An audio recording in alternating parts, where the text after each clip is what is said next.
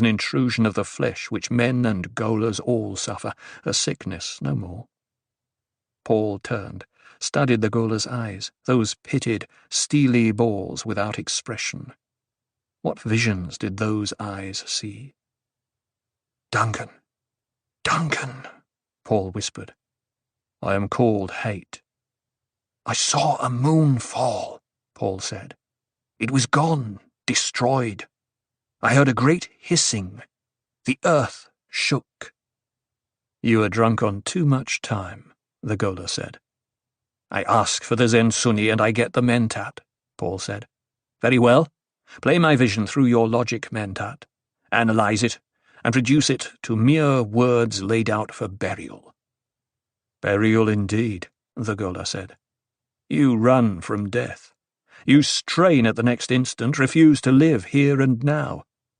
Augury. What a crutch for an emperor." Paul found himself fascinated by a well-remembered mole on the gaoler's chin. "Trying to live in this future," the gaoler said. "Do you give substance to such a future? Do you make it real?" "If I go the way of my vision future, I'll be alive, then," Paul muttered. "What makes you think I want to live there?" The gaoler shrugged. "You asked me for a substantial answer." "Where is there substance in a universe composed of events?" Paul asked. "Is there a final answer? Doesn't each solution produce new questions?" "You've digested so much time you have delusions of immortality," the gaoler said. "Even your empire, my lord, must live its time and die." "Don't parade smoke-blackened altars before me," Paul growled. "I've heard enough sad histories of gods and messiahs. Why should I need special powers to forecast ruins of my own like all those others?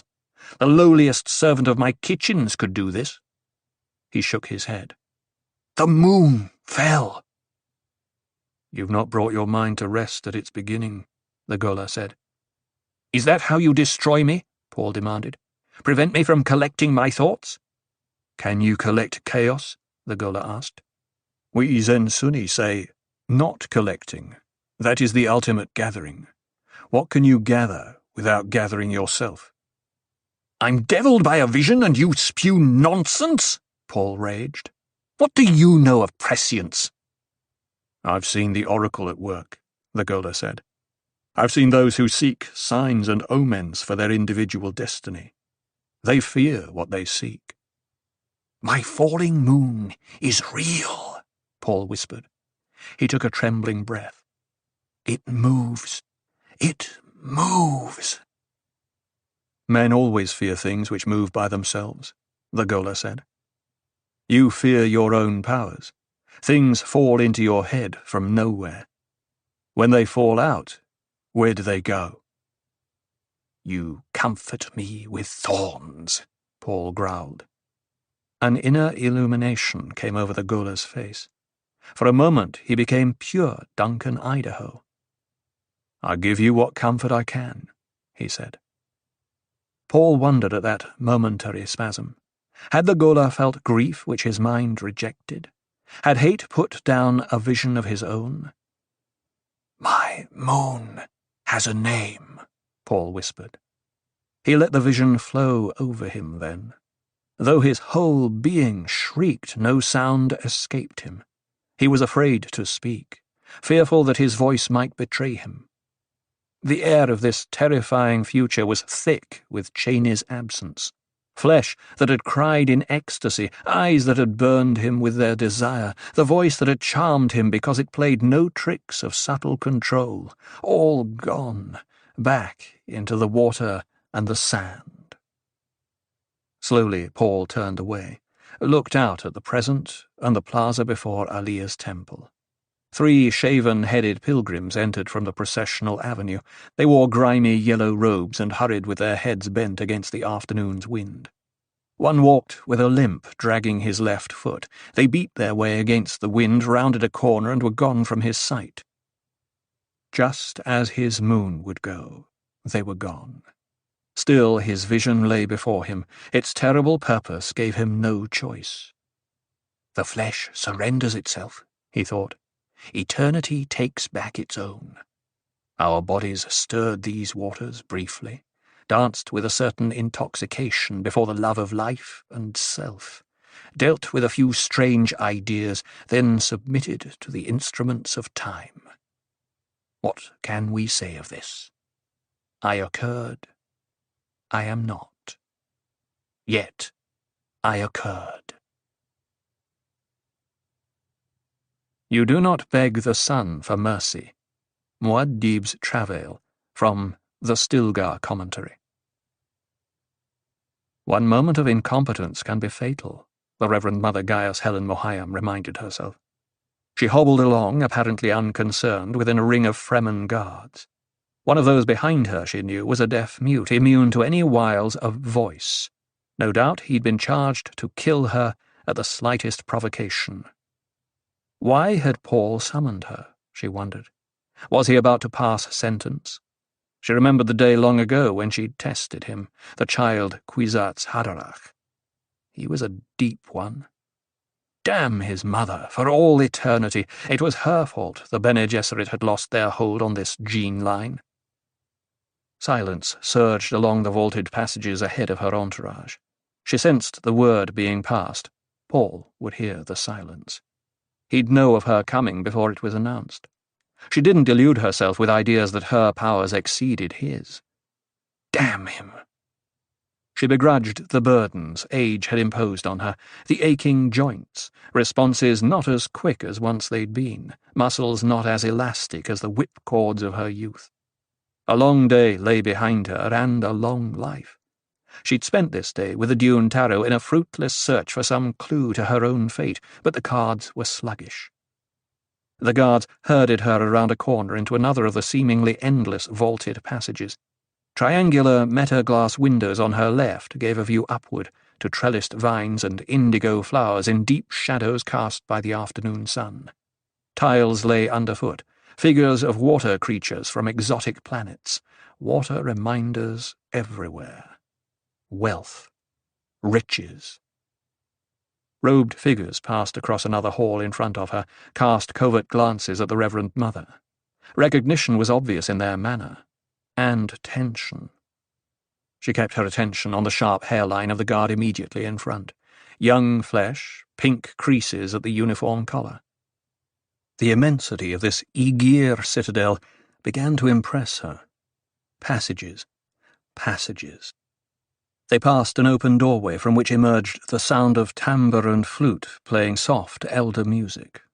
A glance showed her blue-in-blue Fremen eyes staring from the room. She sensed in them the ferment of legendary revolts stirring in wild genes. There lay the measure of her personal burden, she knew. A Bene Gesserit could not escape awareness of the genes and their possibilities. She was touched by a feeling of loss. That stubborn fool of an Atreides. How could he deny the jewels of posterity within his loins? A Kwisatz Haderach, born out of this time, true, but real as his abomination of a sister. And there lay a dangerous unknown. A wild Reverend Mother spawned without Bene Gesserit inhibitions, holding no loyalty to orderly development of the genes. She shared her brother's powers, no doubt. And more. The size of the citadel began to oppress her. Would the passages never end? The place reeked of terrifying physical power. No planet, no civilization in all human history had ever before seen such man-made immensity. A dozen ancient cities could be hidden in its walls. They passed oval doors with winking lights. She recognized them for Ixian handiwork, pneumatic transport orifices. Why was she being marched all this distance, then? The answer began to shape itself in her mind. To oppress her in preparation for this audience with the Emperor.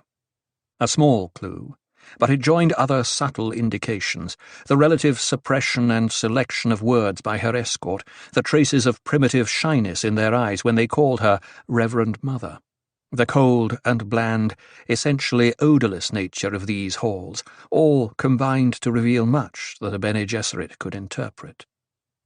Paul wanted something from her. She concealed a feeling of elation. A bargaining lever existed. It remained only to find the nature of that lever and test its strength. Some levers had moved things greater than this citadel. A finger's touch had been known to topple civilizations. The Reverend Mother reminded herself then of Sightale's assessment.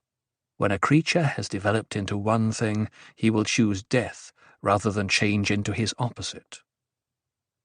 The passages through which she was being escorted grew larger by subtle stages, tricks of arching, graduated amplification of pillared supports, displacement of the triangular windows by larger, oblong shapes. Ahead of her, finally, loomed double doors centered in the far wall of a tall antechamber.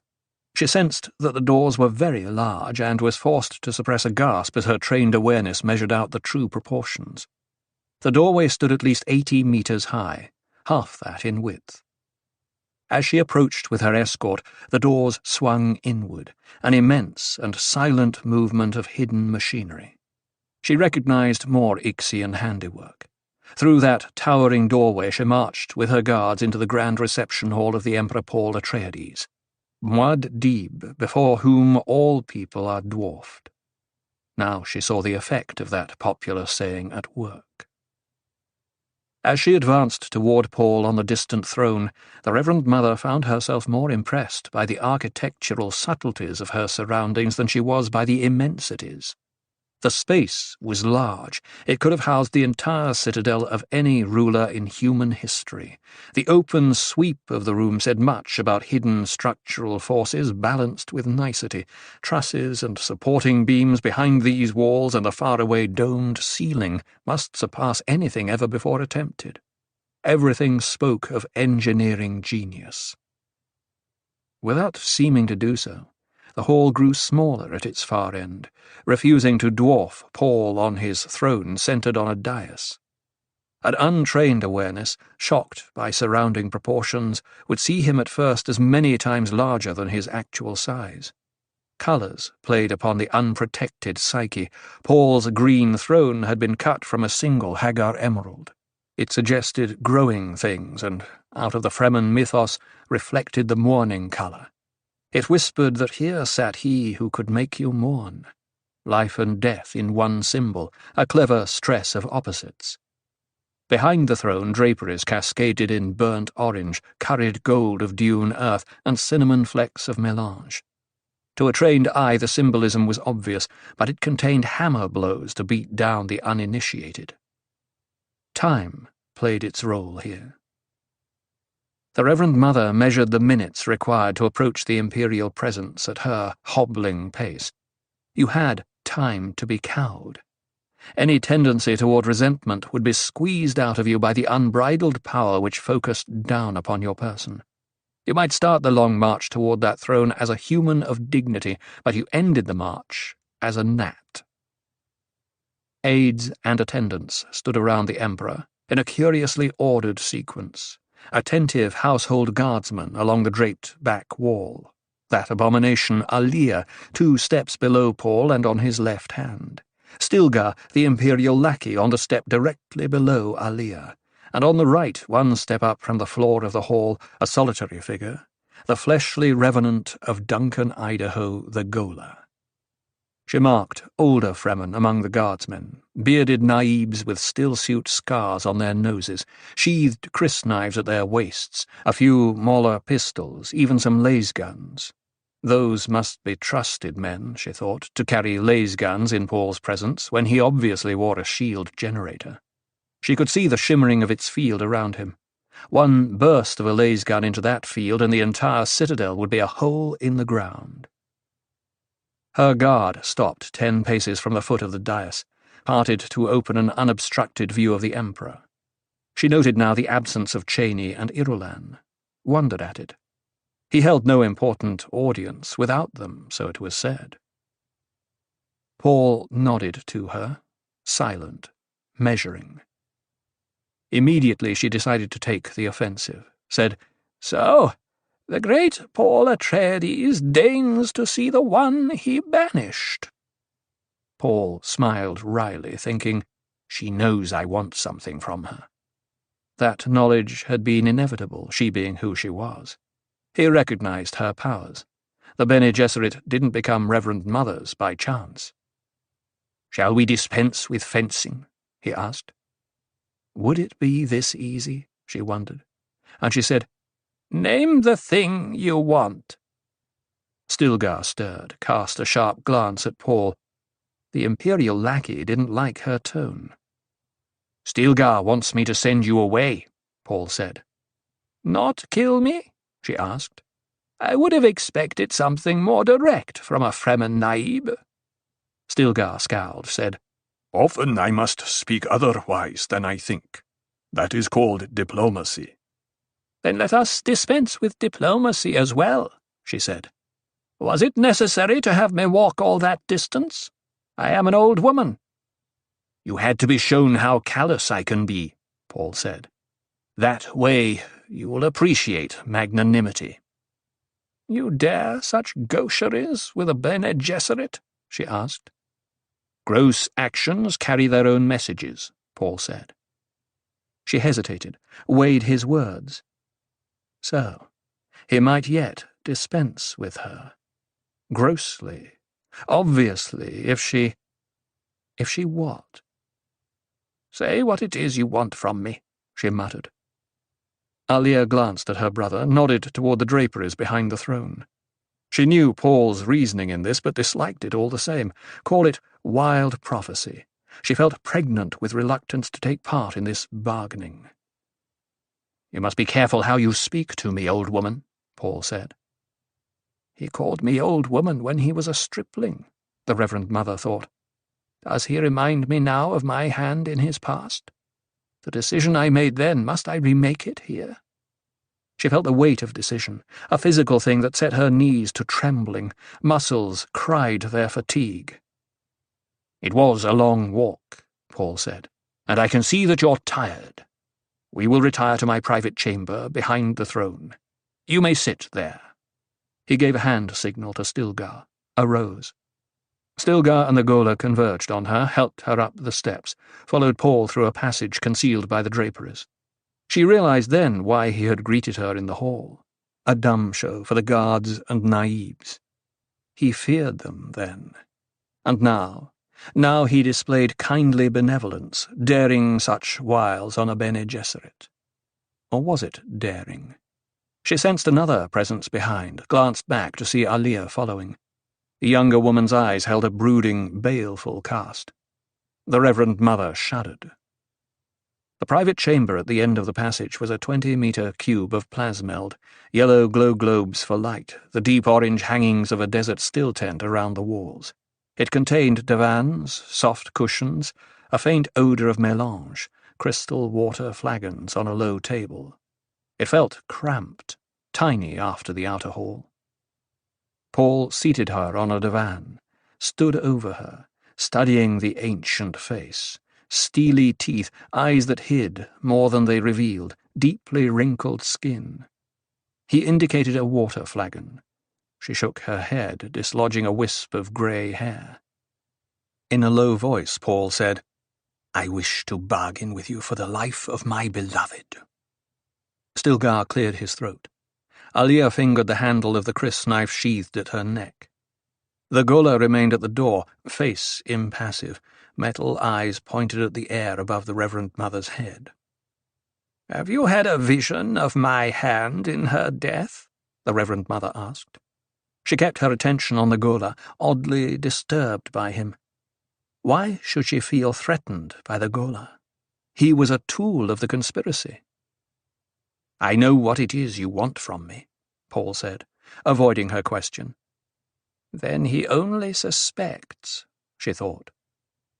The Reverend Mother looked down at the tips of her shoes exposed by a fold of her robe. Black. Shoes and robe showed marks of her confinement, stains, wrinkles. She lifted her chin, met an angry glare in Paul's eyes. Elation surged through her, but she hid the emotion behind pursed lips, slitted eyelids. "What coin do you offer?" she asked. "You may have my seed, but not my person," Paul said. "Irulan, banished and inseminated by artificial—" "You dare?" The Reverend Mother flared, stiffening. Stilgar took a half-step forward. Disconcertingly, the Ghola smiled. And now Alia was studying him. "We'll not discuss the things your sisterhood forbids," Paul said. "I will listen to no talk of sins, abominations, or the beliefs left over from past jihads. You may have my seed for your plans, but no child of Irulan's will sit on my throne."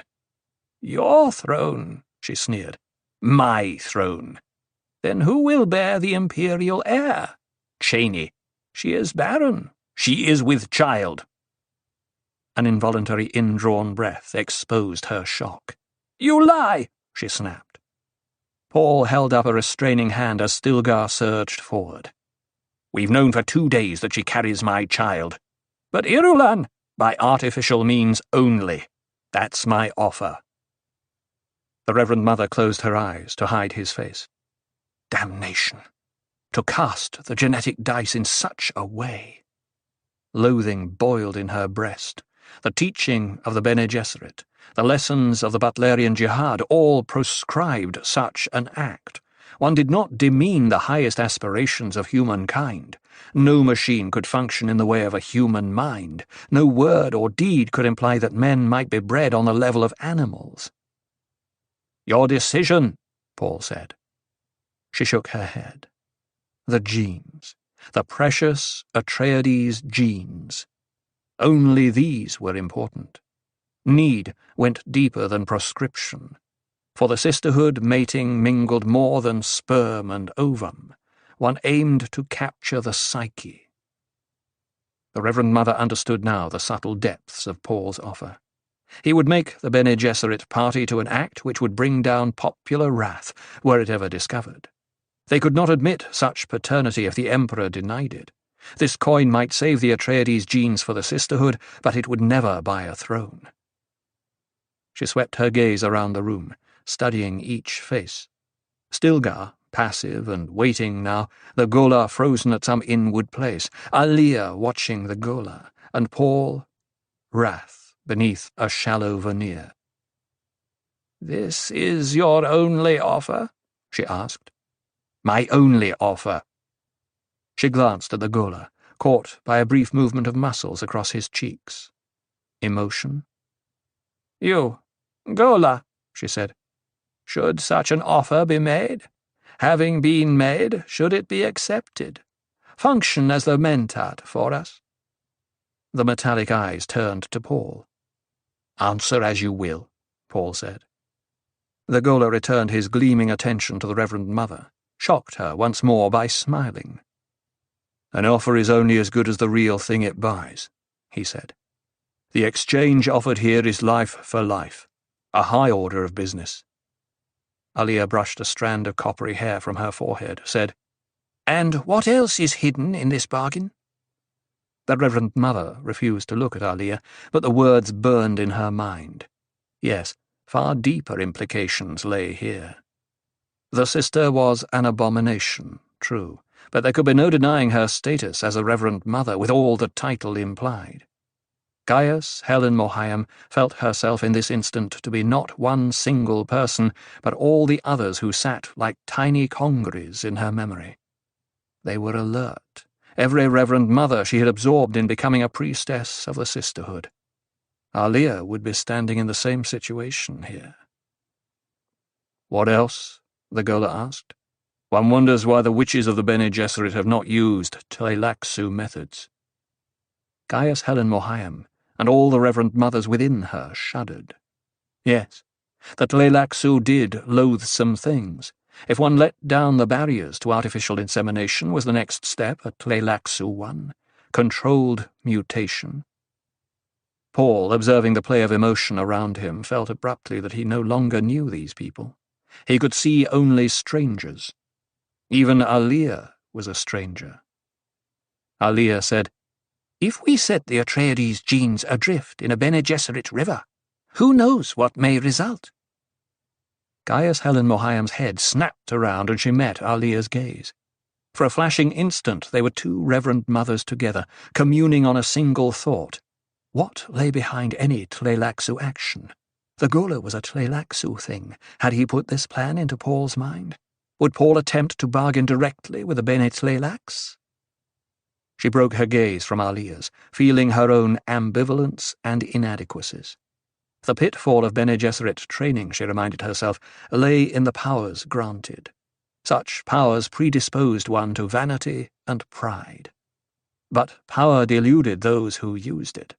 One tended to believe power could overcome any barrier, including one's own ignorance. Only one thing stood paramount here for the Bene Gesserit, she told herself. That was the pyramid of generations which had reached an apex in Paul Atreides and in his abomination of a sister. A wrong choice here, and the pyramid would have to be rebuilt, starting generations back in the parallel lines and with breeding specimens lacking the choicest characteristics. Controlled mutation, she thought. Did the Tleilaxu really practice it? How tempting. She shook her head, the better to rid it of such thoughts. You reject my proposal? Paul asked. I'm thinking, she said. And again she looked at the sister.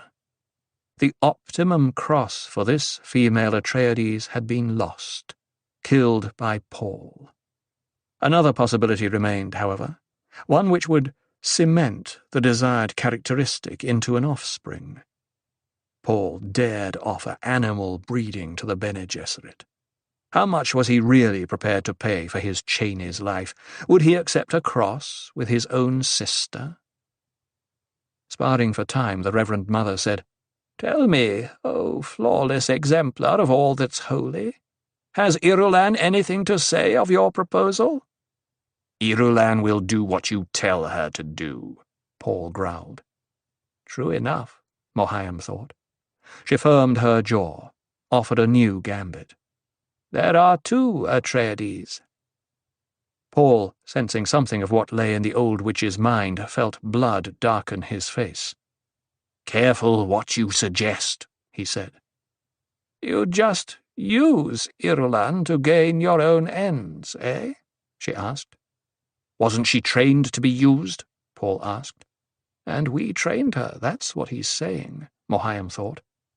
Well, Irulan's a divided coin. Was there another way to spend such a coin? Will you put Cheney's child on the throne? The Reverend Mother asked. On my throne, Paul said. He glanced at Alia, wondering suddenly if she knew the divergent possibilities in this exchange. Alia stood with eyes closed, an odd stillness of person about her. With what inner force did she commune? Seeing his sister thus, Paul felt he'd been cast adrift. Alia stood on a shore that was receding from him.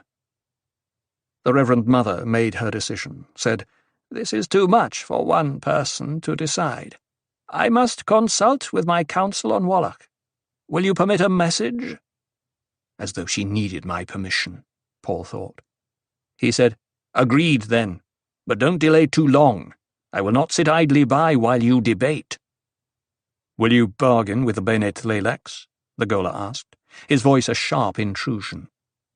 Alia's eyes popped open and she stared at the Ghola as though she'd been wakened by a dangerous intruder. I've made no such decision, Paul said. What I will do is go into the desert as soon as it can be arranged. Our child will be born in Sietch. A wise decision, Stilgar intoned. Alia refused to look at Stilgar. It was a wrong decision. She could feel this in every cell. Paul must know it.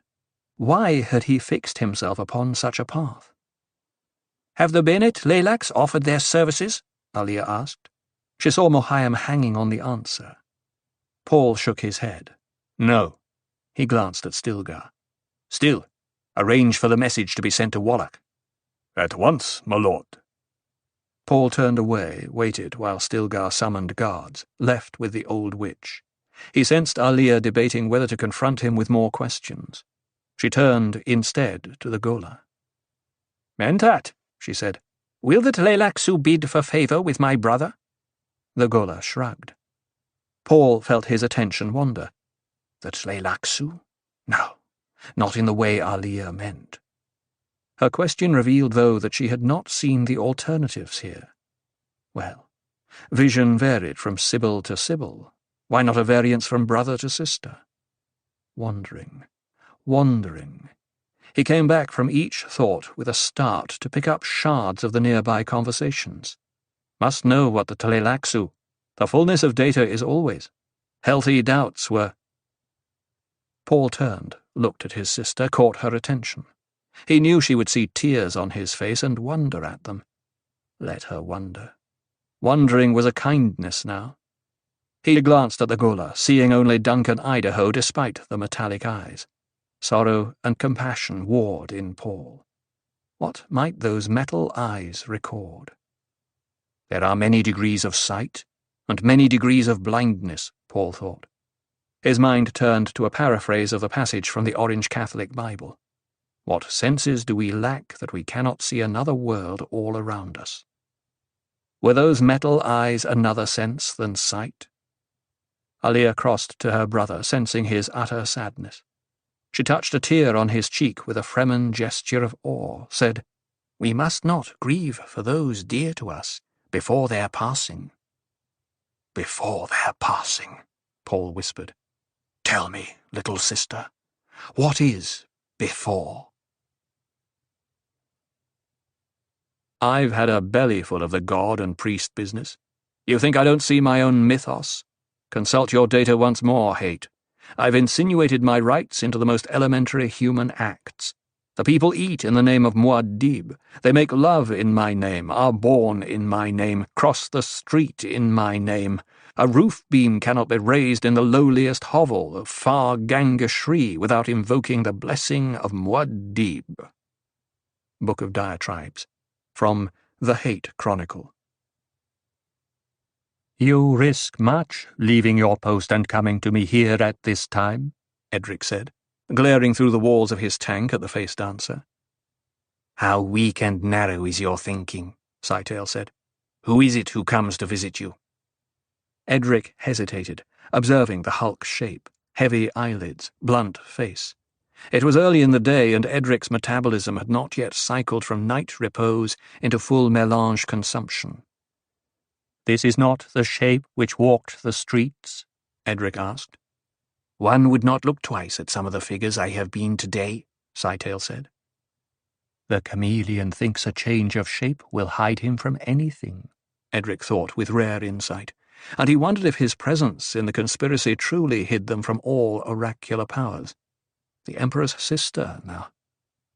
Edric shook his head, stirring the orange gas of his tank, said, "Why are you here?" "The gift must be prodded to swifter action," Scytale said. "That cannot be done." "A way must be found," Scytale insisted. "Why?" "Things are not to my liking. The Emperor is trying to split us. Already he has made his bid to the Bene Gesserit." "Oh, that. That. You must prod the Ghola to—" "You fashioned him, Tlelaxu," Edric said. "You know better than to ask this." He paused, moved closer to the transparent wall of his tank. "Or did you lie to us about this gift?" "Lie?" "You said the weapon was to be aimed and released, nothing more. Once the Ghola was given, we could not tamper." "Any Ghola can be disturbed," Scytale said. "You need do nothing more than question him about his original being." "What will this do?" "It will stir him to actions which will serve our purposes." "He is a mentat with powers of logic and reason," Edric objected. "He may guess what I'm doing. Or the sister. If her attention is focused upon—" "Do you hide us from the Sibyl or don't you?" Scytale asked. "I'm not afraid of oracles," Edric said. "I'm concerned with logic, with real spies, with the physical powers of the Imperium, with the control of the spice, with—" "One can contemplate the Emperor and his powers comfortably, if one remembers that all things are finite," Scytale said. Oddly, the steersman recoiled in agitation, threshing his limbs like some weird newt. Scytale fought a sense of loathing at the sight. The guild navigator wore his usual dark leotard bulging at the belt with various containers, yet he gave the impression of nakedness when he moved. It was the swimming, reaching movements, Scytale decided, and he was struck once more by the delicate linkages of their conspiracy. They were not a compatible group. That was weakness. Edric's agitation subsided. He stared out at Sightale, vision coloured by the orange gas which sustained him. What plot did the face dancer hold in reserve to save himself? Edric wondered. That Leilaxu was not acting in a predictable fashion. Evil omen. Something in the navigator's voice and actions told Sightale that the guildsman feared the sister more than the Emperor. This was an abrupt thought flashed on the screen of awareness, disturbing. Had they overlooked something important about Alia? Would the Ghola be sufficient weapon to destroy both? "You know what is said of Alia?" Sightale asked, probing. "What do you mean?"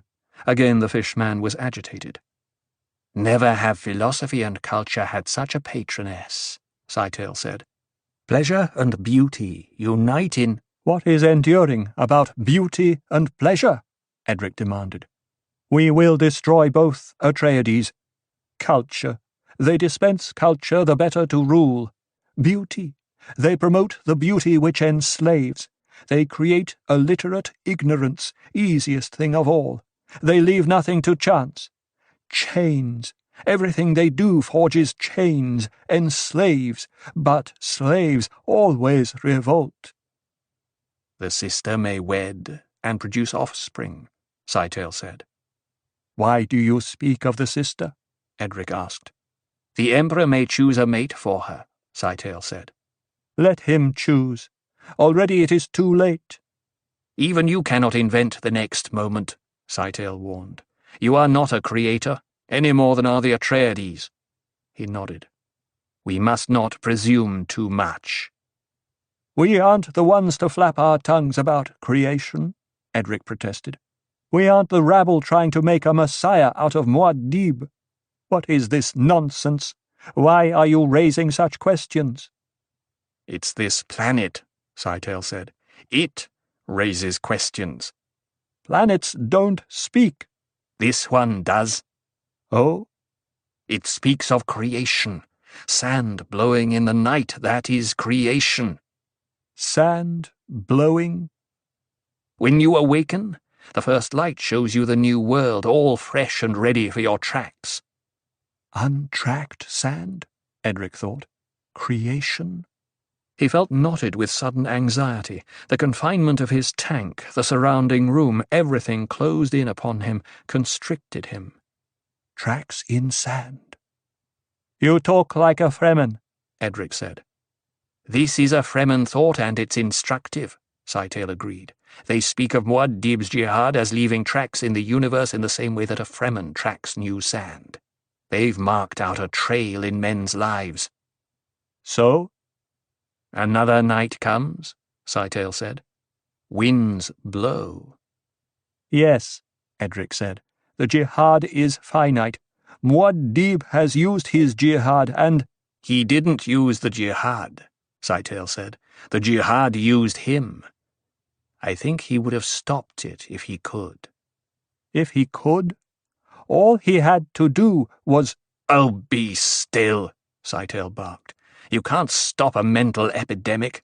It leaps from person to person across parsecs. It's overwhelmingly contagious. It strikes at the unprotected side in the place where we lodge the fragments of other such plagues. Who can stop such a thing? Muad'Dib hasn't the antidote. The thing has roots in chaos. Can orders reach there?" "Have you been infected, then?" Edric asked. He turned slowly in the orange gas, wondering why Sightale's words carried such a tone of fear. Had the face dancer broken from the conspiracy? There was no way to peer into the future and examine this now. The future had become a muddy stream clogged with prophets. "We're all contaminated," Sightale said, and he reminded himself that Edric's intelligence had severe limits. How could this point be made that the guildsman would understand it? "But when we destroy him," Edric said, "the contagion—" "I should leave you in this ignorance," Sightale said, "but my duties will not permit it. Besides, it's dangerous to all of us." Edric recoiled, steadied himself with a kick of one webbed foot which sent the orange gas whipping around his legs. "You speak strangely," he said. "This whole thing is explosive," Scytale said, in a calmer voice. "It's ready to shatter. When it goes, it will send bits of itself out through the centuries. Don't you see this?" "We've dealt with religions before," Edric protested. "If this new—" "It is not just a religion," Scytale said, wondering what the Reverend Mother would say to this harsh education of their fellow conspirator. "Religious government is something else. Muad'Dib has crowded his Kizarat in everywhere, displaced the old functions of government. But he has no permanent civil service, no interlocking embassies. He has bishoprics, islands of authority. At the center of each island is a man. Men learn how to gain and hold personal power. Men are jealous." "When they're divided, we'll absorb them one by one," Edric said with a complacent smile. "Cut off the head and the body will fall to—" "This body has two heads," Scytale said. "The sister, who may wed." "Who will certainly wed." "I don't like your tone, Scytale." "And I don't like your ignorance." "What if she does wed? Will that shake our plans?" "It will shake the universe." "But they're not unique. I myself possess powers which—" "You're an infant. You toddle where they stride." "They are not unique." "You forget, guildsman, that we once made a Kwisatz Haderach. This is a being filled by the spectacle of time. It is a form of existence which cannot be threatened without enclosing yourself in the identical threat. Muad'Dib knows we would attack his Cheney. We must move faster than we have. You must get to the Ghola. Prod him as I have instructed." "And if I do not?" "We will feel the thunderbolt." O worm of many teeth, canst thou deny what has no cure? The flesh and breath which lure thee to the ground of all beginnings feed on monsters twisting in a door of fire. Thou hast no robe in all thy attire to cover intoxications of divinity or hide the burnings of desire. Worm Song, from the Dune Book. Paul had worked up a sweat on the practice floor using Chris' knife and short sword against the Ghola. He stood now at a window looking down into the temple plaza, tried to imagine the scene with Cheney at the clinic. She'd been taken ill at mid-morning, the 6th week of her pregnancy. The medics were the best. They'd call when they had news. Murky afternoon sand clouds darkened the sky over the plaza. Fremen called such weather dirty air. Would the medics never call? Each second struggled past, reluctant to enter his universe. Waiting.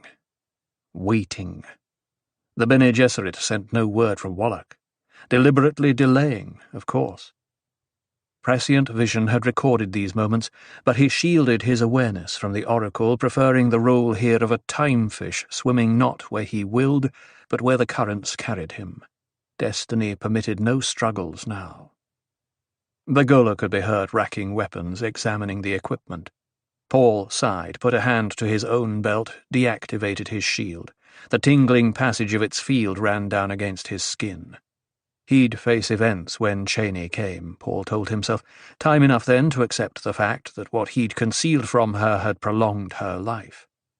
Was it evil, he wondered, to prefer Cheney to an heir? But what right did he make her choice for her? Foolish thoughts. Who could hesitate, given the alternatives, slave pits, torture, agonizing sorrow, and worse? He heard the door open, Cheney's footsteps. Paul turned. Murder sat on Cheney's face. The wide Fremen belt which gathered the waist of her golden robe, the water rings worn as a necklace, one hand at her hip, never far from the knife, the trenchant stare which was her first inspection of any room.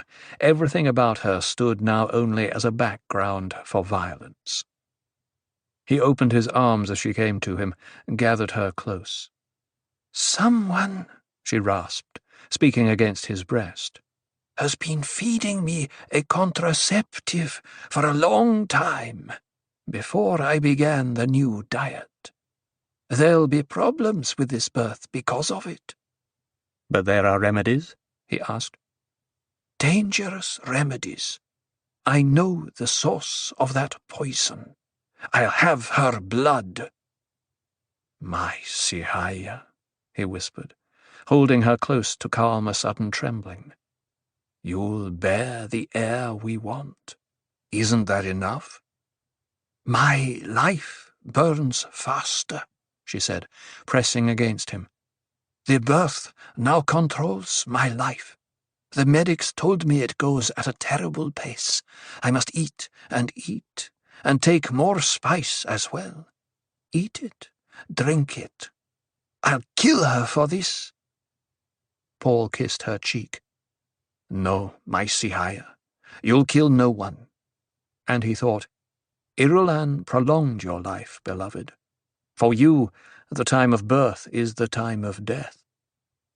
He felt hidden grief drain his marrow then, empty his life into a black flask. Cheney pushed away from him. "She cannot be forgiven." "Who said anything about forgiving?" "Then why shouldn't I kill her?" It was such a flat, Fremen question that Paul felt himself almost overcome by a hysterical desire to laugh. He covered it by saying, "It wouldn't help." "You've seen that?" Paul felt his belly tighten with vision memory. What I've seen, he muttered. Every aspect of surrounding events fitted a present which paralyzed him. He felt chained to a future which, exposed too often, had locked onto him like a greedy succubus. Tight dryness clogged his throat. Had he followed the witch-call of his own oracle, he wondered, until it had spilled him into a merciless present? "Tell me what you've seen," Cheney said. "I can't." "Why mustn't I kill her?" "Because I ask it." He watched her accept this. She did it the way sand accepted water, absorbing and concealing. Was there obedience beneath that hot, angry surface, he wondered. And he realized then that life in the royal keep had left Cheney unchanged. She'd merely stopped here for a time, inhabited a way station on a journey with her man. Nothing of the desert had been taken from her. Cheney stepped away from him then, glanced at the Ghola who stood waiting near the diamond circle of the practice door. "You've been crossing blades with him?" she asked. "And I'm better for it." Her gaze went to the circle on the floor, back to the Ghola's metallic eyes. "I don't like it," she said. "He's not intended to do me violence," Paul said. "You've seen that?" "I've not seen it." "Then how do you know?" "Because he's more than Ghola. He's Duncan Idaho." "The Bene Tleilax made him?" "They made more than they intended." She shook her head. A corner of her Najoni scarf rubbed the collar of her robe. "How can you change the fact that he is a Ghola?" "Hate," Paul said. "Are you the tool of my undoing?" "If the substance of here and now is changed, the future is changed," the Ghola said. "That is no answer," Cheney objected. Paul raised his voice. "How will I die, Hate?" Light glinted from the artificial eyes. "It is said, my lord, that you will die of money and power." Cheney stiffened. "How dare he speak thus to you?" "The mentat is truthful," Paul said. "Was Duncan Idaho a real friend?" she asked. "He gave his life for me." "It is sad," Cheney whispered, "that a Ghola cannot be restored to his original being." "Would you convert me?" the Ghola asked, directing his gaze to Cheney. "What does he mean?" Cheney asked. "To be converted is to be turned around," Paul said. "But there's no going back." "Every man carries his own past with him," Hate said. "And every Ghola?" Paul asked. "In a way, my lord." "Then what of that past in your secret flesh?" Paul asked. Cheney saw how the question disturbed the Ghola. His movements quickened, hands clenched into fists. She glanced at Paul, wondering why he probed thus. Was there a way to restore this creature to the man he'd been? "Has a Gola ever remembered his real past?" Cheney asked. "Many attempts have been made," Haight said, his gaze fixed on the floor near his feet. "No Gola has ever been restored to his former being." "But you long for this to happen," Paul said. The blank surfaces of the Gola's eyes came up to center on Paul with a pressing intensity. "Yes." Voice soft, Paul said, "If there's a way." "This flesh," Haight said, touching left hand to forehead in a curious saluting movement, "is not the flesh of my original birth. It is reborn. Only the shape is familiar. A face dancer might do as well." "Not as well," Paul said, "and you're not a face dancer." "That is true, my lord." "Whence comes your shape?" "The genetic imprint of the original cells." "Somewhere," Paul said, "there's a plastic something which remembers the shape of Duncan, Idaho. It said the ancients probed this region before the Butlerian Jihad. What's the extent of this memory, Haight? What did it learn from the original?" The Gola shrugged. "What if he wasn't Idaho?" Cheney asked. "He was." "Can you be certain?" she asked. "He is Duncan in every aspect. I cannot imagine a force strong enough to hold that shape thus, without any relaxation or any deviation." "My lord," Haight objected, "because we cannot imagine a thing, that doesn't exclude it from reality. There are things I must do as a Gola that I would not do as a man." Keeping his attention on Cheney, Paul said, "You see?" She nodded. Paul turned away, fighting deep sadness. He crossed to the balcony windows, drew the draperies. Lights came on in the sudden gloom. He pulled the sash of his robe tight, listened for sounds behind him. Nothing. He turned. Cheney stood as though entranced, her gaze centered on the Gola. Haight, Paul saw, had retreated to some inner chamber of his being, had gone back to the Gola place. Cheney turned at the sound of Paul's return. She still felt the thraldom of the instant Paul had precipitated. For a brief moment the Gola had been an intense, vital human being. For that moment he had been someone she did not fear, indeed someone she liked and admired. Now she understood Paul's purpose in this probing. He had wanted her to see the man in the Gola flesh. She stared at Paul. "That man, was that Duncan, Idaho?" "That was Duncan, Idaho. He is still there." "Would he have allowed Irulan to go on living?" Cheney asked. The water didn't sink too deep, Paul thought. And he said, "If I commanded it?" "I don't understand," she said. "Shouldn't you be angry?" "I am angry." "You don't sound angry. You sound sorrowful." He closed his eyes. "Yes, that too." "You're my man," she said. "I know this, but suddenly I don't understand you." Abruptly Paul felt that he walked down a long cavern. His flesh moved, one foot and then another, but his thoughts went elsewhere. "I don't understand myself," he whispered. When he opened his eyes he found that he had moved away from Cheney. She spoke from somewhere behind him. "Beloved, I'll not ask again what you've seen. I only know I'm to give you the air we want." He nodded, then, "I've known that from the beginning." He turned, studied her. Cheney seemed very far away. She drew herself up, placed a hand on her abdomen. "I'm hungry. The medics tell me I must eat 3 or 4 times what I ate before. I'm frightened, beloved. It goes too fast." "Too fast," he agreed. "This fetus knows the necessity for speed." The audacious nature of Muad'Dib's actions may be seen in the fact that he knew from the beginning whither he was bound, yet not once did he step aside from that path. He put it clearly when he said, "I tell you that I have come now to my time of testing, when it will be shown that I am the ultimate servant." Thus he weaves all into one, that both friend and foe may worship him. It is for this reason, and this reason only, that his apostles prayed, 'Lord, save us from the other paths which Muad'Dib covered with the waters of his life.' Those other paths may be imagined only with the deepest revulsion." From the Iyam el-Din, Book of Judgment. The messenger was a young woman, her face, name, and family known to Cheney, which was how she'd penetrated Imperial security. Cheney had done no more than identify her for a security officer named Banerjee, who then arranged the meeting with Muad'Dib. Banerjee acted out of instinct and the assurance that the young woman's father had been a member of the Emperor's death commandos, the dreaded Fedaykin, in the days before the jihad.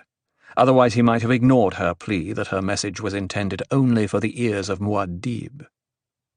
She was, of course, screened and searched before the meeting in Paul's private office.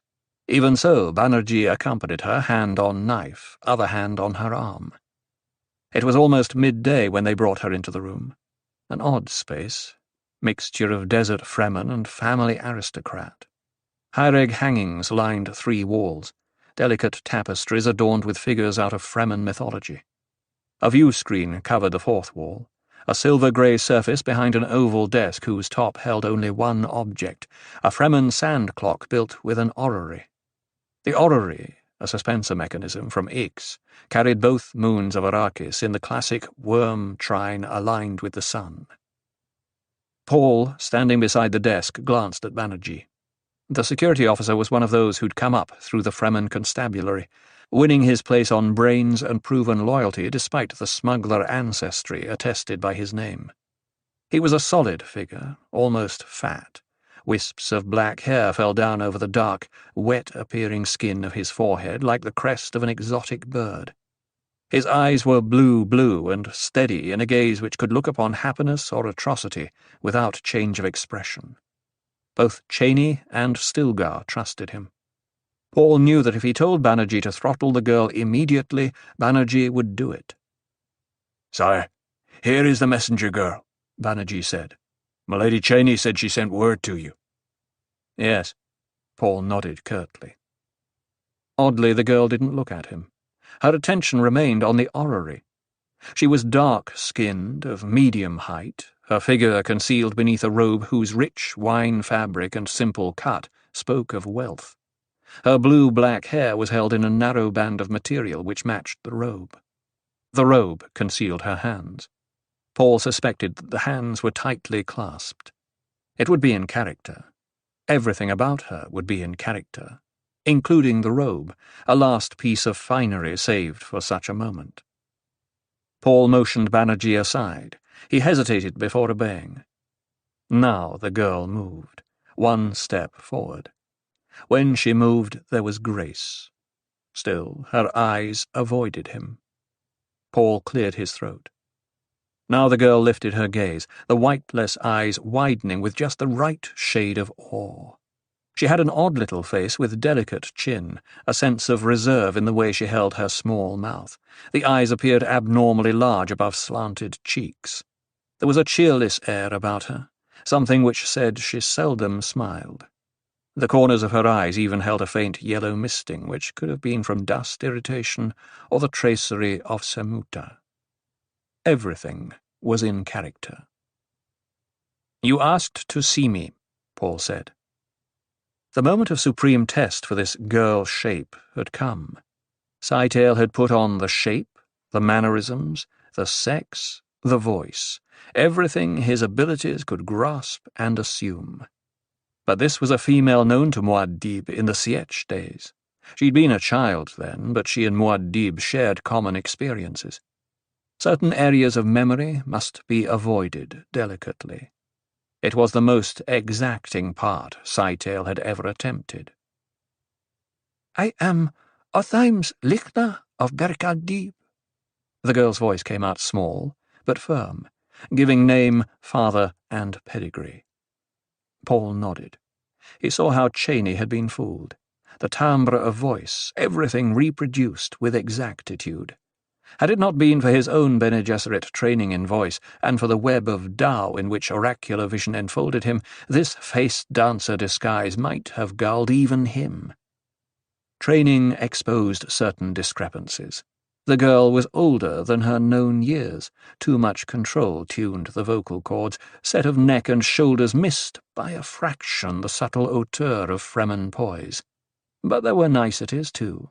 The rich robe had been patched to betray actual status, and the features were beautifully exact.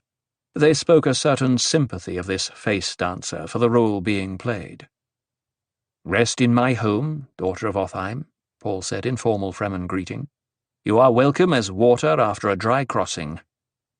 The faintest of relaxations exposed the confidence this apparent acceptance had conveyed.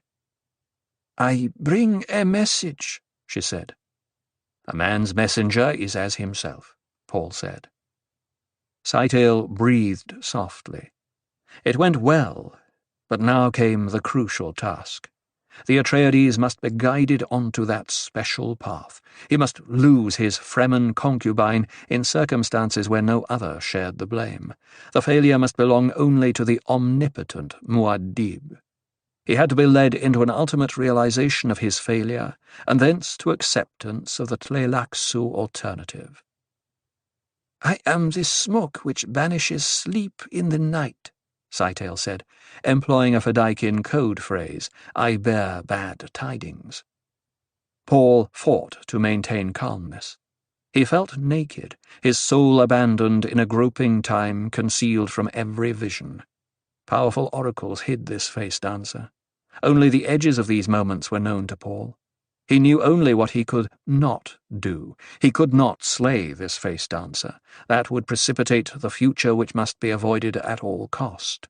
Somehow, a way must be found to reach into the darkness and change the terrifying pattern. "Give me your message," Paul said. Banerjee moved to place himself where he could watch the girl's face. She seemed to notice him for the first time, and her gaze went to the knife handle beneath the security officer's hand. "The innocent do not believe in evil," she said, looking squarely at Banerjee. Ah, well done, Paul thought. It was what the real Lickner would have said. He felt a momentary pang for the real daughter of Othheim, dead now, a corpse in the sand. There was no time for such emotions, though. He scowled. Banerjee kept his attention on the girl. "I was told to deliver my message in secret," she said. "Why?" Banerjee demanded, voice harsh, probing. "Because it is my father's wish." "This is my friend," Paul said. "Am I not a Fremen? Then my friend may hear anything I hear." Sightale composed the girl's shape. Was this a true Fremen custom? Or was it a test? "The Emperor may make his own rules," Sightale said. "This is the message. My father wishes you to come to him, bringing Chani." "Why must I bring Chani?" "She is your woman and a Sayadina. This is a water matter by the rules of our tribes. She must attest it that my father speaks according to the Fremen way." There truly are Fremen in the conspiracy, Paul thought.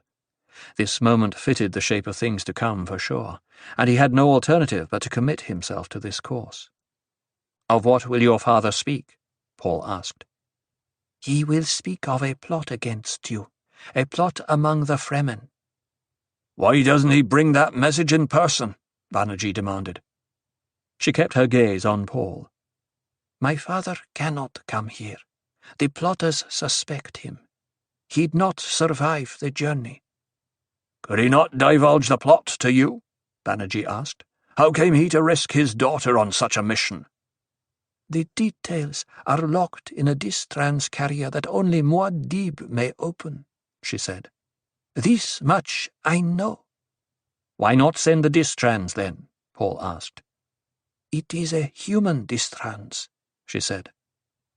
"I'll go, then," Paul said. "But I'll go alone." "Chani must come with you." "Chani is with child." "When has a Fremen woman refused to—" "My enemies fed her a subtle poison," Paul said. "It will be a difficult birth. Her health will not permit her to accompany me now." Before Sightale could still them, Strange emotions passed over the girl features: frustration, anger. Scytale was reminded that every victim must have a way of escape, even such a one as Muad'Dib. The conspiracy had not failed, though. This Atreides remained in the net. He was a creature who had developed firmly into one pattern. He'd destroy himself before changing into the opposite of that pattern. That had been the way with the Tleilaxu Kwisatz Haderach. It would be the way with this one. And then, the Gola. "Let me ask Cheney to decide this," she said. "I have decided it," Paul said. "You will accompany me in Cheney's stead." "It requires a Sayadina of the right." "Are you not Cheney's friend?" Boxed, Scytale thought. Does he suspect? No. He's being Fremen cautious, and the contraceptive is a fact. Well, there are other ways. "My father told me I was not to return," Scytale said, "that I was to seek asylum with you. He said you'd not risk me." Paul nodded. It was beautifully in character. He couldn't deny this asylum. She'd plead Fremen obedience to a father's command. "I'll take Stilgar's wife, Hera," Paul said. "You'll tell us the way to your father." "How do you know you can trust Stilgar's wife?" "I know it." "But I don't." Paul pursed his lips, then, "Does your mother live?" "My true mother has gone to Shai Hulud. My second mother still lives and cares for my father." "Why?" "She's of Sietch Tabor?" "Yes." "I remember her," Paul said. "She will serve in Cheney's place." He motioned to Banerjee. "Have attendants take Othheim's Lichner to suitable quarters." Banerjee nodded. Attendants. The key word meant that this messenger must be put under special guard. He took her arm. She resisted. "How will you go to my father?" she pleaded. "You'll describe the way to Banerjee," Paul said. "He is my friend." "No, my father has commanded it. I cannot." "Banerjee," Paul said. Banerjee paused. Paul saw the man searching that encyclopedic memory which had helped bring him to his position of trust. "I know a guide who can take you to Othheim," Banerjee said. "Then I'll go alone," Paul said. "Sire, if you—" "Othheim wants it this way," Paul said, barely concealing the irony which consumed him. "Sire, it's too dangerous," Banerjee protested. "Even an emperor must accept some risks," Paul said. "The decision is made. Do as I've commanded." Reluctantly, Banerjee led the face dancer from the room. Paul turned toward the blank screen behind his desk. He felt that he waited for the arrival of a rock on its blind journey from some height.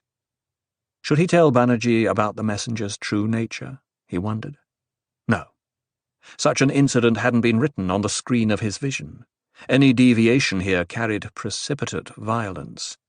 A moment of fulcrum had to be found, a place where he could will himself out of the vision. If such a moment existed. No matter how exotic human civilization becomes, no matter the developments of life and society, nor the complexity of the machine-human interface, there always come interludes of lonely power when the course of humankind, the very future of humankind, depends upon the relatively simple actions of single individuals. From the Tleilaxu Godbook. As he crossed over on the high footbridge from his keep to the Kizarat office building, Paul added a limp to his walk. It was almost sunset, and he walked through long shadows that helped conceal him, but sharp eyes still might detect something in his carriage that identified him. He wore a shield, but it was not activated, his aides having decided that the shimmer of it might arouse suspicions.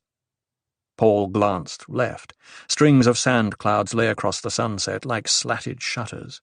The air was here-egg dry through his still-suit filters. He wasn't really alone out here, but the web of security hadn't been this loose around him since he'd ceased walking the streets alone in the night. Ornithopters with night scanners drifted far overhead in seemingly random pattern, all of them tied to his movements through a transmitter concealed in his clothing. Picked men walked the streets below. Others had fanned out through the city after seeing the Emperor in his disguise, Fremen costume down to the stillsuit and Tamag desert boots, the darkened features. His cheeks had been distorted with plastine inserts, a catch tube ran down along his left jaw. As he reached the opposite end of the bridge, Paul glanced back, noted a movement beside the stone lattice that concealed a balcony of his private quarters. Cheney, no doubt. Hunting for sand in the desert, she called this venture. How little she understood the bitter choice. Selecting among agonies, he thought, made even lesser agonies near unbearable. For a blurred, emotionally painful moment, he relived their parting. At the last instant, Cheney had experienced a dour glimpse of his feelings, but she had misinterpreted. She had thought his emotions were those experienced in the parting of loved ones when one entered the dangerous unknown. Would that I did not know, he thought. He had crossed the bridge now and entered the upper passageway through the office building. There were fixed glow globes here and people hurrying on business. The Kizarat never slept. Paul found his attention caught by the signs above doorways, as though he were seeing them for the first time. Speed merchants, wind stills and retorts, prophetic prospects, tests of faith, religious supply, weaponry, propagation of the faith. A more honest label would have been propagation of the bureaucracy, he thought. A type of religious civil servant had sprung up all through his universe. This new man of the Kizarat was more often a convert. He seldom displaced a Fremen in the key posts, but he was filling all the interstices. He used mélange as much to show he could afford it as for the geriatric benefits. He stood apart from his rulers, Emperor, Guild, Bene Gesserit, Lanthrat, family, or Kizarate. His gods were routine and records. He was served by mentats and prodigious filing systems. Expediency was the first word in his catechism, although he gave proper lip service to the precepts of the Butlerians. Machines could not be fashioned in the image of a man's mind, he said, but he betrayed by every action that he preferred machines to men, statistics to individuals, the faraway general view to the intimate personal touch requiring imagination and initiative. As Paul emerged onto the ramp at the far side of the building, he heard the bells calling the evening rite at Alia's fane. There was an odd feeling of permanence about the bells. The temple across the thronged square was new, its rituals of recent devising, but there was something about this setting in a desert sink at the edge of Arakeen, something in the way wind-driven sand had begun to weather stones and plastine, something in the haphazard way buildings had gone up around the fane. Everything conspired to produce the impression that this was a very old place, full of traditions and mystery. He was down into the press of people now, committed. The only guide his security force could find had insisted it be done this way. Security hadn't liked Paul's ready agreement. Stilgar had liked it even less, and Cheney had objected most of all. The crowd around him, even while its members brushed against him, glanced his way unseeing and passed on, gave him a curious freedom of movement. It was the way they'd been conditioned to treat a Fremen, he knew. He carried himself like a man of the inner desert. Such men were quick to anger. As he moved into the quickening flow to the temple's steps, the crush of people became even greater. Those all around could not help but press against him now, but he found himself the target for ritual apologies. "Your pardon, noble sir. I cannot prevent this discourtesy." "Pardon, sir. This crush of people is the worst I've ever seen. I abase myself, holy citizen. A lout shoved me." Paul ignored the words after the first few. There was no feeling in them except a kind of ritual fear. He found himself, instead, thinking that he had come a long way from his boyhood days in Caladan Castle. Where had he put his foot on the path that led to this journey across a crowded square on a planet so far from Caladan? Had he really put his foot on a path? He could not say he had acted at any point in his life for one specific reason. The motives and impinging forces had been complex, more complex possibly than any other set of goads in human history. He had the heady feeling here that he might still avoid the fate he could see so clearly along this path. But the crowd pushed him forward, and he experienced the dizzy sense that he had lost his way, lost personal direction over his life. The crowd flowed with him up the steps now into the temple portico. Voices grew hushed, the smell of fear grew stronger, acrid, sweaty. Acolytes had already begun the service within the temple. Their plain chant dominated the other sounds, whispers, rustle of garments, shuffling feet, coughs, telling the story of the far places visited by the priestess in her holy trance. She rides the sandworm of space. She guides through all storms into the land of gentle winds. Though we sleep by the snake's den, she guards our dreaming souls. Shunning the desert heat, she hides us in a cool hollow. The gleaming of her white teeth guides us in the night. By the braids of her hair we are lifted up to heaven. Sweet fragrance, flower-scented, surrounds us in her presence. Belach, Paul thought, thinking in Fremen. Look out, she can be filled with angry passion too.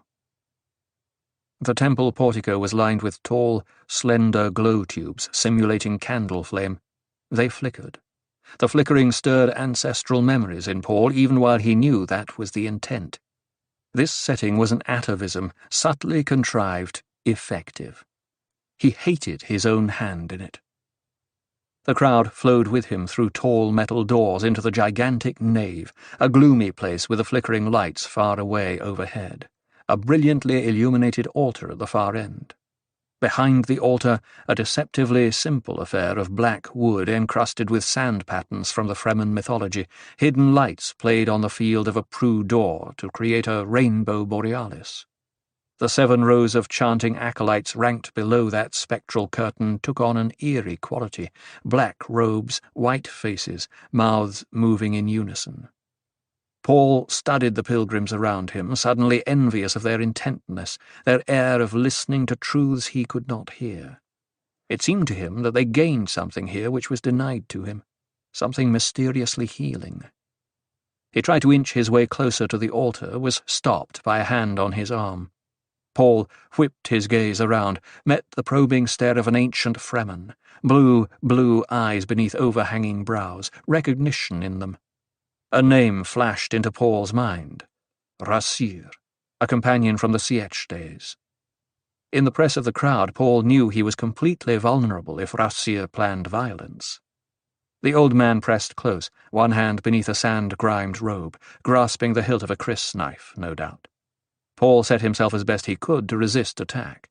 The old man moved his head toward Paul's ear, whispered, "We will go with the others." It was the signal to identify his guide. Paul nodded. Rassir drew back, faced the altar. "She comes from the east," the acolytes chanted. "The sun stands at her back. All things are exposed. In the full glare of light, her eyes miss no thing, neither light nor dark." A wailing rebarber jarred across the voices, stilled them, receded into silence. With an electric abruptness, the crowd surged forward several meters. They were packed into a tight mass of flesh now, the air heavy with their breathing and the scent of spice. "Shai Hulud writes on clean sand," the acolytes shouted. Paul felt his own breath catch in unison with those around him. A feminine chorus began singing faintly from the shadows behind the shimmering Prue door. "Aliyah, Aliyah, Aliyah." It grew louder and louder, fell to a sudden silence. Again, voices beginning vesper soft. "She stills all storms, her eyes kill our enemies and torment the unbelievers. From the spires of Tuono, where dawnlight strikes and clear water runs, you see her shadow. In the shining summer heat she serves us bread and milk. Cool, fragrant with spices, her eyes melt our enemies, torment our oppressors, and pierce all mysteries. She is Aliyah, Aliyah, Aliyah." Slowly the voices trailed off. Paul felt sickened. What are we doing? He asked himself. Alia was a child witch, but she was growing older, and he thought, growing older is to grow more wicked. The collective mental atmosphere of the temple ate at his psyche. He could sense that element of himself which was one with those all around him, but the differences formed a deadly contradiction. He stood immersed, isolated in a personal sin which he could never expiate. The immensity of the universe outside the temple flooded his awareness.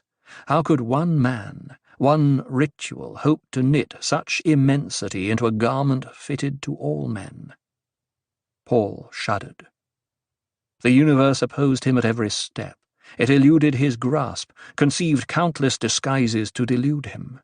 That universe would never agree with any shape he gave it. A profound hush spread through the temple. Alia emerged from the darkness behind the shimmering rainbows. She wore a yellow robe trimmed in Atreides green, yellow for sunlight, green for the death which produced life. Paul experienced the sudden surprising thought that Alia had emerged here just for him alone. He stared across the mob in the temple at his sister. She was his sister. He knew her ritual and its roots, but he had never before stood out here with the pilgrims, watched her through their eyes. Here, performing the mystery of this place, he saw that she partook of the universe which opposed him. Acolytes brought her a golden chalice. Alia raised the chalice. With part of his awareness, Paul knew that the chalice contained the unaltered mélange, the subtle poison, her sacrament of the oracle. Her gaze on the chalice, Alia spoke. Her voice caressed the ears, flower sound, flowing and musical. "In the beginning we were empty," she said. "Ignorant of all things," the chorus sang. "We did not know the power that abides in every place," Alia said. "And in every time," the chorus sang. "Here is the power," Alia said, raising the chalice slightly. "It brings us joy," sang the chorus. "And it brings us distress," Paul thought. "It awakens the soul," Alia said. "It dispels all doubts," the chorus sang. "In worlds we perish," Alia said. "In the power we survive," sang the chorus. Alia put the chalice to her lips, drank. To his astonishment, Paul found he was holding his breath like the meanest pilgrim of this mob. Despite every shred of personal knowledge about the experience Alia was undergoing, he had been caught in the Tao web. He felt himself remembering how that fiery poison coursed into the body. Memory unfolded the time-stopping when awareness became a mote which changed the poison. He re-experienced the awakening into timelessness where all things were possible. He knew Alia's present experience, yet he saw now that he did not know it. Mystery blinded the eyes. Alia trembled, sank to her knees. Paul exhaled with the enraptured pilgrims. He nodded. Part of the veil began to lift from him. Absorbed in the bliss of a vision, he had forgotten that each vision belonged to all those who were still on the way, still to become. In the vision, one passed through a darkness, unable to distinguish reality from insubstantial accident. One hungered for absolutes which could never be. Hungering, one lost the present. Alia swayed with the rapture of spice change. Paul felt that some transcendental presence spoke to him, saying, "Look, see there? See what you've ignored?" In that instant he thought he looked through other eyes, that he saw an imagery and rhythm in this place which no artist or poet could reproduce. It was vital and beautiful, a glaring light that exposed all power gluttony, even his own. Alia spoke. Her amplified voice boomed across the nave. "Luminous night!" she cried. A moan swept like a wave through the crush of pilgrims. "Nothing hides in such a night," Alia said. "What rare light is this darkness? You cannot fix your gaze upon it. Senses cannot record it. No words describe it." Her voice lowered. "The abyss remains. It is pregnant with all the things yet to be. Ah, what gentle violence!" Paul felt that he waited for some private signal from his sister. It could be any action or word, something of wizardry and mystical processes, an outward streaming that would fit him like an arrow into a cosmic bow. This instant lay like quivering mercury in his awareness. "There will be sadness," Aliyah intoned. "I remind you that all things are but a beginning, forever beginning. Worlds wait to be conquered. Some within the sound of my voice will attain exalted destinies.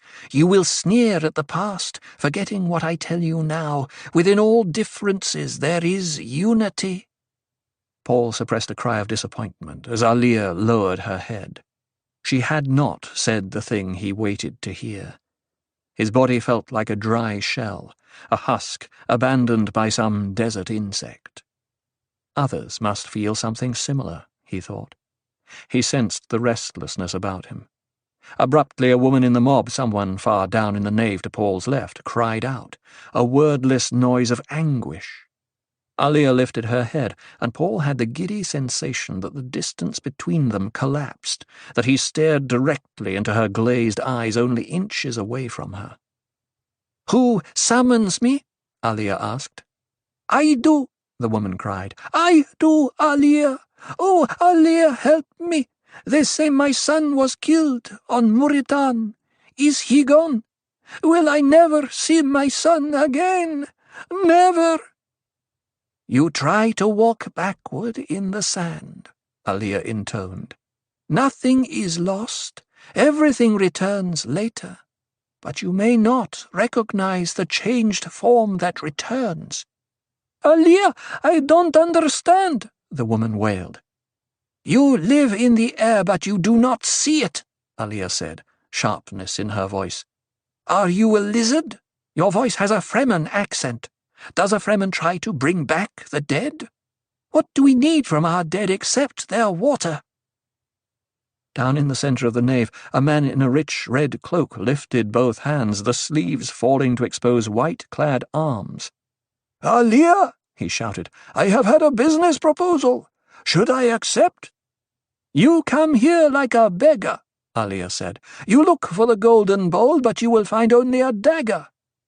"I have been asked to kill a man," a voice shouted from off to the right, a deep voice with Sietch tones.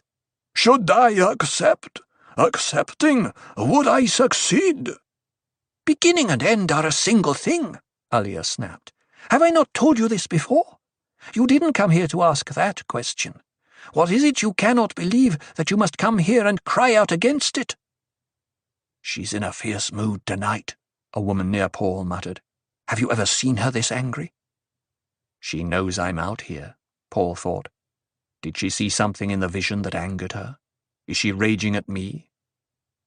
"Aliyah," a man directly in front of Paul called. "Tell these businessmen and faint hearts how long your brother will rule." "I permit you to look around that corner by yourself," Aliyah snarled. "You carry your prejudice in your mouth. It is because my brother rides the worm of chaos that you have roof and water." With a fierce gesture, clutching her robe, Aliyah whirled away, strode through the shimmering ribbons of light, was lost in the darkness behind. Immediately the acolytes took up the closing chant, but their rhythm was off. Obviously they'd been caught by the unexpected ending of the rite. An incoherent mumbling arose on all sides of the crowd. Paul felt the stirring around him, restless, dissatisfied. "It was that fool with his stupid question about business," a woman near Paul muttered. "The hypocrite!" What had Aliyah seen? What track through the future? Something had happened here tonight, souring the rite of the oracle. Usually the crowd clamoured for Aliyah to answer their pitiful questions. They came as beggars to the oracle, yes. He had heard them thus many times as he'd watched, hidden in the darkness behind the altar. What had been different about this night? The old Fremen tugged Paul's sleeve, nodded toward the exit. The crowd already was beginning to push in that direction. Paul allowed himself to be pressed along with them, the guide's hand upon his sleeve. There was the feeling in him then that his body had become the manifestation of some power he could no longer control. He had become a non-being, a stillness which moved itself. At the core of the non-being, there he existed, allowing himself to be led through the streets of his city, following a track so familiar to his visions that it froze his heart with grief. I should know what Alia saw, he thought. I have seen it enough times myself. And she didn't cry out against it. She saw the alternatives, too. Production growth and income growth must not get out of step in my empire. That is the substance of my command. There are to be no balance of payment difficulties between the different spheres of influence, and the reason for this is simply because I command it. I want to emphasize my authority in this area. I am the supreme energy eater of this domain and will remain so alive or dead. My government is the economy. Order in Council. The Emperor Paul Muad'Dib. I will leave you here, the old man said, taking his hand from Paul's sleeve. It is on the right, second door from the far end. Go with Shai Hulud, Muad'Dib, and remember when you were Usul. Paul's guide slipped away into the darkness. There would be security men somewhere out there waiting to grab the guide and take the man to a place of questioning, Paul knew. But Paul found himself hoping the old Fremen would escape. There were stars overhead, and the distant light of the first moon somewhere beyond the shield wall. But this place was not the open desert where a man could sight on a star to guide his course. The old man had brought him into one of the new suburbs. This much Paul recognized. This street now was thick with sand blown in from encroaching dunes. A dim light glowed from a single public dispenser globe far down the street. It gave enough illumination to show that this was a dead-end street. The air around him was thick with the smell of a reclamation still. The thing must be poorly capped for its fetid odours to escape, loosing a dangerously wasteful amount of moisture into the night air. How careless his people had grown, Paul thought. They were millionaires of water, forgetful of the days when a man on Arrakis could have been killed for just an eighth share of the water in his body. Why am I hesitating? Paul wondered. It is the second door from the far end. I knew that without being told. But this thing must be played out with precision, so I hesitate. The noise of an argument arose suddenly from the corner house on Paul's left. A woman there berated someone. The new wing of their house leaked dust, she complained. Did he think water fell from heaven? If dust came in, moisture got out. Some remember, Paul thought. He moved down the street and the quarrel faded away behind. Water from heaven, he thought. Some Fremen had seen that wonder on other worlds. He had seen it himself, had ordered it for Arrakis, but the memory of it felt like something that had occurred to another person. Rain, it was called. Abruptly, he recalled a rainstorm on his birth world, clouds thick and grey in the sky of Caladan, an electric storm presence, moist air, the big wet drops drumming on skylights. It ran in rivulets off the eaves. Storm drains took the water away to a river which ran muddy and turgid past the family orchards, trees there with their barren branches glistening wetly. Paul's foot caught in a low drift of sand across the street. For an instant he felt mud clinging to the shoes of his childhood. Then he was back in the sand, in the dust-clotted, wind-muffled darkness with the future hanging over him, taunting. He could feel the aridity of life around him like an accusation. You did this. They'd become a civilization of dry-eyed watchers and tale-tellers, people who solved all problems with power and more power. And still more power, hating every erg of it. Rough stones came underfoot.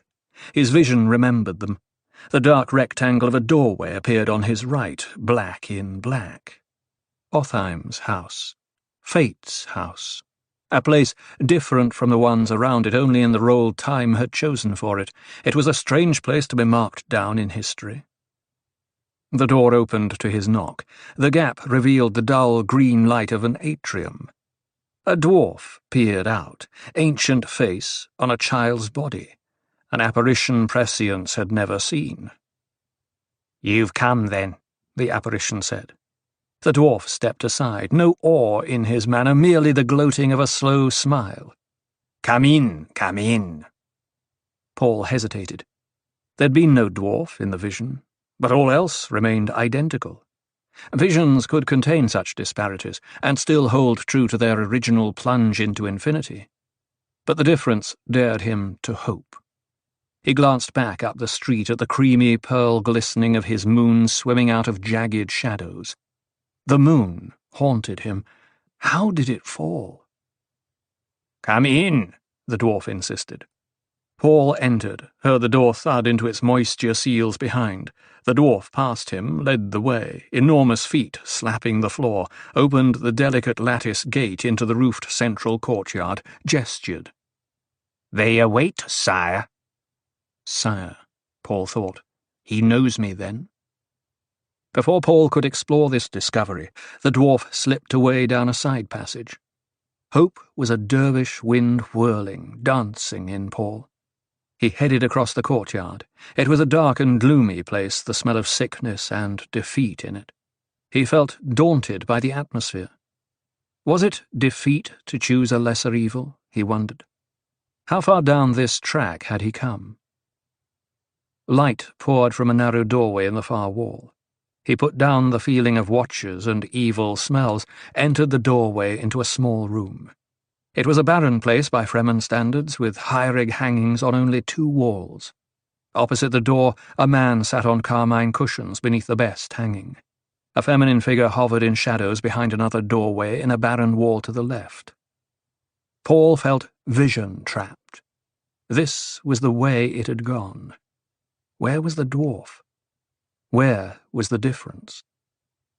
His senses absorbed the room in a single gestalten sweep. The place had received painstaking care despite its poor furnishings. Hooks and rods across the barren walls showed where hangings had been removed. Pilgrims paid enormous prices for authentic Fremen artifacts, Paul reminded himself. Rich pilgrims counted desert tapestries as treasures, true marks of a Hajj. Paul felt that the barren walls accused him with their fresh gypsum wash.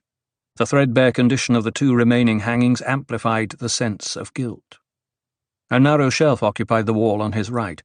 It held a row of portraits, mostly bearded Fremen, some in still suits with their catch tubes dangling, some in imperial uniforms posed against exotic off-world backgrounds. The most common scene was a seascape. The Fremen on cushions cleared his throat, forcing Paul to look at him. It was Otheim precisely as the vision had revealed him. Neck grown scrawny, a bird thing which appeared too weak to support the large head. The face was a lopsided ruin, networks of criss-crossed scars on the left cheek below a drooping wet eye, but clear skin on the other side and a straight blue-in-blue Fremen gaze. A long kedge of a nose bisected the face. Otheim's cushion sat in the centre of a threadbare rug, brown with maroon and gold threads. The cushion fabric betrayed splotches of wear and patching, but every bit of metal around the seated figure shone from polishing, the portrait frames, shelf lip and brackets, the pedestal of a low table on the right. Paul nodded to the clear half of Otheim's face, said, "Good luck to you and your dwelling place." It was the greeting of an old friend and sietch mate. "So I see you once more, Usul." The voice speaking his tribal name whined with an old man's quavering. The dull, drooping eye on the ruined side of the face moved above the parchment skin and scars. Grey bristles stubbled that side, and the jawline there hung with scabrous peelings. Otheim's mouth twisted as he spoke, the gap exposing silvery metal teeth. "Muad'Dib always answers the call of a Fedaykin," Paul said. The woman in the doorway shadows moved, said, "So Stilgar boasts?" She came forward into the light, an older version of the lichnah which the face dancer had copied. Paul recalled then that Otheim had married sisters. Her hair was grey, nose grown witch-sharp. Weaver's calluses ran along her forefingers and thumbs. A Fremen woman would have displayed such marks proudly in the Sietch days, but she saw his attention on her hands, hid them under a fold of her pale blue robe. Paul remembered her name then, Duri. The shock was he remembered her as a child, not as she'd been in his vision of these moments. It was the wine that edged her voice, Paul told himself. She'd whined even as a child. "You see me here," Paul said. "Would I be here if Stilgar hadn't approved?" He turned toward Otheim. "I carry your water burden, Otheim. Command me." This was the straight Fremen talk of Sietch brothers. Otheim produced a shaky nod, almost too much for that thin neck. He lifted a liver-marked left hand, pointed to the ruin of his face. "I caught the splitting disease on Tarahel, Usul," he wheezed. "Right after the victory, when we'd all—" A fit of coughing stopped his voice. "The tribe will collect his water soon," Duri said. She crossed to Otheim, propped pillows behind him, held his shoulder to steady him until the coughing passed. She wasn't really very old, Paul saw, but a look of lost hopes ringed her mouth, bitterness lay in her eyes. "I'll summon doctors," Paul said. Duri turned, hand on hip. "We've had medical men, as good as any you could summon." She sent an involuntary glance to the barren wall on her left. And the medical men were costly, Paul thought. He felt edgy, constrained by the vision but aware that minor differences had crept in. How could he exploit the differences? Time came out of its skein with subtle changes, but the background fabric held oppressive sameness. He knew with terrifying certainty that if he tried to break out of the enclosing pattern here, it had become a thing of terrible violence. The power in this deceptively gentle flow of time oppressed him. "Say what you want of me," he growled. "Couldn't it be that Otheim needed a friend to stand by him in this time?" Duri asked. "Does a Fedaykin have to consign his flesh to strangers?" "We shared Sietch Tabor," Paul reminded himself. "She has the right to berate me for apparent callousness." "What I can do, I will do," Paul said. Another fit of coughing shook Otheim. When it had passed, he gasped, "There's treachery, Usul. Fremen plot against you." His mouth worked then without sound. Spittle escaped his lips. Duri wiped his mouth with a corner of her robe, and Paul saw how her face betrayed anger at such waste of moisture. Frustrated rage threatened to overwhelm Paul then. That Otheim should be spent thus. A Fedaykin deserves better. But no choice remained, not for a death commando or his emperor. They walked Occam's razor in this room. The slightest misstep multiplied horrors, not just for themselves, but for all humankind, even for those who would destroy them. Paul squeezed calmness into his mind, looked at Duri. The expression of terrible longing with which she gazed at Otheim strengthened Paul. "Janie must never look at me that way," he told himself. "Licknar spoke of a message," Paul said. "My dwarf," Otheim wheezed. "I bought him on a world. I forget. He's a human distrans, a toy discarded by the Tleilaxu. He's recorded all the names, the traitors." Otheim fell silent, trembling. "You speak of Licknar," Duri said. "When you arrived, we knew she'd reached you safely. If you're thinking of this new burden Otheim places upon you, Licknar is the sum of that burden. An even exchange, Usul. Take the dwarf and go." Paul suppressed a shudder, closed his eyes. Licknar. The real daughter had perished in the desert, a Semuta-racked body abandoned to the sand and the wind. Opening his eyes, Paul said, "You could have come to me at any time for—" "Otheim stayed away that he might be numbered among those who hate you, Usul," Duri said. "The house to the south of us at the end of the street, that is the gathering place for your foes. It's why we took this hovel." "Then summon the dwarf and we'll leave," Paul said. "You've not listened well," Dory said. "You must take the dwarf to a safe place," Otheim said, an odd strength in his voice. "He carries the only record of the traitors. No one suspects his talent. They think I keep him for amusement." "We cannot leave," Dory said. "Only you and the dwarf. It's known how poor we are. We've said we're selling the dwarf. They'll take you for the buyer. It's your only chance." Paul consulted his memory of the vision. In it he'd left here with the names of the traitors, but never seeing how those names were carried. The dwarf obviously moved under the protection of another oracle. It occurred to Paul then that all creatures must carry some kind of destiny stamped out by purposes of varying strengths, by the fixation of training and disposition. From the moment the jihad had chosen him, he'd felt himself hemmed in by the forces of a multitude. Their fixed purposes demanded and controlled his course. Any delusions of free will he harboured now must be merely the prisoner rattling his cage. His curse lay in the fact that he saw the cage. He saw it. He listened now to the emptiness of this house. Only the four of them in it: Dory, Otheim, the dwarf, and himself. He inhaled the fear and tension of his companions, sensed the watchers, his own force hovering in thopters far overhead, and those others. Next door. I was wrong to hope, Paul thought. But thinking of hope brought him a twisted sense of hope, and he felt that he might yet seize his moment. "Summon the dwarf," he said. "Bijaz?" Dory called. "You called me?" The dwarf stepped into the room from the courtyard, an alert expression of worry on his face. "You have a new master, Bijaz," Dory said. She stared at Paul. "You may call him Usul." "Usul.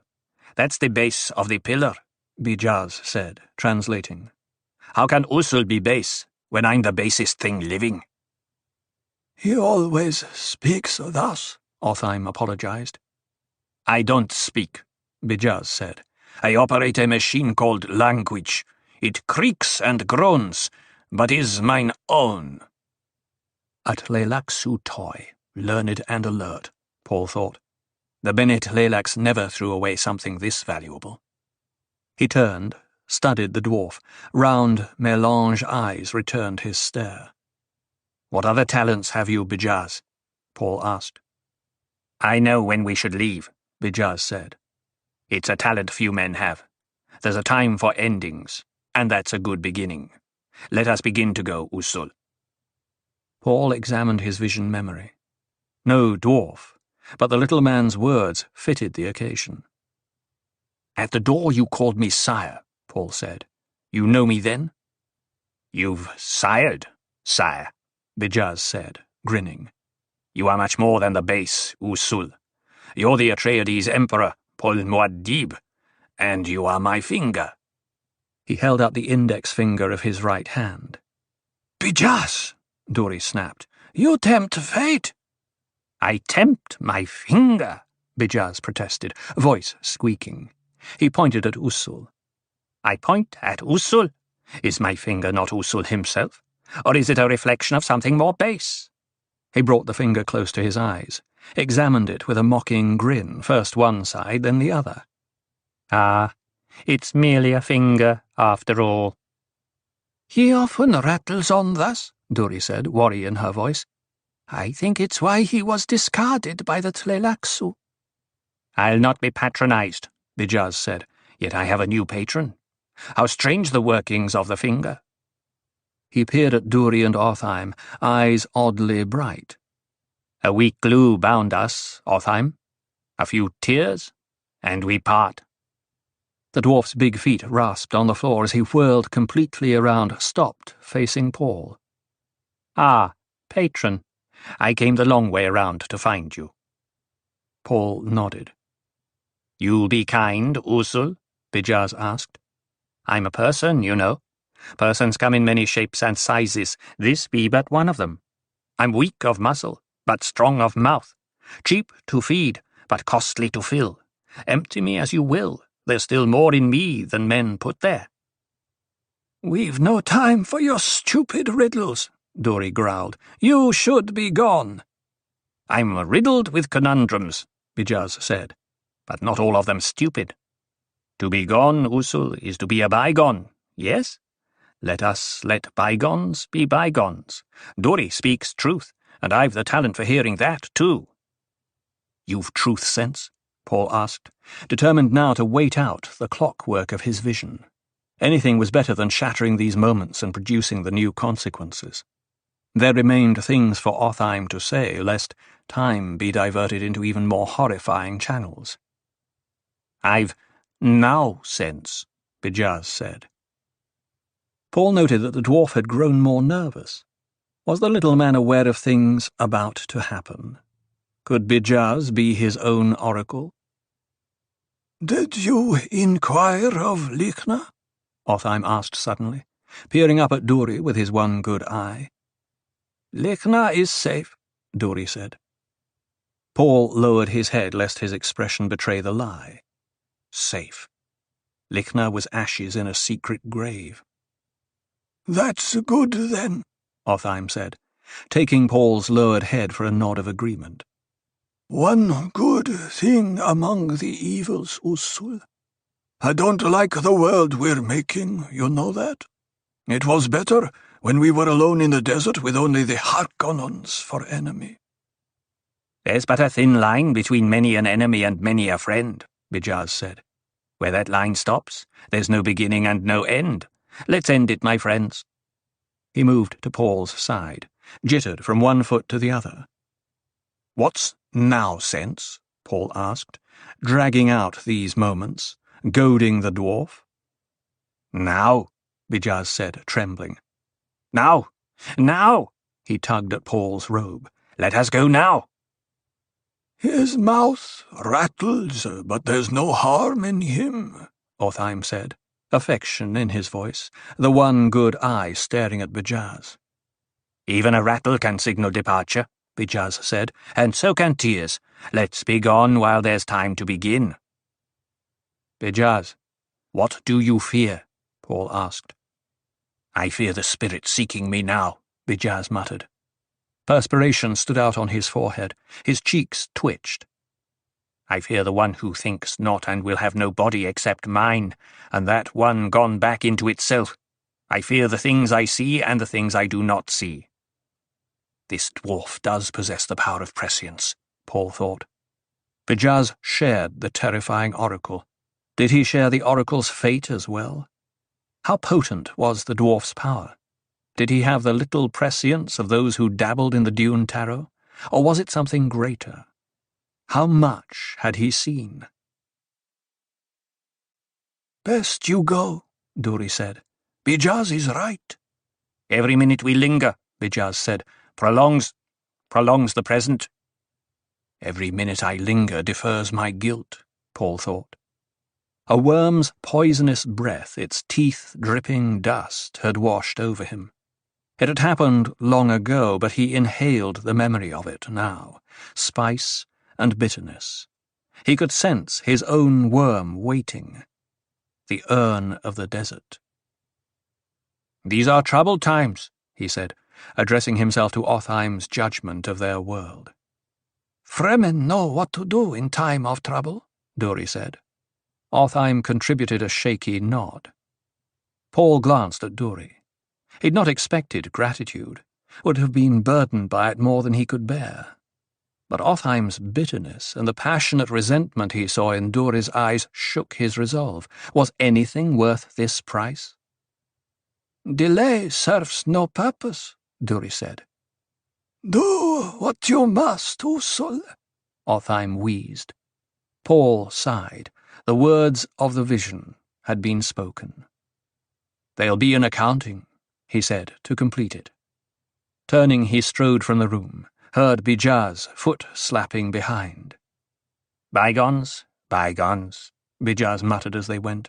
Let bygones fall where they may. This has been a dirty day. The convoluted wording of legalisms grew up around the necessity to hide from ourselves the violence we intend toward each other. Between depriving a man of 1 hour from his life and depriving him of his life, there exists only a difference of degree. You have done violence to him, consumed his energy.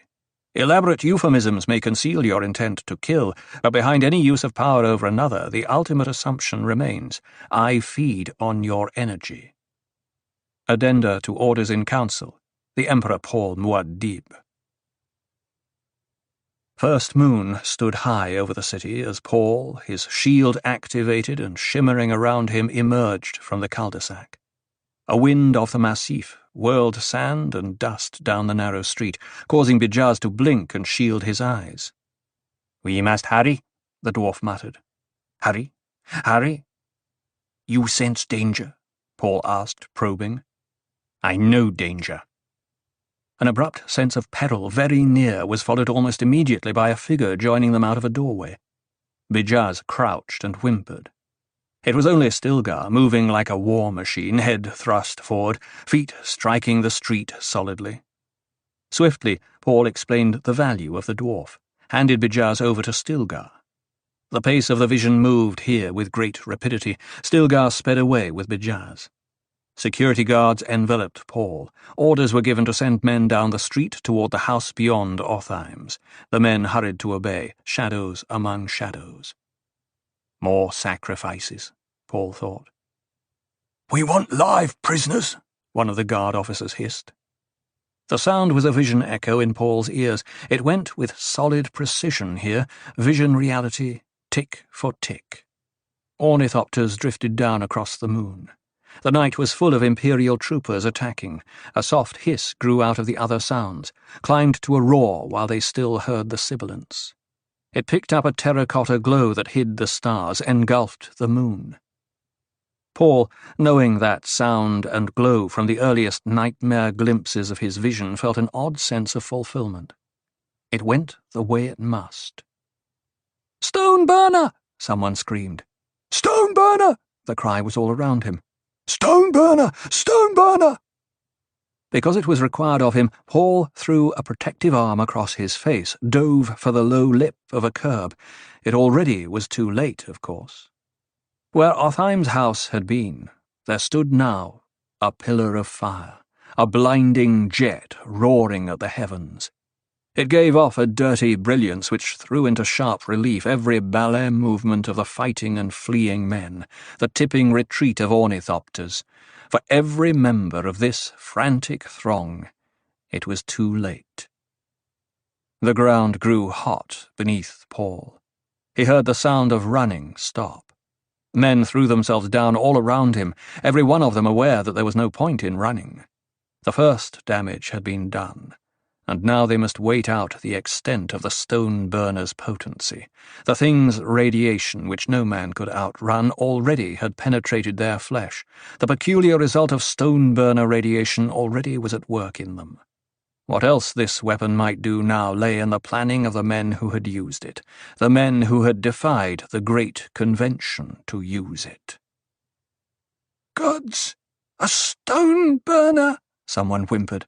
"I don't want to be blind." "Who does?" the harsh voice of a trooper far down the street. "The Tleilaxu will sell many eyes here," someone near Paul growled. "Now shut up and wait." They waited. Paul remained silent, thinking what this weapon implied. Too much fuel in it, and it had cut its way into the planet's core. Dune's molten level lay deep, but the more dangerous for that. Such pressures released and out of control might split a planet, scattering lifeless bits and pieces through space. "I think it's dying down a bit," someone said. "It's just digging deeper," Paul cautioned. "Stay put, all of you. Stilgar will be sending help." "Stilgar got away?" "Stilgar got away." "The ground's hot," someone complained. "They dared use atomics," a trooper near Paul protested. "The sound's diminishing," someone down the street said. Paul ignored the words, concentrated on his fingertips against the street. He could feel the rolling, rumbling of the thing, deep, deep. "My eyes!" someone cried. "I can't see." Someone closer to it than I was, Paul thought. He still could see to the end of the cul-de-sac when he lifted his head, although there was a mistiness across the scene. A red-yellow glow filled the area where Othheim's house and its neighbour had been. Pieces of adjoining buildings made dark patterns as they crumbled into the glowing pit. Paul climbed to his feet. He felt the stone burner die. Silence beneath him. His body was wet with perspiration against the still suit's slickness, too much for the suit to accommodate. The air he drew into his lungs carried the heat and sulphur stench of the burner. As he looked at the troopers beginning to stand up around him, the mist on Paul's eyes faded into darkness. He summoned up his oracular vision of these moments, then turned and strode along the track that time had carved for him, fitting himself into the vision so tightly that he could not escape. He felt himself grow aware of this place as a multitudinous possession, reality welded to prediction. Moans and groans of his troopers arose all around him as the men realized their blindness. "Hold fast!" Paul shouted. "Help is coming!" And as the complaints persisted, he said, "This is Muad'Dib. I command you to hold fast. Help comes." Silence. Then, true to his vision, a nearby guardsman said, "Is it truly the Emperor? Which of you can see? Tell me." "None of us has eyes," Paul said. "They have taken my eyes as well, but not my vision. I can see you standing there, a dirty wall within touching distance on your left. Now wait bravely. Stilgar comes with our friends." The thwack-thwack of many thopters grew louder all around. There was the sound of hurrying feet. Paul watched his friends come, matching their sounds to his oracular vision. "Stilgar!" Paul shouted, waving an arm. "Over here!" "Thanks to Shai-Hulud," Stilgar cried, running up to Paul. "You're not—" In the sudden silence, Paul's vision showed him Stilgar staring with an expression of agony at the ruined eyes of his friend and emperor. "Oh, my lord," Stilgar groaned. "Usul, Usul, Usul." "What of the stone burner?" one of the newcomers shouted. "It's ended," Paul said, raising his voice. He gestured. "Get up there now and rescue the ones who were closest to it. Put up barriers, lively now." He turned back to Stilgar. "Do you see, my lord?" Stilgar asked, wonder in his tone. "How can you see?" For answer, Paul put a finger out to touch Stilgar's cheek above the still-suit mouth-cap. Felt tears. "You need give no moisture to me, old friend," Paul said. "I am not dead." "But your eyes—" "They blinded my body, but not my vision," Paul said. "Ah, still, I live in an apocalyptic dream. My steps fit into it so precisely that I fear most of all I will grow bored reliving the thing so exactly." "Usul, I don't. Don't try to understand it. Accept it. I am in the world beyond this world here. For me, they are the same. I need no hand to guide me. I see every movement all around me. I see every expression of your face. I have no eyes, yet I see." Stilgar shook his head sharply. "Sire, we must conceal your affliction from—" "We hide it from no man," Paul said. "But the law—" "We live by the Atreides law now still.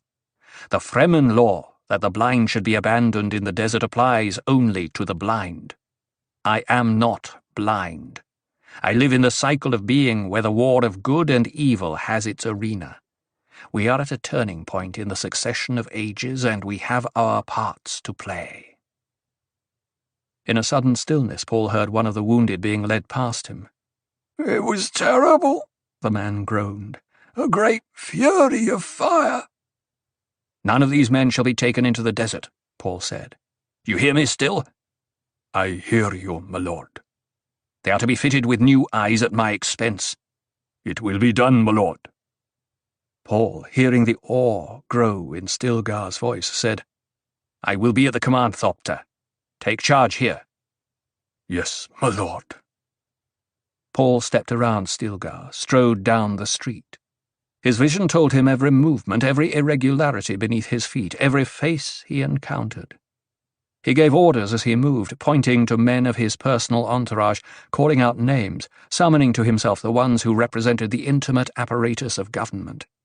He could feel the terror grow behind him, the fearful whispers. "His eyes! But he looked right at you, called you by name."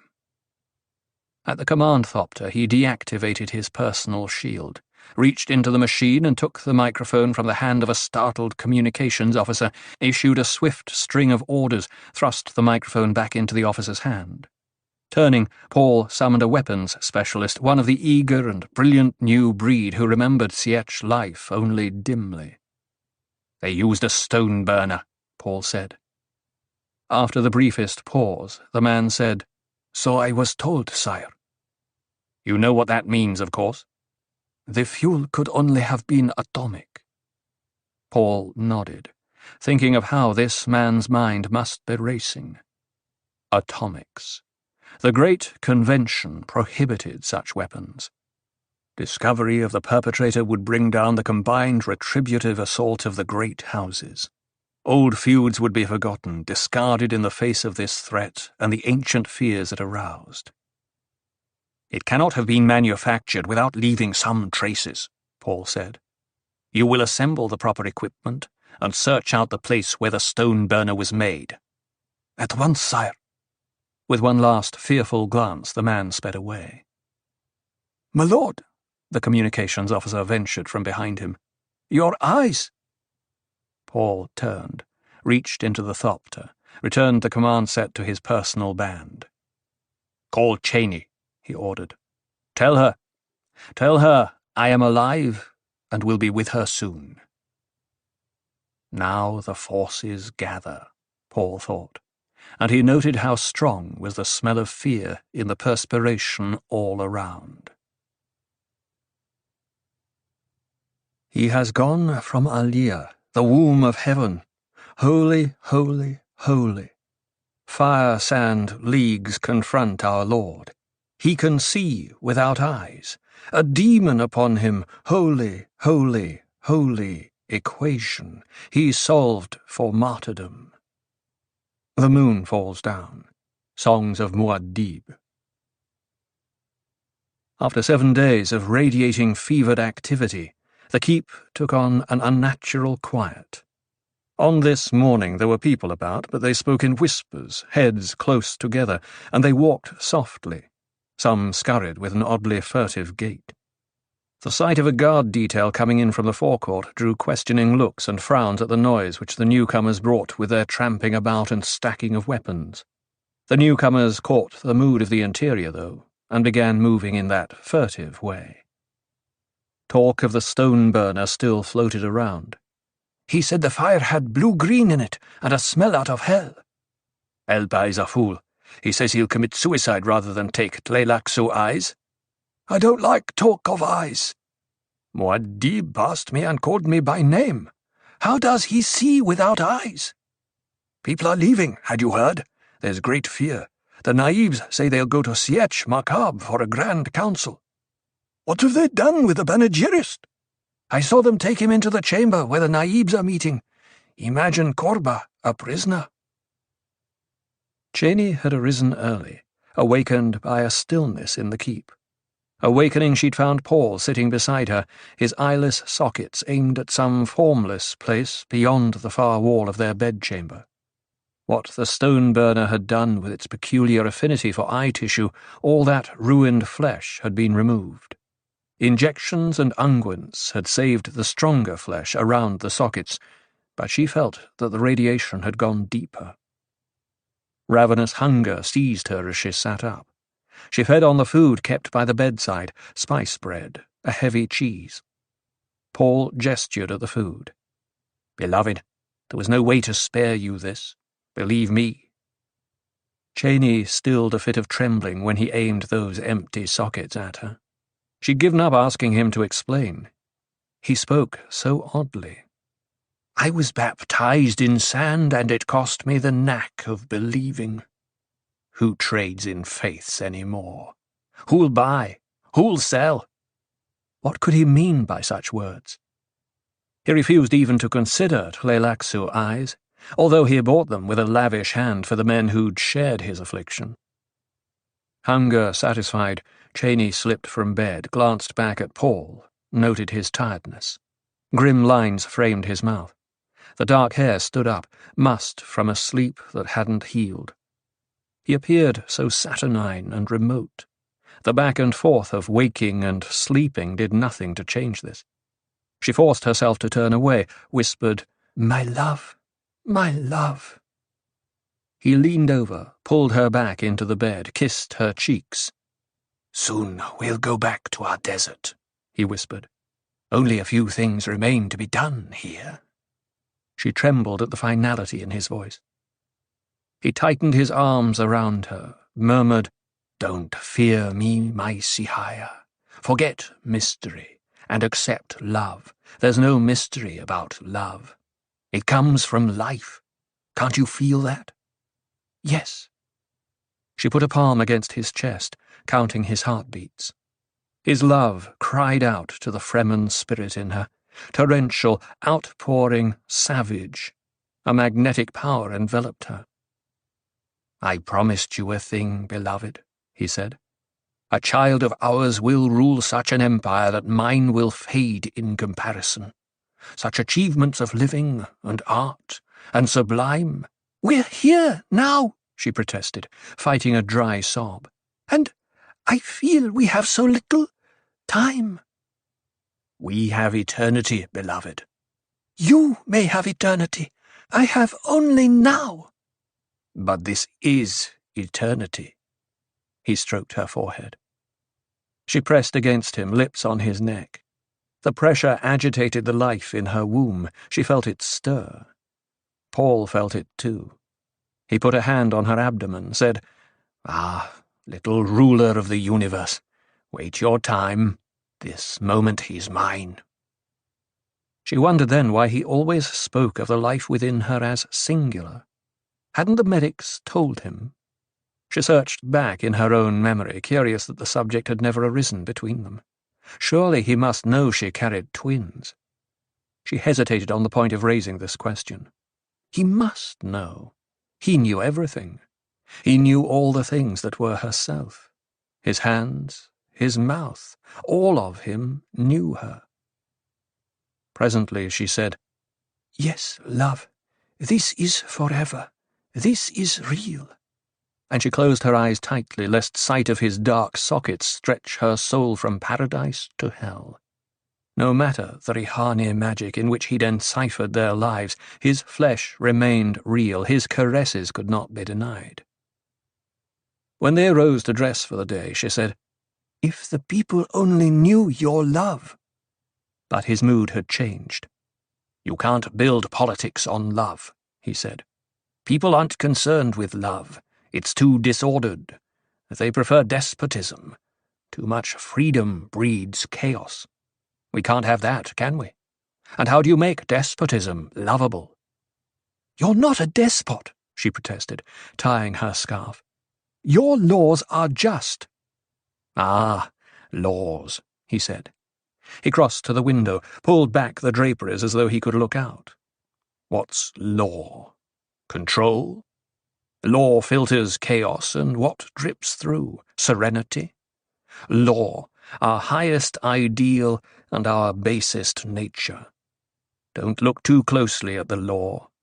Do, and you'll find the rationalized interpretations, the legal casuistry, the precedents of convenience.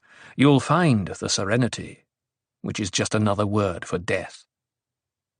Cheney's mouth drew into a tight line. She couldn't deny his wisdom and sagacity, but these moods frightened her. He turned upon himself, and she sensed internal wars. It was as though he took the Fremen maxim, never to forgive, never to forget, and whipped his own flesh with it. She crossed to his side, stared past him at an angle. The growing heat of the day had begun pulling the north wind out of these protected latitudes. The wind painted a false sky full of ochre plumes and sheets of crystal, strange designs in rushing gold and red. High and cold the wind broke against the shield wall with fountains of dust. Paul felt Cheney's warmth beside him. Momentarily he lowered a curtain of forgetfulness across his vision. He might just be standing here, with his eyes closed. Time refused to stand still for him, though.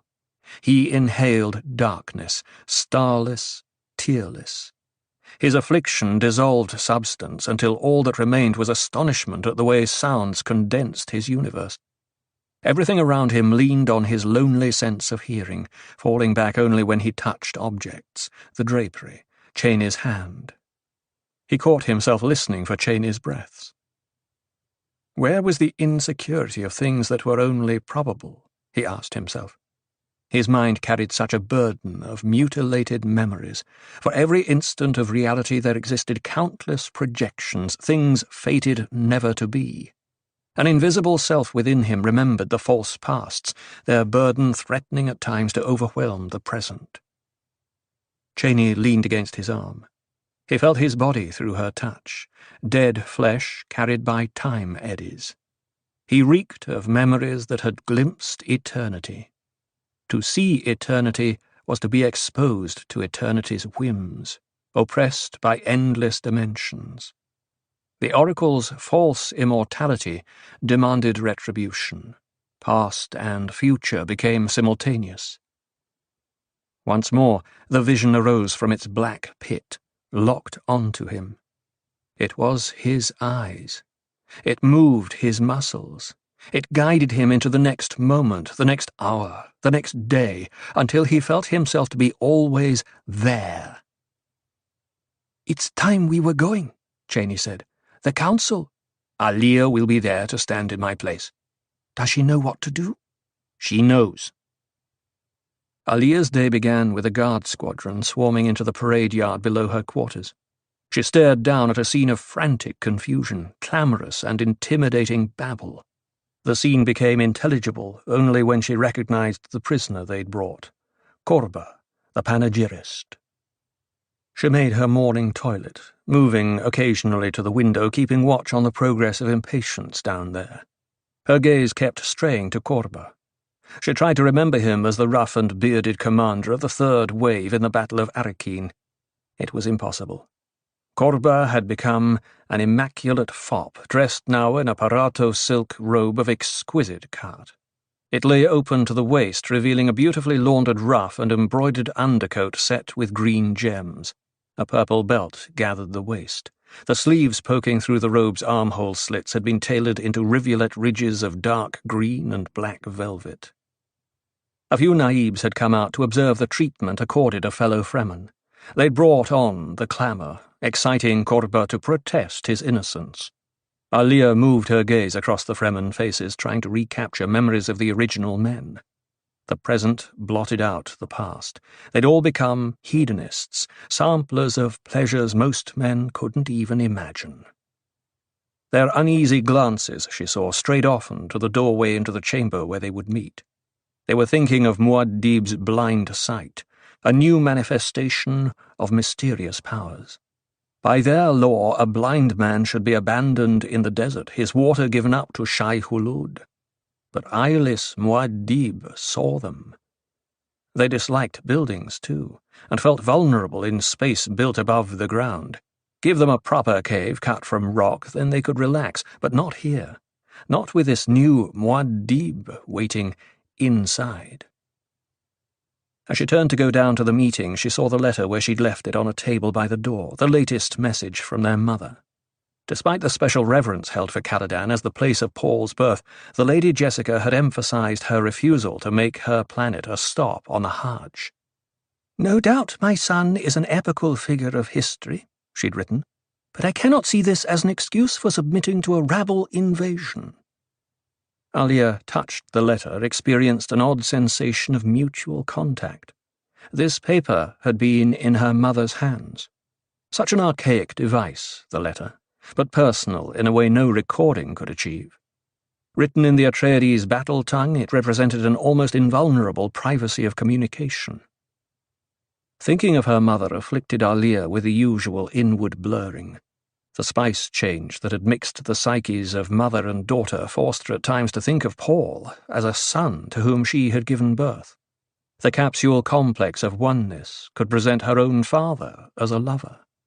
Ghost shadows cavorted in her mind, people of possibility. Alia reviewed the letter as she walked down the ramp to the antechamber where her guard Amazons waited. "You produce a deadly paradox," Jessica had written. "Government cannot be religious and self-assertive at the same time. Religious experience needs a spontaneity which laws inevitably suppress. And you cannot govern without laws. Your laws eventually must replace morality, replace conscience, replace even the religion by which you think to govern. Sacred ritual must spring from praise and holy yearnings which hammer out a significant morality. Government, on the other hand, is a cultural organism particularly attractive to doubts, questions, and contentions. I see the day coming when ceremony must take the place of faith and symbolism replaces morality." The smell of spice coffee greeted Alia in the antechamber. 4 guard Amazons in green watch robes came to attention as she entered. They fell into step behind her, striding firmly in the bravado of their youth, eyes alert for trouble. They had zealot faces untouched by awe. They radiated that special Fremen quality of violence. They could kill casually, with no sense of guilt. "In this I am different," Alia thought. "The Atreides name has enough dirt on it without that." Word preceded her. A waiting page darted off as she entered the lower hall, running to summon the full guard detail. The hall stretched out, windowless and gloomy, illuminated only by a few subdued glow globes. Abruptly, the doors to the parade yard opened wide at the far end to admit a glaring shaft of daylight. The guard, with Korba in their midst, wavered into view from the outside, with a light behind them. "Where is Stilgar?" Alia demanded. "Already inside," one of her Amazons said. Alia led the way into the chamber. It was one of the keep's more pretentious meeting places. A high balcony with rows of soft seats occupied one side. Across from the balcony, orange draperies had been pulled back from tall windows. Bright sunlight poured through from an open space with a garden and a fountain. At the near end of the chamber on her right stood a dais with a single massive chair. Moving to the chair, Alia glanced back and up, saw the gallery filled with naibs. Household guardsmen packed the open space beneath the gallery, Stilgar moving among them with a quiet word here, a command there.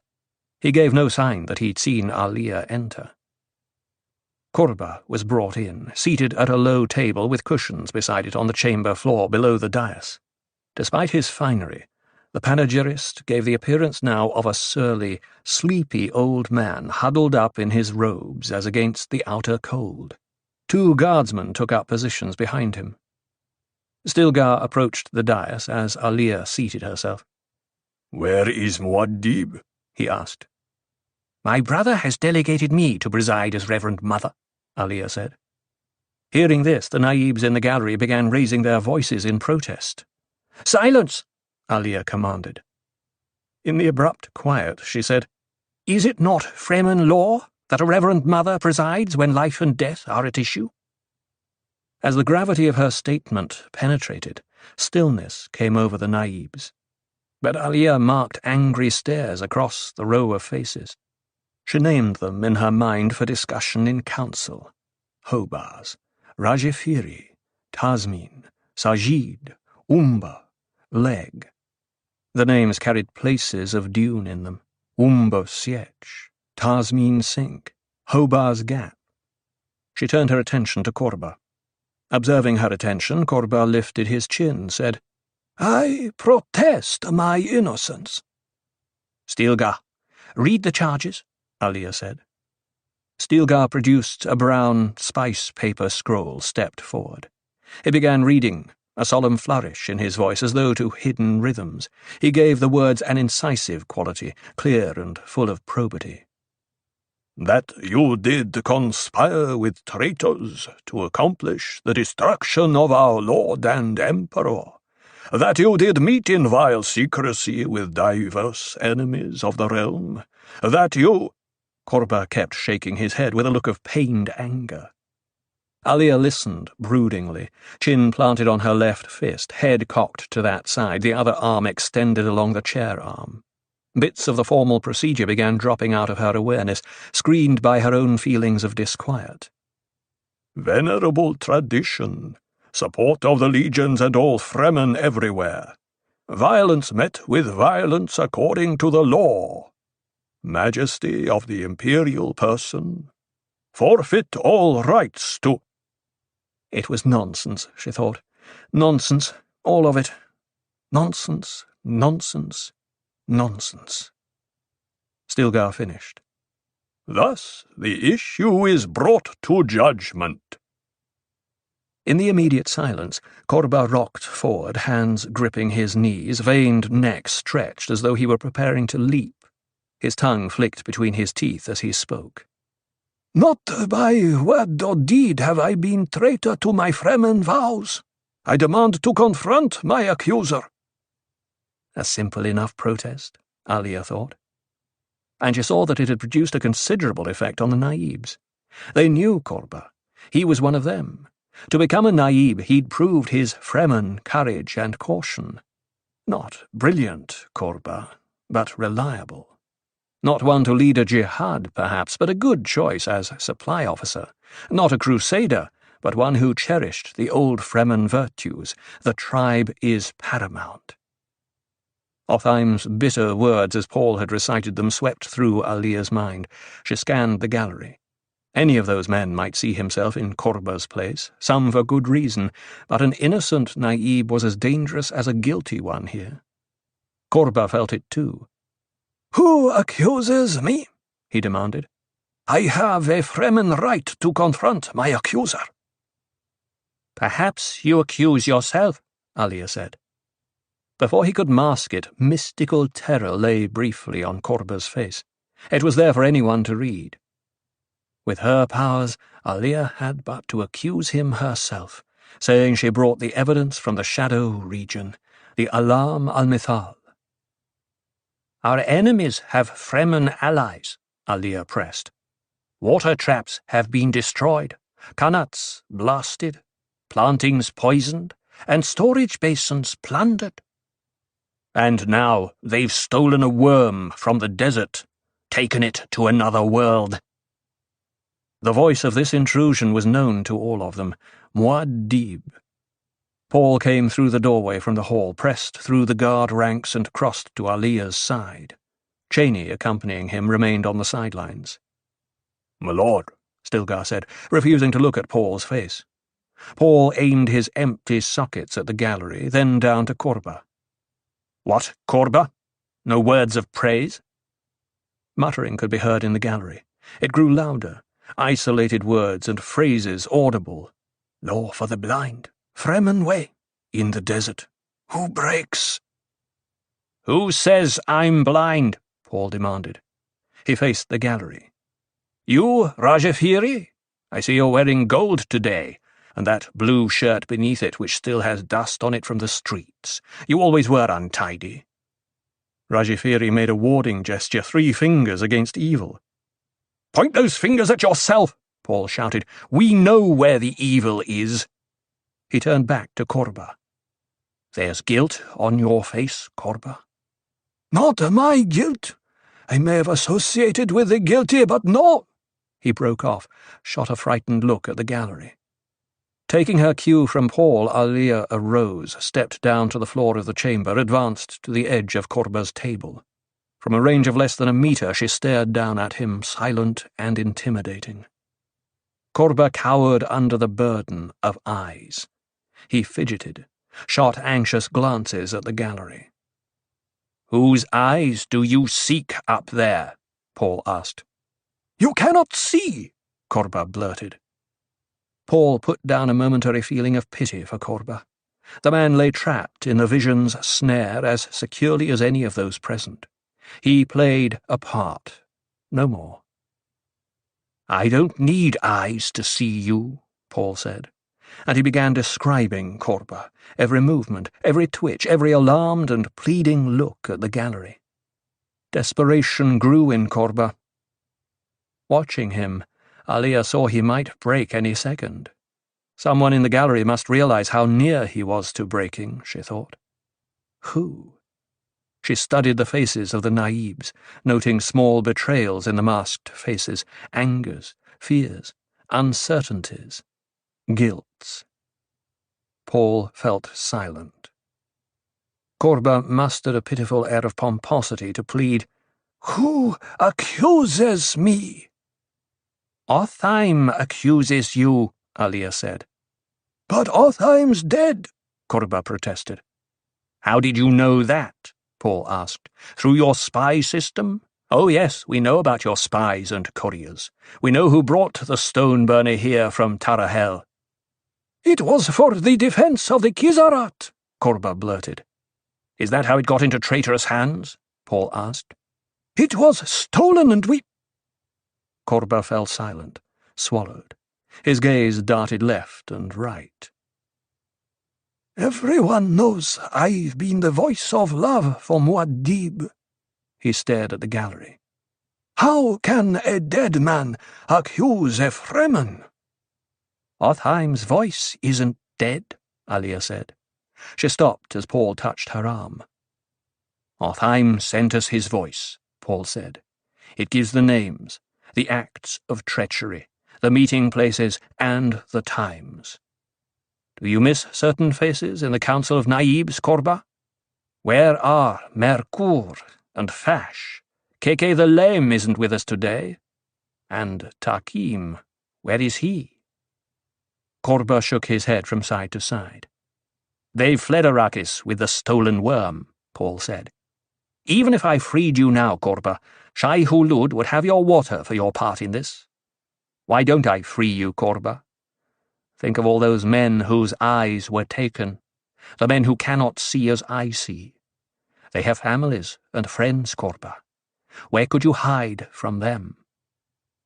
"It was an accident," Korba pleaded. "Anyway, they're getting Tleilaxu." Again he subsided. "Who knows what bondage goes with metal eyes?" Paul asked. The naibs in their gallery began exchanging whispered comments, speaking behind raised hands. They gazed coldly at Korba now. "Defense of the Kizarat," Paul murmured, returning to Korba's plea. "A device which either destroys a planet or produces J-rays to blind those too near it. Which effect, Korba, did you conceive as a defense? Does the Kizarat rely on stopping the eyes of all observers?" "It was a curiosity, my lord," Korba pleaded. "We knew the old law said that only families could possess atomics, but the Kizarat obeyed. "Obeyed you," Paul said. "A curiosity indeed." "Even if it's only the voice of my accuser, you must face me with it," Korba said. "A Fremen has rights." "He speaks truth, sire," Stilgar said.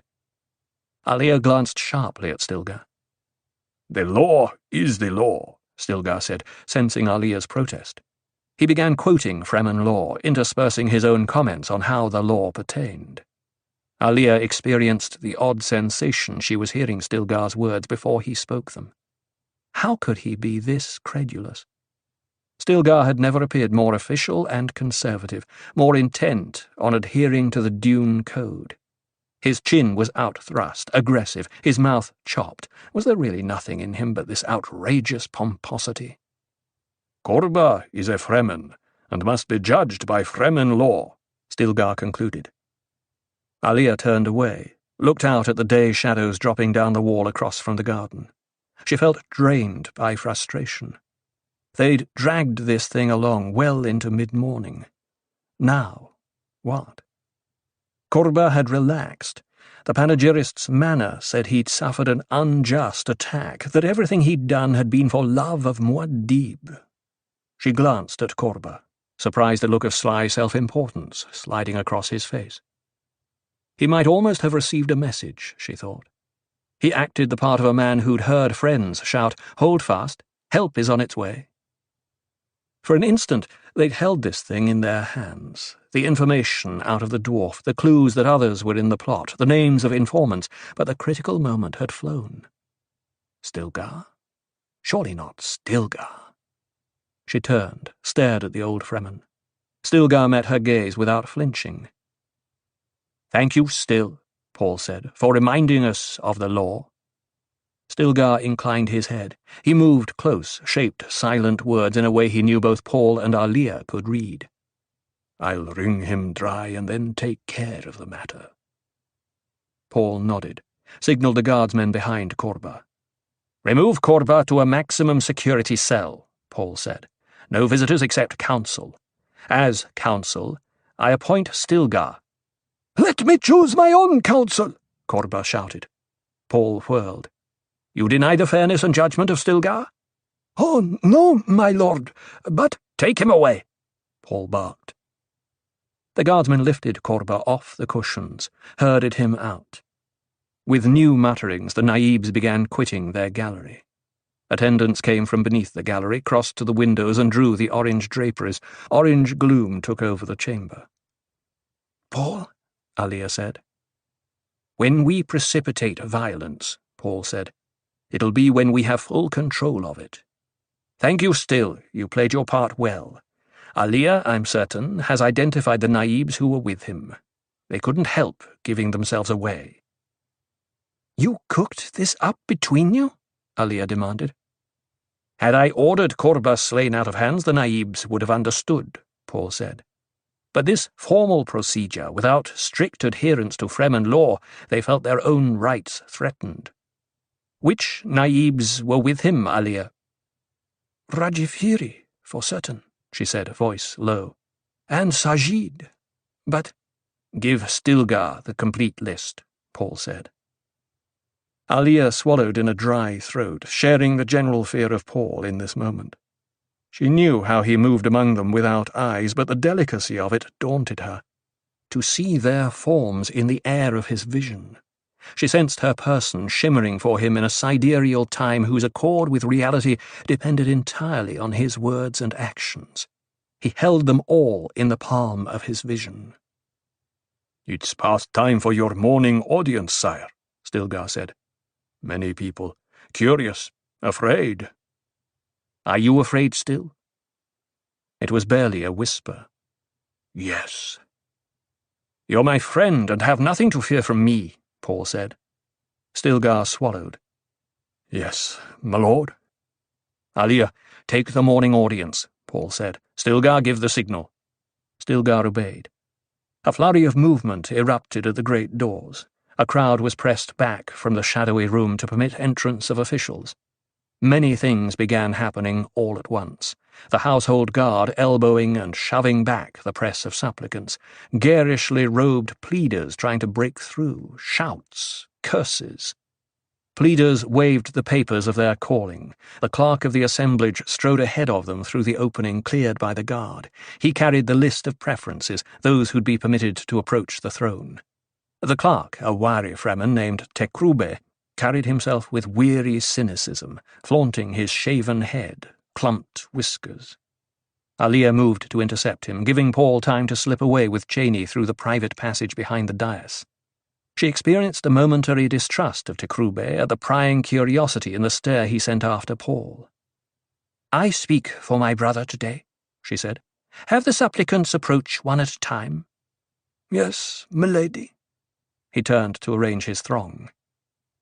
"I can remember a time when you wouldn't have mistaken your brother's purpose here," Stilgar said. "I was distracted," she said. "There's been a dramatic change in you, Stil. What is it?" Stilgar drew himself up, shocked. One changed, of course, but dramatically? This was a particular view of himself that he'd never encountered. Drama was a questionable thing. Imported entertainers of dubious loyalty and more dubious virtue were dramatic. Enemies of the Empire employed drama in their attempts to sway the fickle populace. Korba had slipped away from Fremen virtues to employ drama for the Kizarat, and he'd die for that. You're being perverse, Stilgar said. Do you distrust me? The distress in his voice softened her expression, but not her tone. You know I don't distrust you. I've always agreed with my brother that once matters were in Stilgar's hands, we could safely forget them. Then why do you say I've changed? You're preparing to disobey my brother, she said. I can read it in you. I only hope it doesn't destroy you both. The first of the pleaders and supplicants were approaching now. She turned away before Stilgar could respond. His face, though, was filled with the things she'd sensed in her mother's letter, the replacement of morality and conscience with law. You produce a deadly paradox. Tibana was an apologist for Socratic Christianity, probably a native of 4 Anbus, who lived between the 8th and 9th centuries before Carino, likely in the 2nd reign of Dalamark. Of his writings only a portion survives from which this fragment is taken. The hearts of all men dwell in the same wilderness. From the Dune Book of Irulan. You are Bijaz, the Gola said, entering the small chamber where the dwarf was held under guard. I am called Hate. A strong contingent of the household guard had come in with the Gola to take over the evening watch. Sand carried by the sunset wind had stung their cheeks while they crossed the outer yard, made them blink and hurry. They could be heard in the passage outside, now exchanging the banter and ritual of their tasks. You are not Hate, the dwarf said. You are Duncan Idaho. I was there when they put your dead flesh into the tank, and I was there when they removed it, alive and ready for training. The Gola swallowed in a throat suddenly dry. The bright glow globes of the chamber lost their yellowness in the room's green hangings. The light showed beads of perspiration on the dwarf's forehead. Bijaz seemed a creature of odd integrity, as though the purpose fashioned into him by the Tleilaxu were projected out through his skin. There was power beneath the dwarf's mask of cowardice and frivolity. Muad'Dib has charged me to question you to determine what it is the Tleilaxu intend you to do here, Hate said. Tleilaxu, Tleilaxu, the dwarf sang. I am the Tleilaxu, you dolt. For that matter, so are you. Hate stared at the dwarf. Bijaz radiated a charismatic alertness that made the observer think of ancient idols.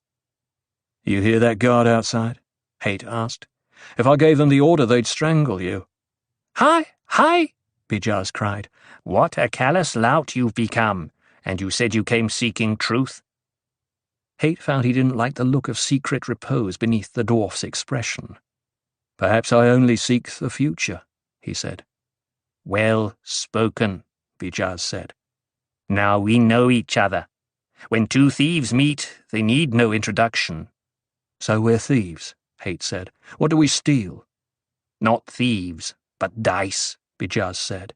And you came here to read my spots. I, in turn, read yours, and lo, you have 2 faces. Did you really see me go into the Tleilaxu tanks? Hate asked, fighting an odd reluctance to ask that question. Did I not say it? Bijaz demanded. The dwarf bounced to his feet. We had a terrific struggle with you. The flesh did not want to come back. Hate felt suddenly that he existed in a dream, controlled by some other mind, and that he might momentarily forget this to become lost in the convolutions of that mind. Bijaz tipped his head slyly to one side, walked all around the Gola, staring up at him. Excitement kindles old patterns in you, Bijaz said. You are the pursuer who doesn't want to find what he pursues. You're a weapon aimed at Muad'Dib, Hate said, swivelling to follow the dwarf. What is it you're to do? Nothing, Bijaz said, stopping. I give you a common answer to a common question. Then you were aimed at Alia, Hate said. Is she your target? They call her Hort, the fish monster on the outworlds, Bijaz said. How is it I hear your blood boiling when you speak of her? So they call her Hort, the Gola said, studying Bijaz for any clue to his purpose. The dwarf made such odd responses. She is the virgin harlot, Bijaz said. She is vulgar, witty, knowledgeable to a depth that terrifies, cruel when she is most kind, unthinking while she thinks, and when she seeks to build she is as destructive as a Coriolis storm." "So you came here to speak out against Alia," Haight said. "Against her?" Bijaz sank to a cushion against the wall. "I came here to be captured by the magnetism of her physical beauty."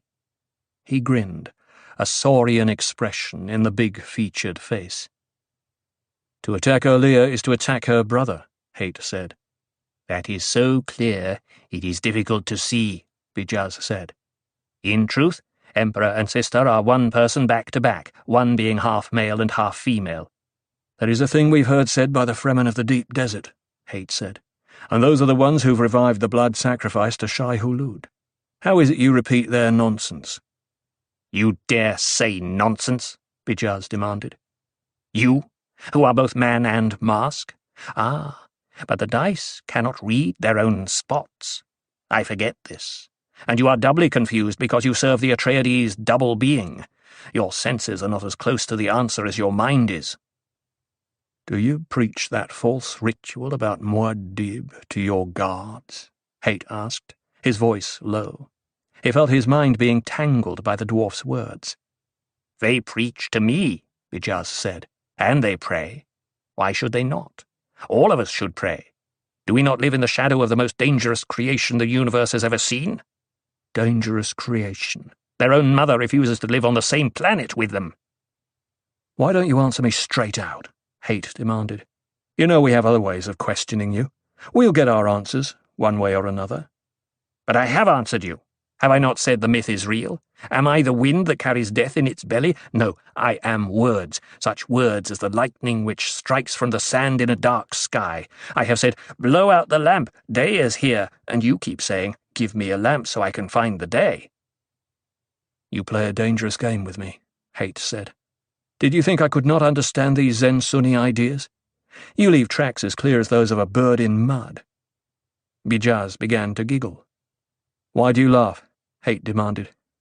"Because I have teeth and wish I had not," Bijaz managed between giggles. "Having no teeth, I could not gnash them." "And now I know your target," Haight said. "You were aimed at me." "And I've hit it right on," Bijaz said. "You made such a big target, how could I miss?"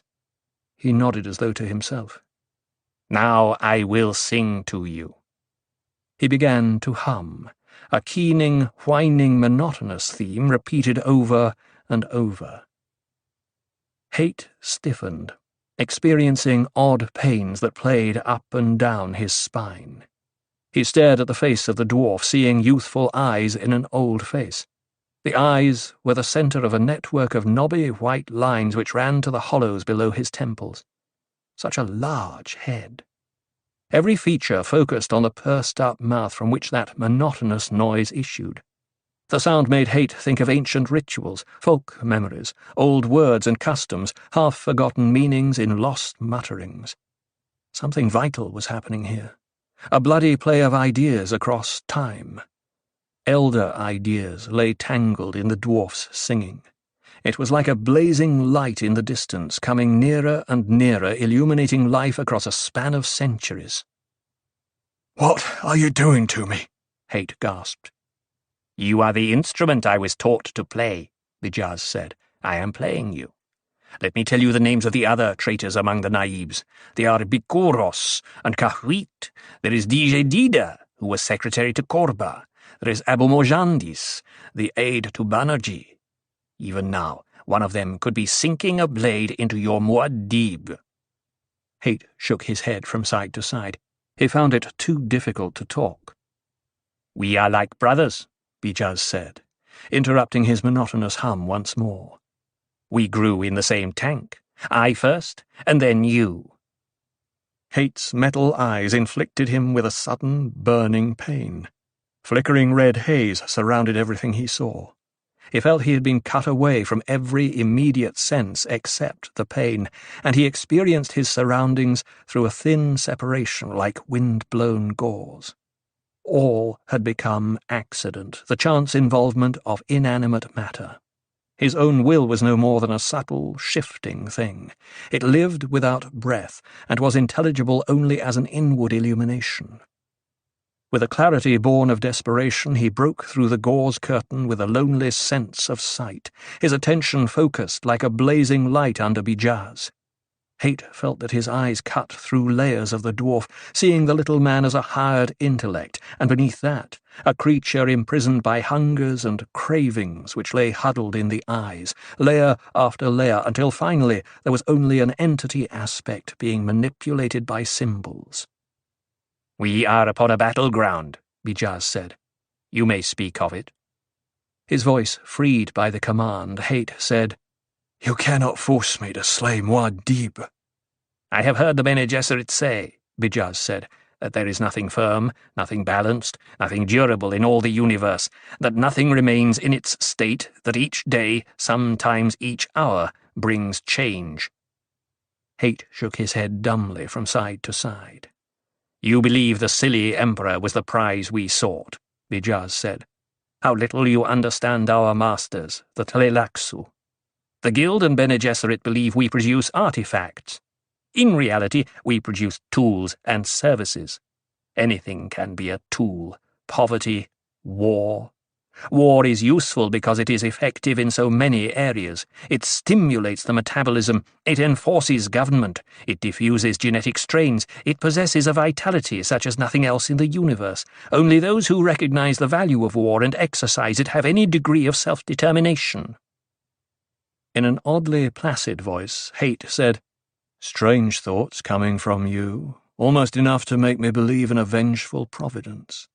What restitution was exacted to create you? It would make a fascinating story, doubtless with an even more extraordinary epilogue." "Magnificent!" Bijaz chortled. "You attack. Therefore you have willpower and exercise self-determination." "You're trying to awaken violence in me," Hate said in a panting voice. Bijaz denied this with a shake of the head. "Awaken? Yes. Violence? No. You are a disciple of awareness by training, so you have said. I have an awareness to awaken in you, Duncan Idaho." "Hate!" "Duncan Idaho, killer extraordinary, lover of many women, swordsman, soldier, Atreides field hand on the field of battle. Duncan Idaho." "The past cannot be awakened." "Cannot? "It has never been done." "True, but our masters defy the idea that something cannot be done. Always they seek the proper tool, the right application of effort, the services of the proper—" "You hide your real purpose. You throw up a screen of words and they mean nothing." "There is a Duncan Idaho in you," Bijaz said. "It will submit to emotion or to dispassionate examination, but submit it will. This awareness will rise through a screen of suppression and selection out of the dark past which dogs your footsteps. It goads you even now while it holds you back. There exists that being within you upon which awareness must focus and which you will obey." "The Tleilaxu think I'm still their slave, but I—" "Quiet, slave," Bijaz said in that whining voice. Hate found himself frozen in silence. "Now we are down to bedrock," Bijaz said. "I know you feel it, and these are the power words to manipulate you. I think they will have sufficient leverage." Hate felt the perspiration pouring down his cheeks, the trembling of his chest and arms. But he was powerless to move. "One day," Bijaz said, "the Emperor will come to you. He will say, 'She is gone.' The grief mask will occupy his face. He will give water to the dead, as they call their tears hereabouts, and you will say, using my voice, 'Master, oh Master.'" Hate's jaw and throat ached with the locking of his muscles. He could only twist his head in a brief arc from side to side. "You will say, 'I carry a message from Bijaz,'" the dwarf grimaced. "Poor Bijaz, who has no mind. Poor Bijaz, a drum stuffed with messages, an essence for others to use. Pound on Bijaz and he produces a noise." Again he grimaced. "You think me a hypocrite, Duncan Idaho? I am not. I can grieve too, but the time has come to substitute swords for words." A hiccup shook Hate. Bijaz giggled, then, thank you, Duncan, thank you. The demands of the body save us. As the Emperor carries the blood of the Harkonnens in his veins, he will do as we demand. He will turn into a spitting machine, a biter of words that ring with a lovely noise to our masters. Hate blinked, thinking how the dwarf appeared like an alert little animal, a thing of spite and rare intelligence. Harkonnen blood in the Atreides? You think of Beast Rabban, the vile Harkonnen, and you glare, Bijaz said. You are like the Fremen in this. When words fail, the sword is always at hand, eh? You think of the torture inflicted upon your family by the Harkonnens, and through his mother, your precious Paul, is a Harkonnen. You would not find it difficult to slay a Harkonnen, now would you? Bitter frustration coursed through the Gola. Was it anger? Why should this cause anger? Oh, Bijaz said, and ha! Click, click. There is more to the message. It is a trade that Tleilaxu offer your precious Paul Atreides. Our masters will restore his beloved, a sister to yourself, another Gola. Hate felt suddenly that he existed in a universe occupied only by his own heartbeats. A Gola, Bijaz said. It will be the flesh of his beloved. She will bear his children. She will love only him. We can improve on the original if he so desires. Did ever a man have greater opportunity to regain what he'd lost? It is a bargain he will leap to strike. Bijaz nodded, eyes drooping as though tiring. Then, he will be tempted, and in his distraction you will move close. In the instant you will strike. 2 Golas, not 1, that is what our masters demand. The dwarf cleared his throat, nodded once more, said, Speak. I will not do it, Hate said. But Duncan Idaho would, Bijaz said. It will be the moment of supreme vulnerability for this descendant of the Harkonnens. Do not forget this. You will suggest improvements to his beloved, perhaps a deathless heart, gentler emotions. You will offer asylum as you move close to him, a planet of his choice somewhere beyond the Imperium. Think of it.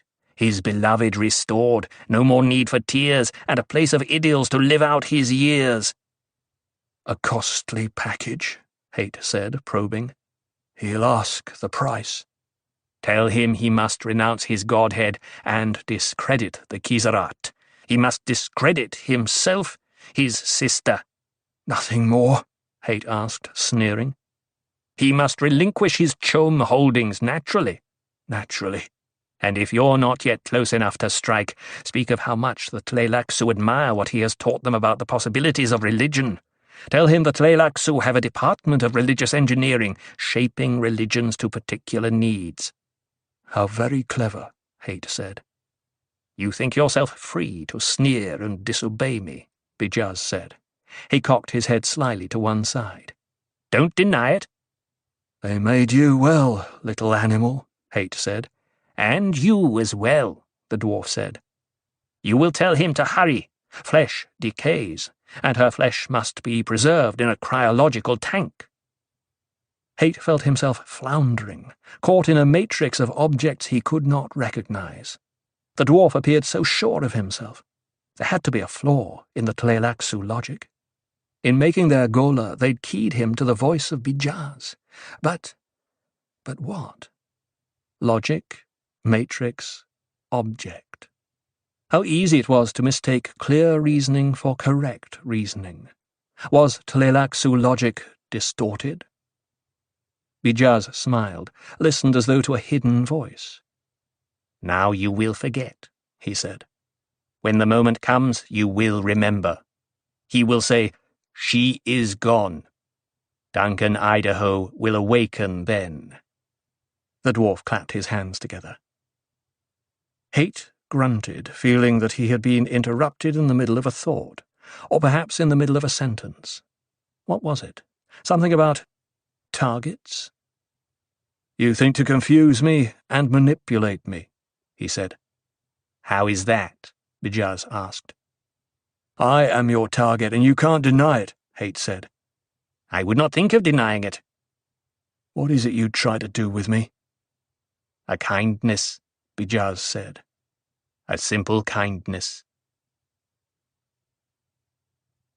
The sequential nature of actual events is not illuminated with lengthy precision by the powers of prescience except under the most extraordinary circumstances. The oracle grasps incidents cut out of the historic chain. Eternity moves. It inflicts itself upon the oracle and the supplicant alike. Let Muad'Dib's subjects doubt his majesty and his oracular visions. Let them deny his powers. Let them never doubt eternity. The Dune Gospels. Hate watched Alia emerge from her temple and cross the plaza. Her guard was bunched close, fierce expressions on their faces to mask the lines moulded by good living and complacency. A heliograph of thopter wings flashed in the bright afternoon sun above the temple, part of the royal guard with Muad'Dib's fist symbol on its fuselage. Hate returned his gaze to Alia. She looked out of place here in the city, he thought. Her proper setting was the desert, open, untrammeled space. An odd thing about her came back to him as he watched her approach. Alia appeared thoughtful only when she smiled. It was a trick of the eyes, he decided, recalling a cameo memory of her as she'd appeared at the reception for the Guild ambassador, haughty against a background of music and brittle conversation among extravagant gowns and uniforms. And Alia had been wearing white, dazzling, a bright garment of chastity. He had looked down upon her from a window as she crossed an inner garden with its formal pond, its fluting fountains, fronds of pampas grass, and a white belvedere. Entirely wrong. All wrong. She belonged in the desert. Hate drew in a ragged breath. Alia had moved out of his view then, as she did now. He waited, clenching and unclenching his fists. The interview with Bijaz had left him uneasy. He heard Alia's entourage pass outside the room where he waited. She went into the family quarters. Now he tried to focus on the thing about her which troubled him. The way she'd walked across the plaza? Yes, she'd moved like a hunted creature fleeing some predator. He stepped out onto the connecting balcony, walked along it behind the plasmeld sunscreen, stopped while still in concealing shadows. Alia stood at the balustrade, overlooking her temple. He looked where she was looking, out over the city. He saw rectangles, blocks of colour, creeping movements of life and sound. Structures gleamed, shimmered. Heat patterns spiralled off the rooftops. There was a boy across the way bouncing a ball in a cul-de-sac formed by a buttressed massif at a corner of the temple. Back and forth the ball went. Alia, too, watched the ball. She felt a compelling identity with that ball, back and forth, back and forth. She sensed herself bouncing through corridors of time. The potion of melange she'd drained just before leaving the temple was the largest she'd ever attempted, a massive overdose. Even before beginning to take effect, it had terrified her. Why did I do it? She asked herself. One made a choice between dangers. Was that it?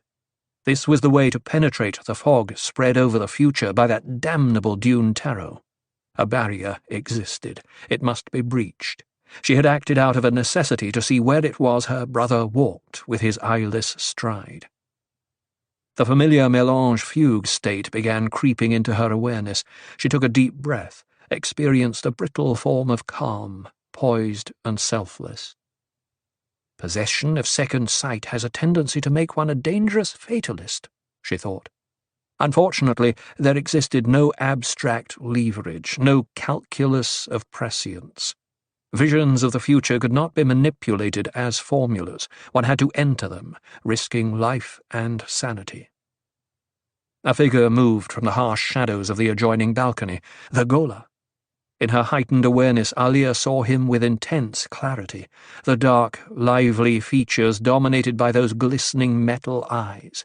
He was a union of terrifying opposites, something put together in a shocking, linear way.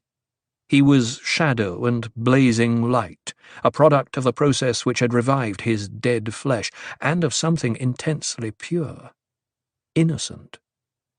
He was innocence under siege. "Have you been there all along, Duncan?" she asked. "So I'm to be Duncan," he said. "Why?" "Don't question me," she said.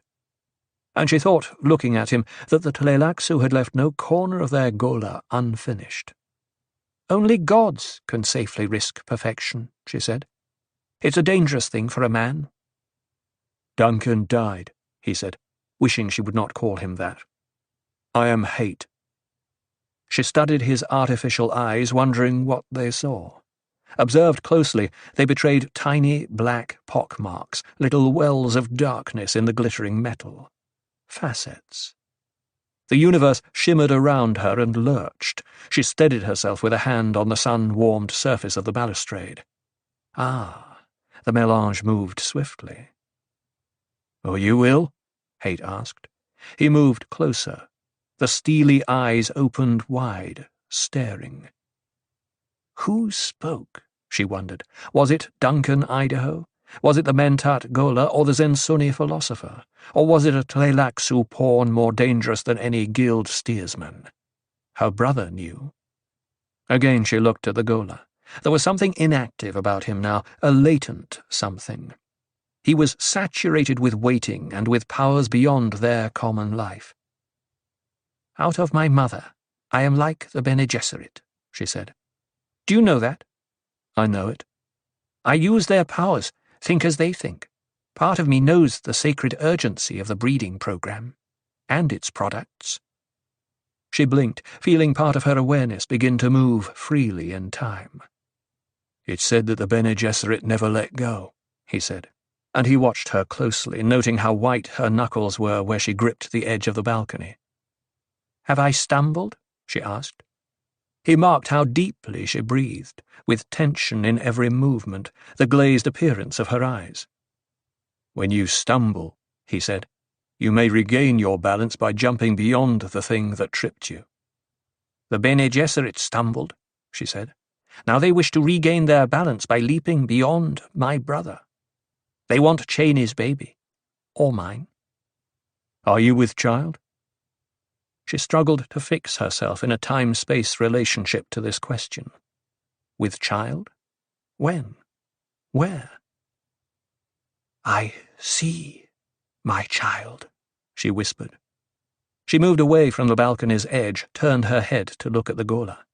He had a face of salt, bitter eyes, 2 circles of glistening lead, and as he turned away from the light to follow her movement, blue shadows. "What do you see with such eyes?" she whispered. "What other eyes see," he said. His words rang in her ears, stretching her awareness. She felt that she reached across the universe. Such a stretching. Out. Out.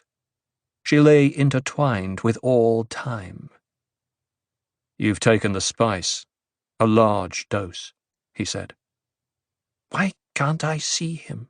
she muttered. The womb of all creation held her captive. "Tell me, Duncan, why I cannot see him." "Who can't you see?"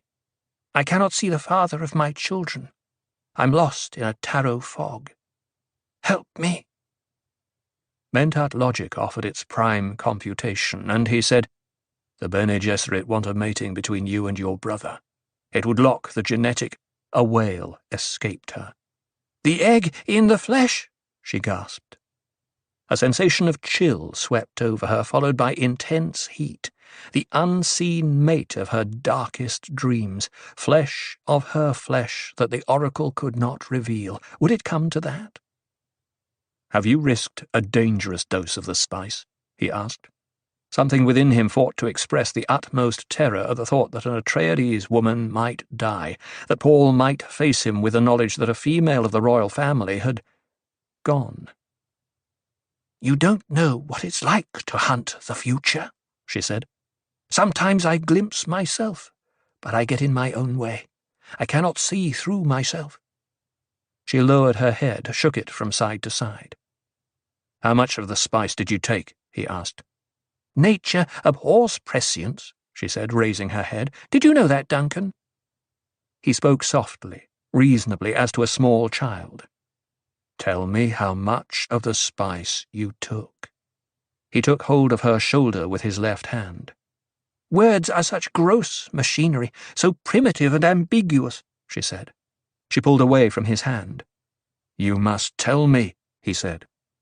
Look at the shield wall, she commanded, pointing. She sent her gaze along her own outstretched hand, trembled as the landscape crumbled in an overwhelming vision, a sand castle destroyed by invisible waves. She averted her eyes, was transfixed by the appearance of the Goler's face. His features crawled, became aged, then young, aged, young. He was life itself, assertive, endless. She turned to flee, but he grabbed her left wrist. I'm going to summon a doctor, he said. No, you must let me have the vision. I have to know. You are going inside now, he said. She stared down at his hand. Where their flesh touched, she felt an electric presence that both lured and frightened her. She jerked free, gasped. You can't hold the whirlwind. You must have medical help, he snapped. Don't you understand? She demanded. My vision's incomplete, just fragments. It flickers and jumps. I have to remember the future. Can't you see that? What is the future if you die? He asked, forcing her gently into the family chambers. Words, she muttered. I can't explain it. One thing is the occasion of another thing, but there's no cause, no effect. We can't leave the universe as it was. Try as we may, there's a gap. Stretch out here, he commanded. He is so dense, she thought. Cool shadows enveloped her. She felt her own muscles crawling like worms, a firm bed that she knew to be insubstantial. Only space was permanent. Nothing else had substance. The bed flowed with many bodies, all of them her own. Time became a multiple sensation, overloaded. It presented no single reaction for her to abstract. It was time. It moved. The whole universe slipped backward, forward, sideways. It has no thing aspect, she explained. You can't get under it or around it. There's no place to get leverage. There came a fluttering of people all around her. Many someones held her left hand. She looked at her own moving flesh, followed a twining arm out to a fluid mask of face. Duncan Idaho. His eyes were wrong, but it was Duncan. Child, man, adolescent, child, man, adolescent. Every line of his features betrayed concern for her. Duncan, don't be afraid, she whispered. He squeezed her hand, nodded. Be still, he said. And he thought, she must not die, she must not. No Atreides woman can die. He shook his head sharply. Such thoughts defied Mentat logic. Death was a necessity that life might continue. The Gola loves me, Alia thought. The thought became bedrock to which she might cling. He was a familiar face, with a solid room behind him. She recognized one of the bedrooms in Paul's suite. A fixed, immutable person did something with a tube in her throat. She fought against retching.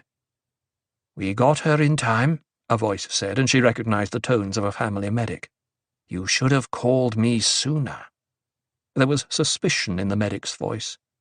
She felt the tube slide out of her throat, a snake, a shimmering cord. The slap shot will make her sleep, the medic said. I'll send one of her attendants to— I will stay with her, the Gola said. That is not seemly, the medic snapped. Stay, Duncan, Alia whispered. He stroked her hand to tell her he'd heard. Milady, the medic said, it would be better if— You do not tell me what is best, she rasped. Her throat ached with each syllable. Milady, the medic said, voice accusing, you know the dangers of consuming too much melange. I can only assume someone gave it to you without— You are a fool, she rasped. Would you deny me my visions? I knew what I took and why. She put a hand to her throat. Leave us! At once! The medic pulled out of her field of vision, said, I will send word to your brother. She felt him leave, turned her attention to the Gola. The vision lay clearly in her awareness now, a culture medium in which the present grew outward. She sensed the Ghola move in that play of time, no longer cryptic, fixed now against a recognizable background. He is the crucible, she thought. He is danger and salvation. And she shuddered, knowing she saw the vision her brother had seen. Unwanted tears burned her eyes. She shook her head sharply. No tears. They wasted moisture, and worse, distracted the harsh flow of vision. Paul must be stopped. Once, just once, she had bridged time to place her voice where he would pass. But stress and mutability would not permit that here. The web of time passed through her brother now like rays of light through a lens. He stood at the focus, and he knew it. He had gathered all the lines to himself and would not permit them to escape or change. "Why?" she muttered. "Is it hate? Does he strike out at time itself because it hurt him? Is that it? Hate?" Thinking he heard her speak his name, the Ghola said, "M'lady." "If I could only burn this thing out of me," she cried. "I didn't want to be different." "Please, Aliyah," he murmured, "let yourself sleep." "I wanted to be able to laugh," she whispered. Tears slid down her cheeks. "But I'm sister to an emperor who's worshipped as a god. People fear me. I never wanted to be feared." He wiped the tears from her face. "I don't want to be part of history," she whispered. "I just want to be loved, and to love." "You are loved," he said. "Ah, loyal Duncan," she said. "Please don't call me that," he pleaded. "But you are," she said, "and loyalty is a valued commodity. It can be sold, not bought, but sold." "I don't like your cynicism," he said. "Damn your logic, it's true." "Sleep," he said. "Do you love me, Duncan?" she asked. "Yes." "Is that one of those lies?" she asked. "One of the lies that are easier to believe than the truth? Why am I afraid to believe you?" "You fear my differences as you fear your own." "Be a man, not a mentat," she snarled. "I am a mentat and a man."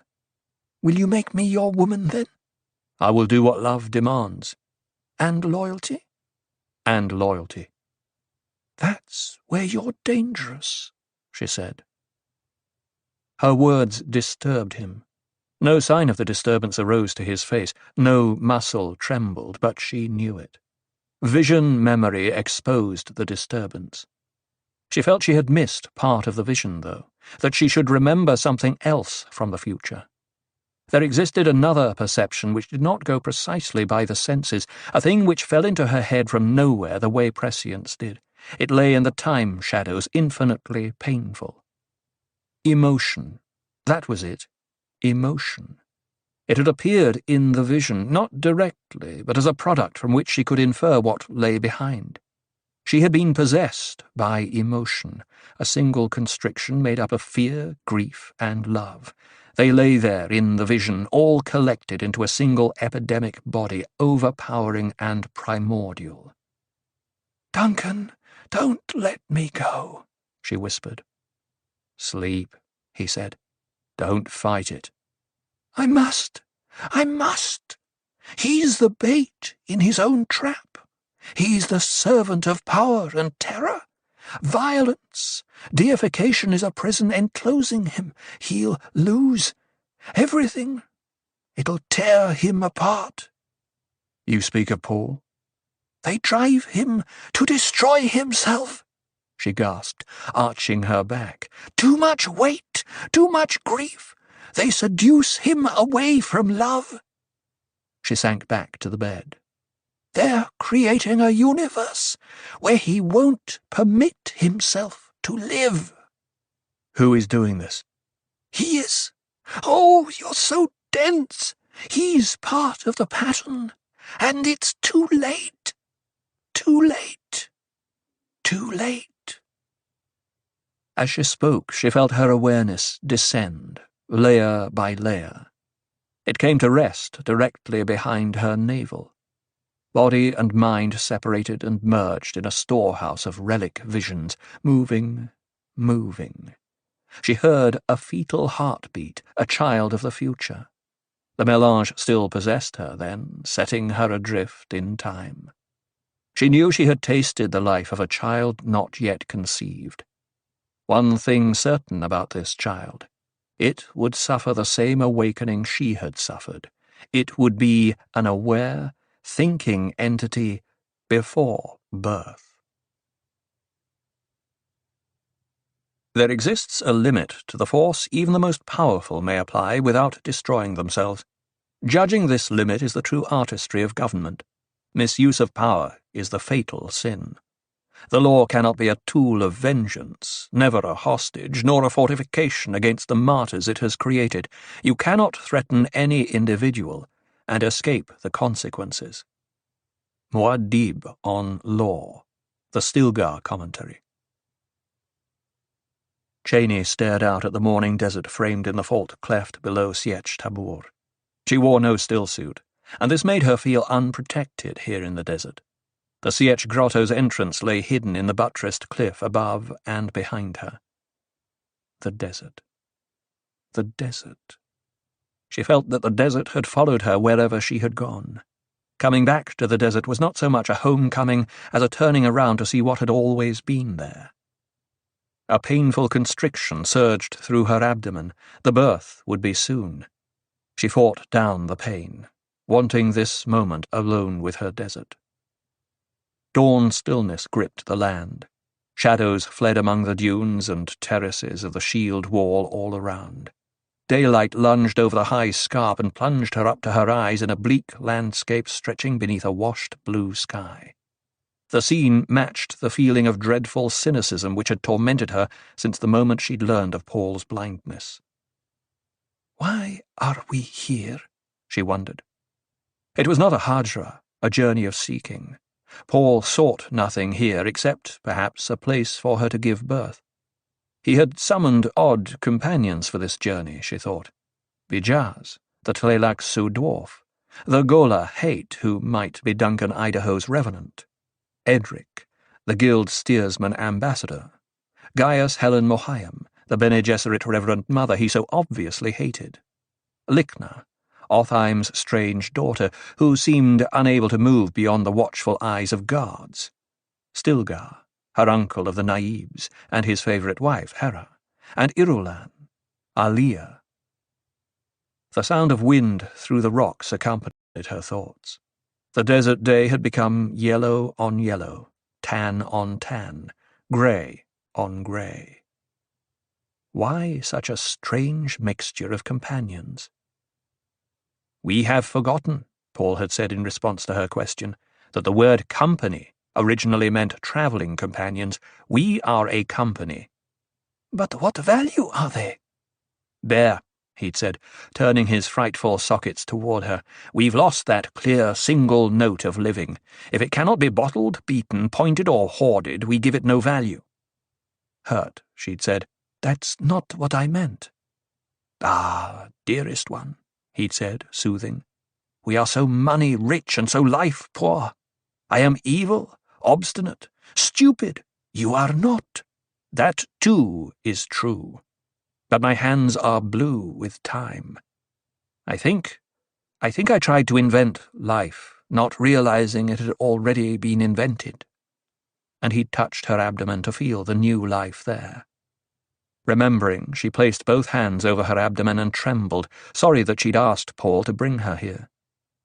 The desert wind had stirred up evil odours from the fringe plantings which anchored the dunes at the cliff base. Fremen superstition gripped her. Evil odours, evil times. She faced into the wind, saw a worm appear outside the plantings. It arose like the prow of a demon ship out of the dunes, threshed sand, smelled the water deadly to its kind, and fled beneath a long, burrowing mound. She hated the water then, inspired by the worm's fear. Water, once the spirit soul of Arrakis, had become a poison. Water brought pestilence. Only the desert was clean.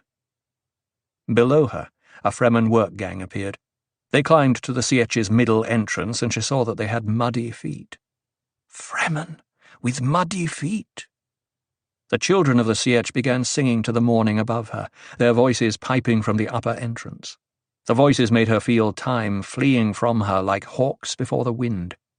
She shuddered. What storms did Paul see with his eyeless vision? She sensed a vicious madman in him, someone weary of songs and polemics. The sky, she noted, had become crystal grey, filled with alabaster rays, bizarre designs etched across the heavens by wind-borne sand. A line of gleaming white in the south caught her attention. Eyes suddenly alerted, she interpreted the sign. White sky in the south, Shai-Hulud's mouth. A storm came, big wind.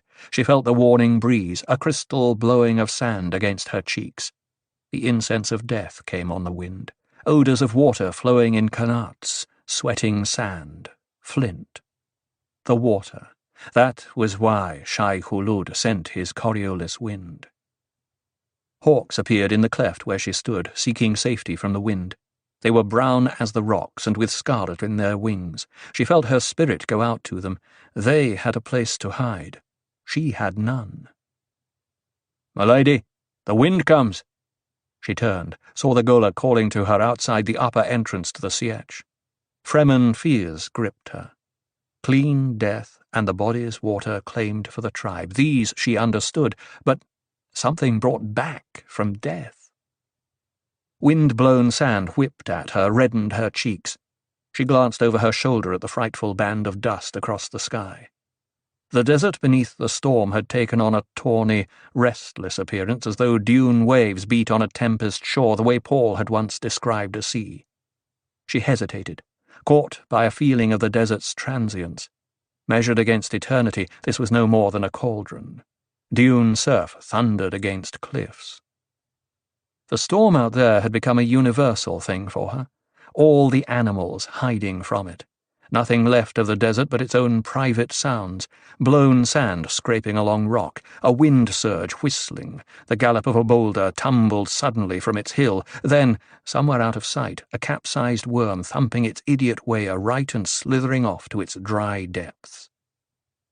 It was only a moment as her life measured time, but in that moment she felt this planet being swept away, cosmic dust, part of other waves. "We must hurry," the Ghola said from right beside her. She sensed fear in him then, concern for her safety. "It'll shred the flesh from your bones," he said, as though he needed to explain such a storm to her. Her fear of him dispelled by his obvious concern, Chaney allowed the Ghola to help her up the rock stairway to the Sietch. They entered the twisting baffle which protected the entrance. Attendants opened the moisture seals, closed them behind.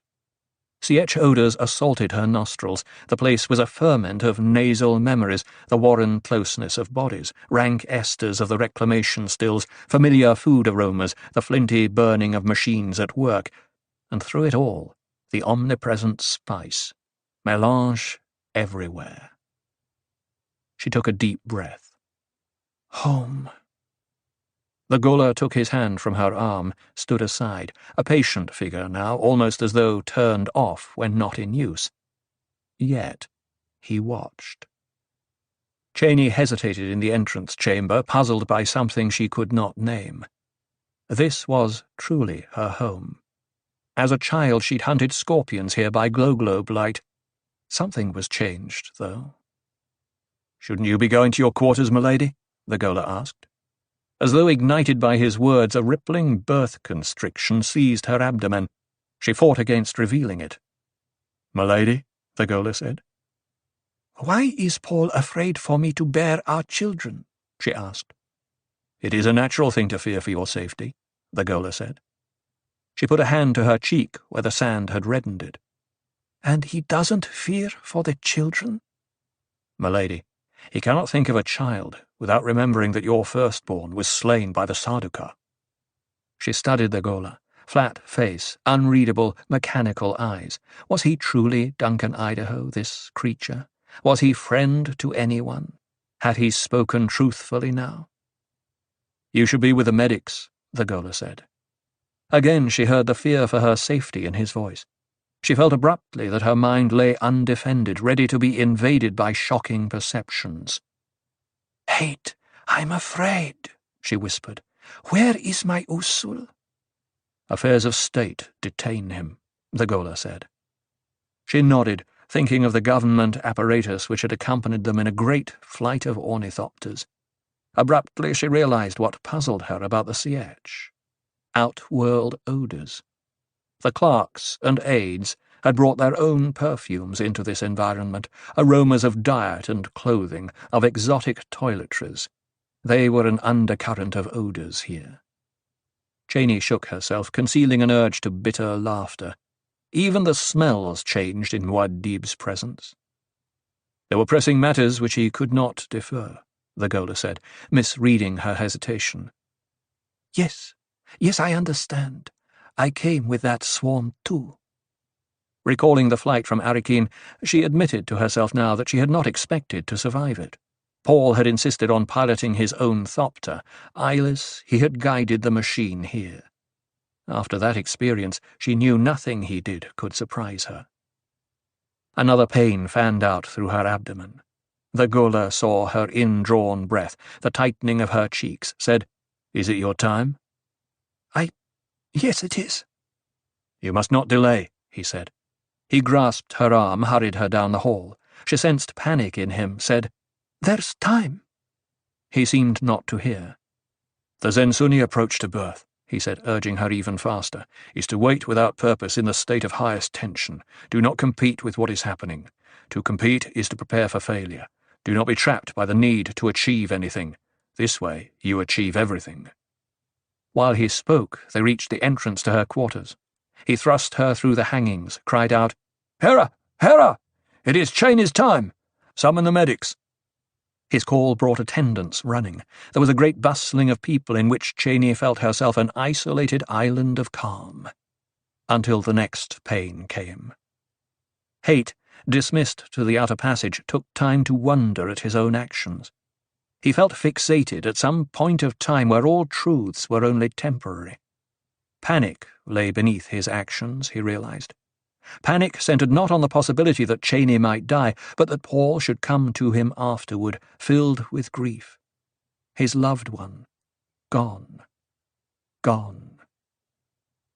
Something cannot emerge from nothing, the Gola told himself. From what does this panic emerge? He felt that his mentat faculties had been dulled, let out a long, shuddering breath. A psychic shadow passed over him. In the emotional darkness of it, he felt himself waiting for some absolute sound, the snap of a branch in a jungle. A sigh shook him. Danger had passed without striking. Slowly, marshalling his powers, shedding bits of inhibition, he sank into mentat awareness. He forced it. Not the best way, but somehow necessary. Ghost shadows moved within him in place of people. He was a trans-shipping station for every datum he had ever encountered. His being was inhabited by creatures of possibility. They passed in review to be compared. Judged. Perspiration broke out on his forehead. Thoughts with fuzzy edges feathered away into darkness, unknown. Infinite systems. A mentat could not function without realizing he worked in infinite systems. Fixed knowledge could not surround the infinite. Everywhere could not be brought into finite perspective. Instead, he must become the infinite, momentarily. In one gestalten spasm he had it, seeing Bijaz seated before him, blazing from some inner fire. Bijaz! The dwarf had done something to him. Hate felt himself teetering on the lip of a deadly pit. He projected the mentat computation line forward, seeing what could develop out of his own actions. "A compulsion," he gasped. "I've been rigged with a compulsion." A blue-robed courier, passing as Hate spoke, hesitated. "Did you say something, Sarah?" Not looking at him, the Gola nodded. "I said everything." There was a man so wise, He jumped into a sandy place and burned out both his eyes. And when he knew his eyes were gone, he offered no complaint. He summoned up a vision and made himself a saint. Children's verse from History of Muad'Dib. Paul stood in darkness outside the Sietch. Oracular vision told him it was night, that moonlight silhouetted the shrine atop Chin Rock, high on his left. This was a memory-saturated place, his first Sietch, where he and Cheney— I must not think of Cheney, he told himself. The thinning cup of his vision told him of changes all around, a cluster of palms far down to the right, the black-silver line of a Kainat carrying water through the dunes piled up by that morning storm. Water flowing in the desert. He recalled another kind of water flowing in a river of his birth world, Caladan. He hadn't realized then the treasure of such a flow, even the murky slithering in a Kainat across a desert basin.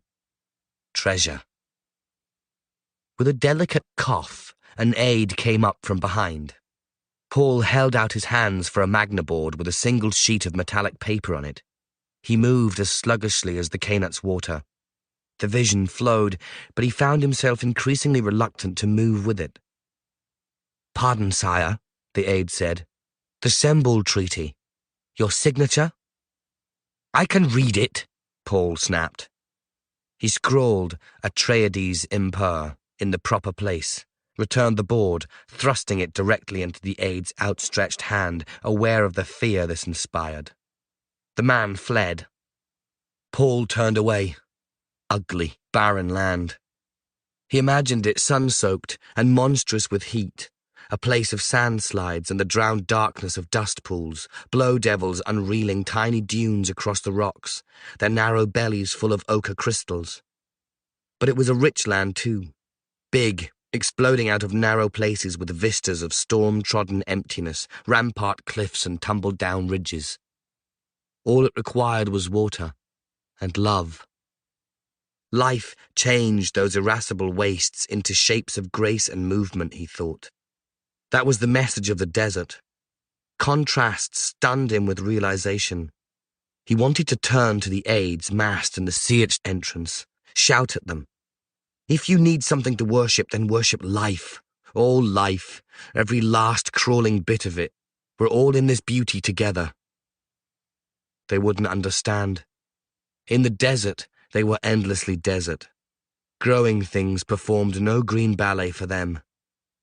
He clenched his fists at his sides, trying to halt the vision. He wanted to flee from his own mind. It was a beast come to devour him. Awareness lay in him, sodden, heavy with all the living it had sponged up, saturated with too many experiences. Desperately, Paul squeezed his thoughts outward. Stars. Awareness turned over at the thought of all those stars above him, an infinite volume. A man must be half mad to imagine he could rule even a teardrop of that volume.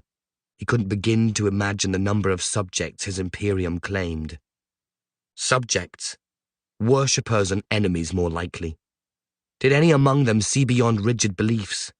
Where was one man who'd escaped the narrow destiny of his prejudices? Not even an emperor escaped. He'd lived a take-everything life, tried to create a universe in his own image. But the exultant universe was breaking across him at last with its silent waves. I spit on Dune, he thought. I give it my moisture.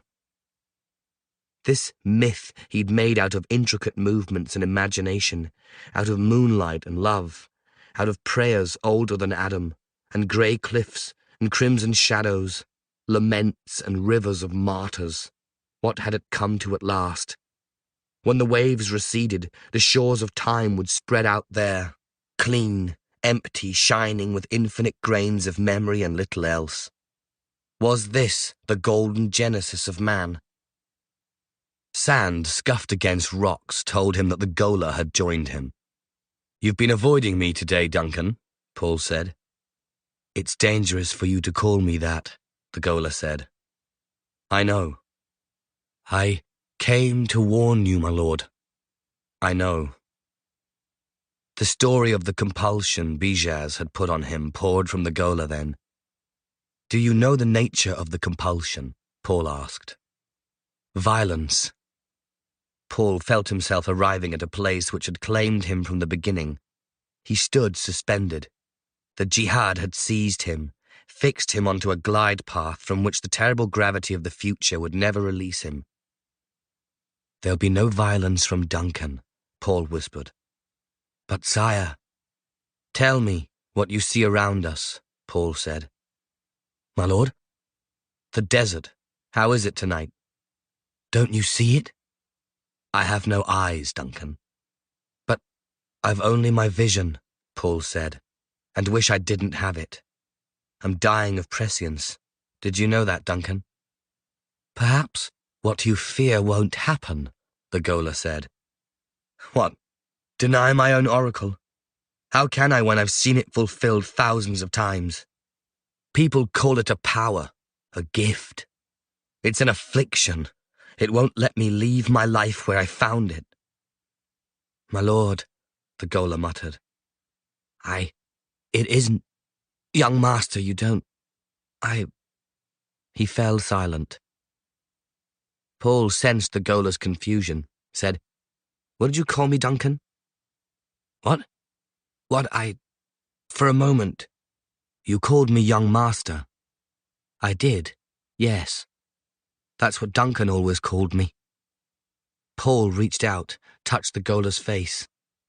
Was that part of your Tliloxu training? No. Paul lowered his hand. What then? It came from me. Do you serve two masters? Perhaps. Free yourself from the Gola, Duncan. How? You're human. Do a human thing. I'm a Gola. But your flesh is human. Duncan's in there. Something's in there. I care not how you do it, Paul said, but you'll do it. You've foreknowledge? Foreknowledge be damned. Paul turned away. His vision hurtled forward now, gaps in it, but it wasn't a thing to be stopped. My lord, if you've... Quiet! Paul held up a hand. Did you hear that? Hear what, my lord? Paul shook his head. Duncan hadn't heard it. Had he only imagined the sound? It had been his tribal name called from the desert, far away and low. Usul. Usul. What is it, my lord? Paul shook his head. He felt watched. Something out there in the night shadows knew he was here. Something? No, someone. It was mostly sweet, he whispered, and you were the sweetest of all. What did you say, my lord? It's the future, Paul said. That amorphous human universe out there had undergone a spurt of motion, dancing to the tune of his vision. It had struck a powerful note then. The ghost echoes might endure. I don't understand, my lord, the Gola said. A Fremen dies when he's too long from the desert, Paul said. They call it the water sickness. Isn't that odd? That's very odd. Paul, strained at memories, tried to recall the sound of Cheney breathing beside him in the night. Where is their comfort, he wondered. All he could remember was Cheney at breakfast the day they'd left for the desert. She'd been restless, irritable. Why do you wear that old jacket? She demanded, eyeing the black uniform coat with its red hawk crest beneath his Fremen robes. You're an emperor. Even an emperor has his favorite clothing, he'd said. For no reason he could explain, this had brought real tears to Cheney's eyes, the second time in her life when Fremen inhibitions had been shattered. Now, in the darkness, Paul rubbed his own cheeks, felt moisture there. Who gives moisture to the dead, he wondered. It was his own face, yet not his. The wind chilled the wet skin.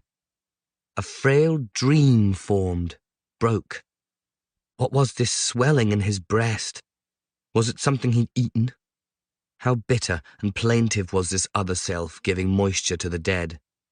The wind bristled with sand. The skin, dry now, was his own. But whose was the quivering which remained? They heard the wailing then, far away in the sea-itch depths. It grew louder, louder. The Gola whirled at a sudden glare of light, someone flinging wide the entrance seals. In the light he saw a man with a raffish grin. No, not a grin, but a grimace of grief. It was a Fedaykin lieutenant named Tandis. Behind him came a press of many people, all fallen silent now that they saw Muad'Dib. "Cheney," Tandis said. "Is dead," Paul whispered. "I heard her call." He turned toward the sea-itch.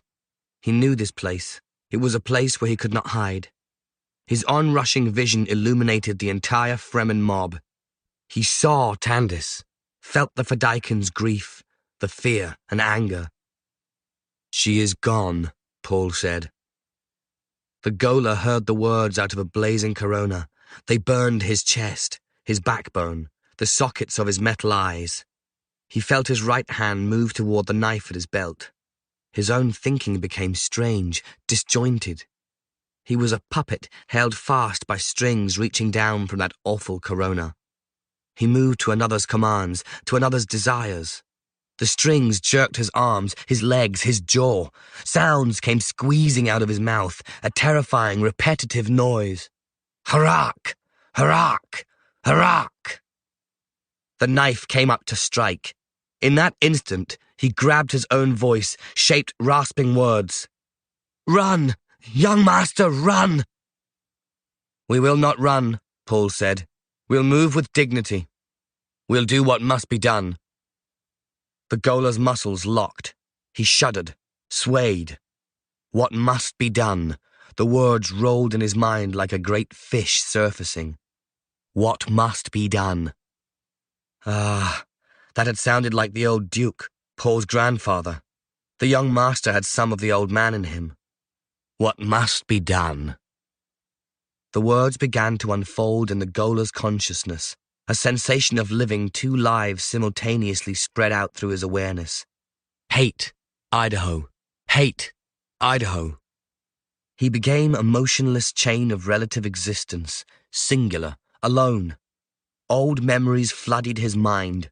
He marked them, adjusted them to new understandings, made a beginning at the integration of a new awareness. A new persona achieved a temporary form of internal tyranny. The masculating synthesis remained charged with potential disorder, but events pressed him to the temporary adjustment. The young master needed him.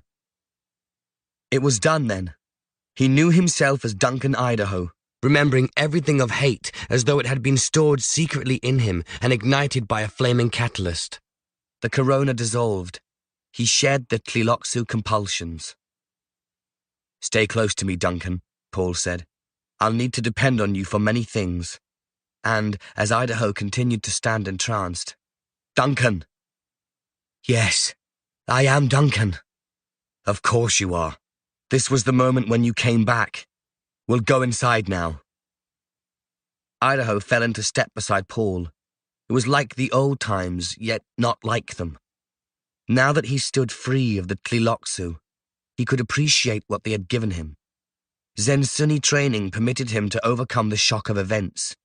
The Mentat accomplishment formed a counterbalance. He put off all fear standing above the source.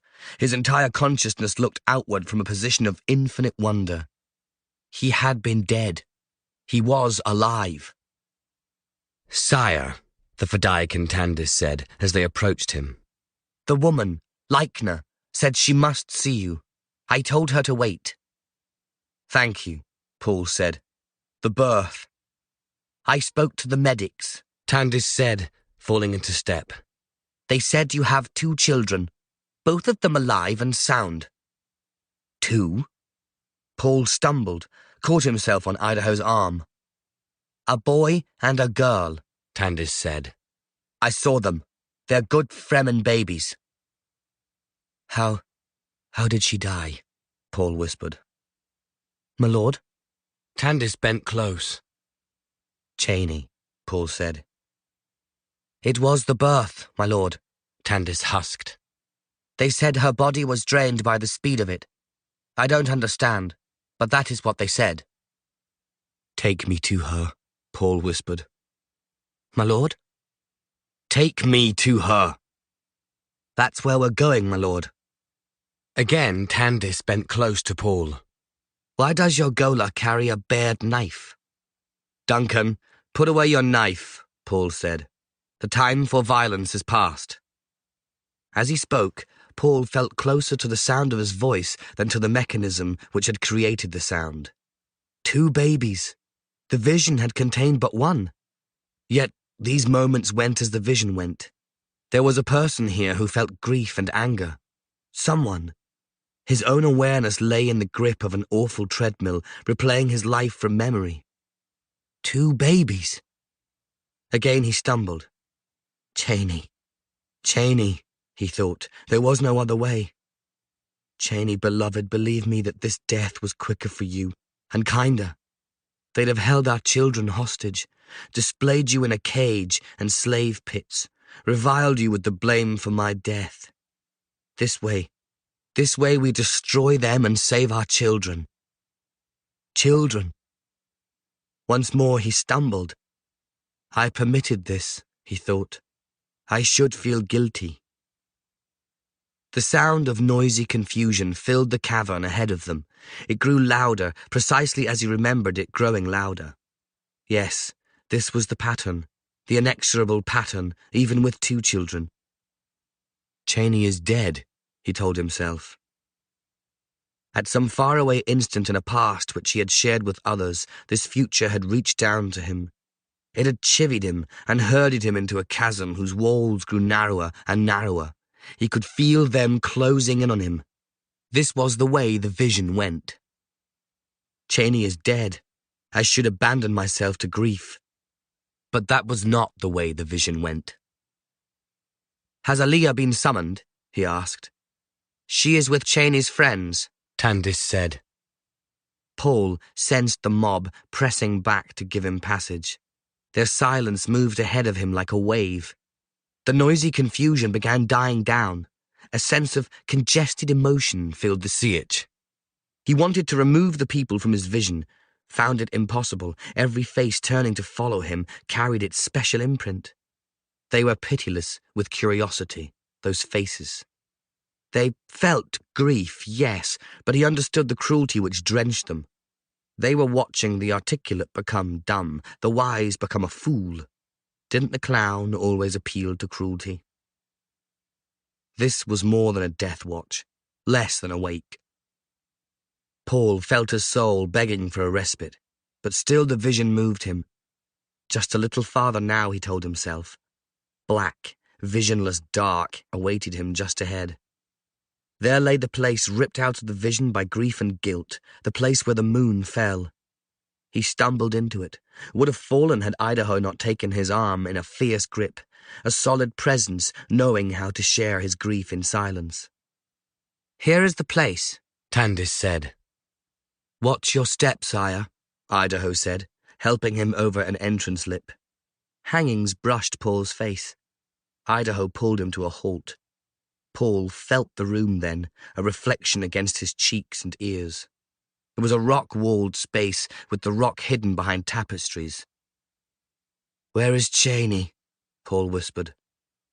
Hera's voice answered him. She is right here, Usul.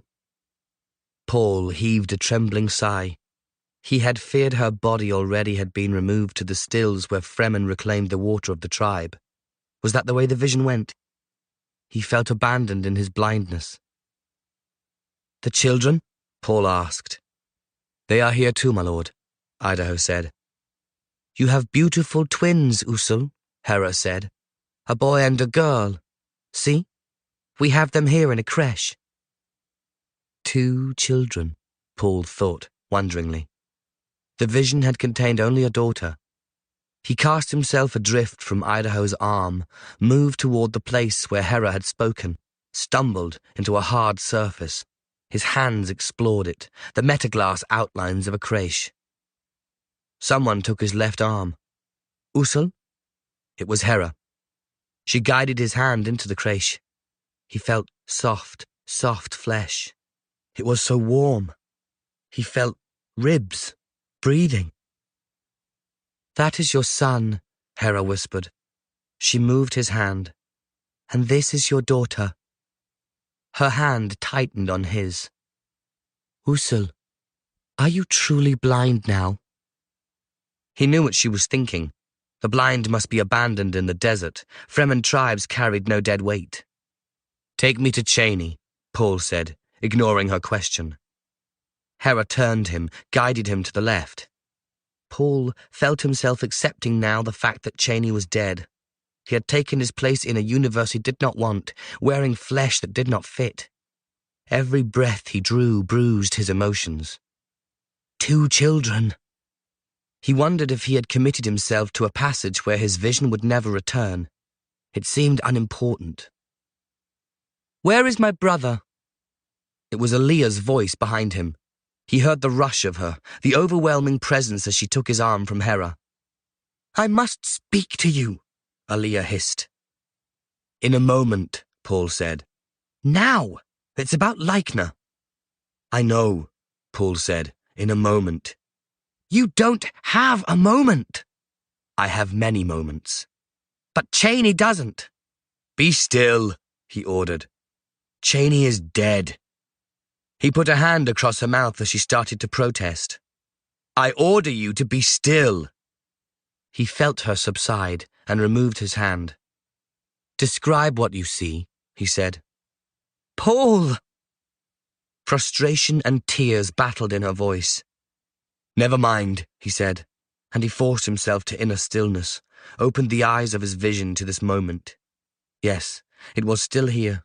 Cheney's body lay on a pallet within a ring of light. Someone had straightened her white robe, smoothed it, trying to hide the blood from the birth. No matter. He could not turn his awareness from the vision of her face, such a mirror of eternity in the still features. He turned away, but the vision moved with him. She was gone, never to return. The air, the universe, all vacant, everywhere vacant. Was this the essence of his penance, he wondered? He wanted tears, but they would not come. Had he lived too long a Fremen? His death demanded its moisture. Nearby, a baby cried and was hushed. The sound pulled a curtain on his vision. Paul welcomed the darkness. This is another world, he thought. 2 children.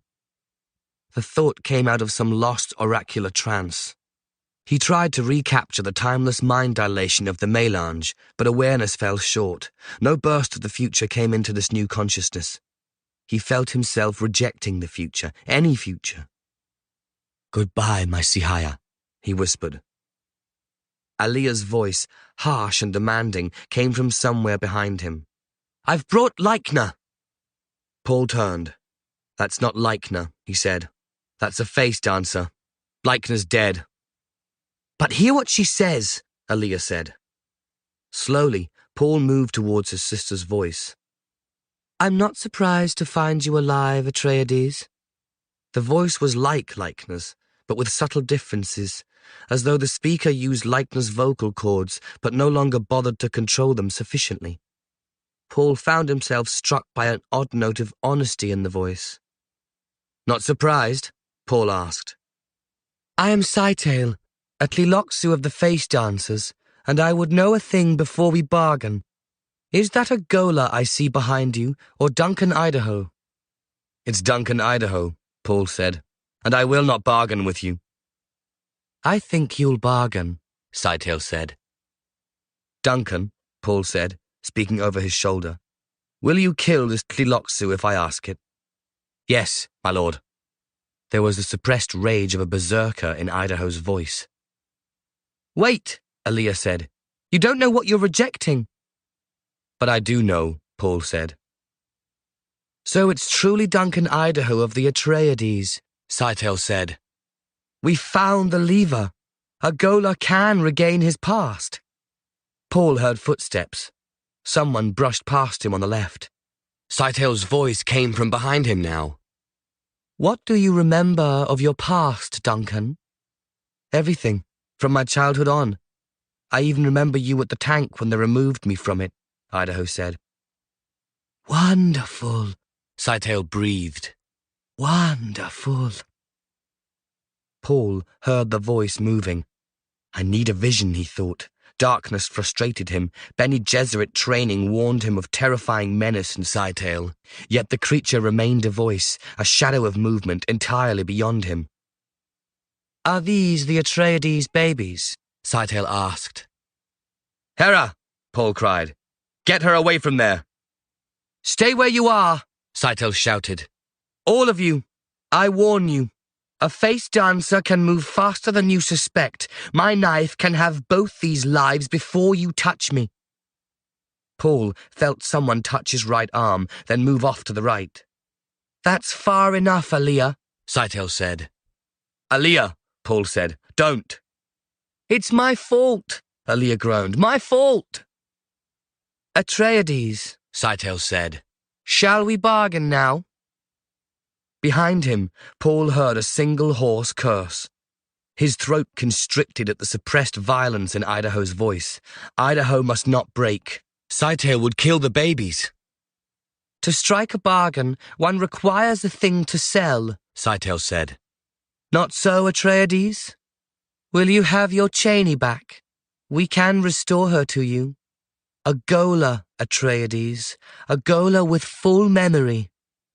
But we must hurry. Call your friends to bring a cryologic tank to preserve her flesh." To hear Cheney's voice once more, Paul thought, to feel her presence beside me. That's why they gave me Idaho as a Gola, to let me discover how much the recreation is like the original. But now, full restoration, at their price, I'd be a Tliloxo tool forevermore. And Cheney, chained to the same fate by a threat to our children, exposed once more to the Kizarats' plotting. "What pressures would you use to restore Cheney's memory to her?" Paul asked, fighting to keep his voice calm. "Would you condition her to kill one of her own children?" "We use whatever pressures we need," Scytale said. "What say you, Atreides?" "Aaliyah," Paul said. "Bargain with this thing. I cannot bargain with what I cannot see." "A wise choice," Scytale gloated. "Well, Aaliyah, what do you offer me as your brother's agent?" Paul lowered his head, bringing himself to stillness within stillness. He'd glimpsed something just then, like a vision, but not a vision. It had been a knife close to him. There.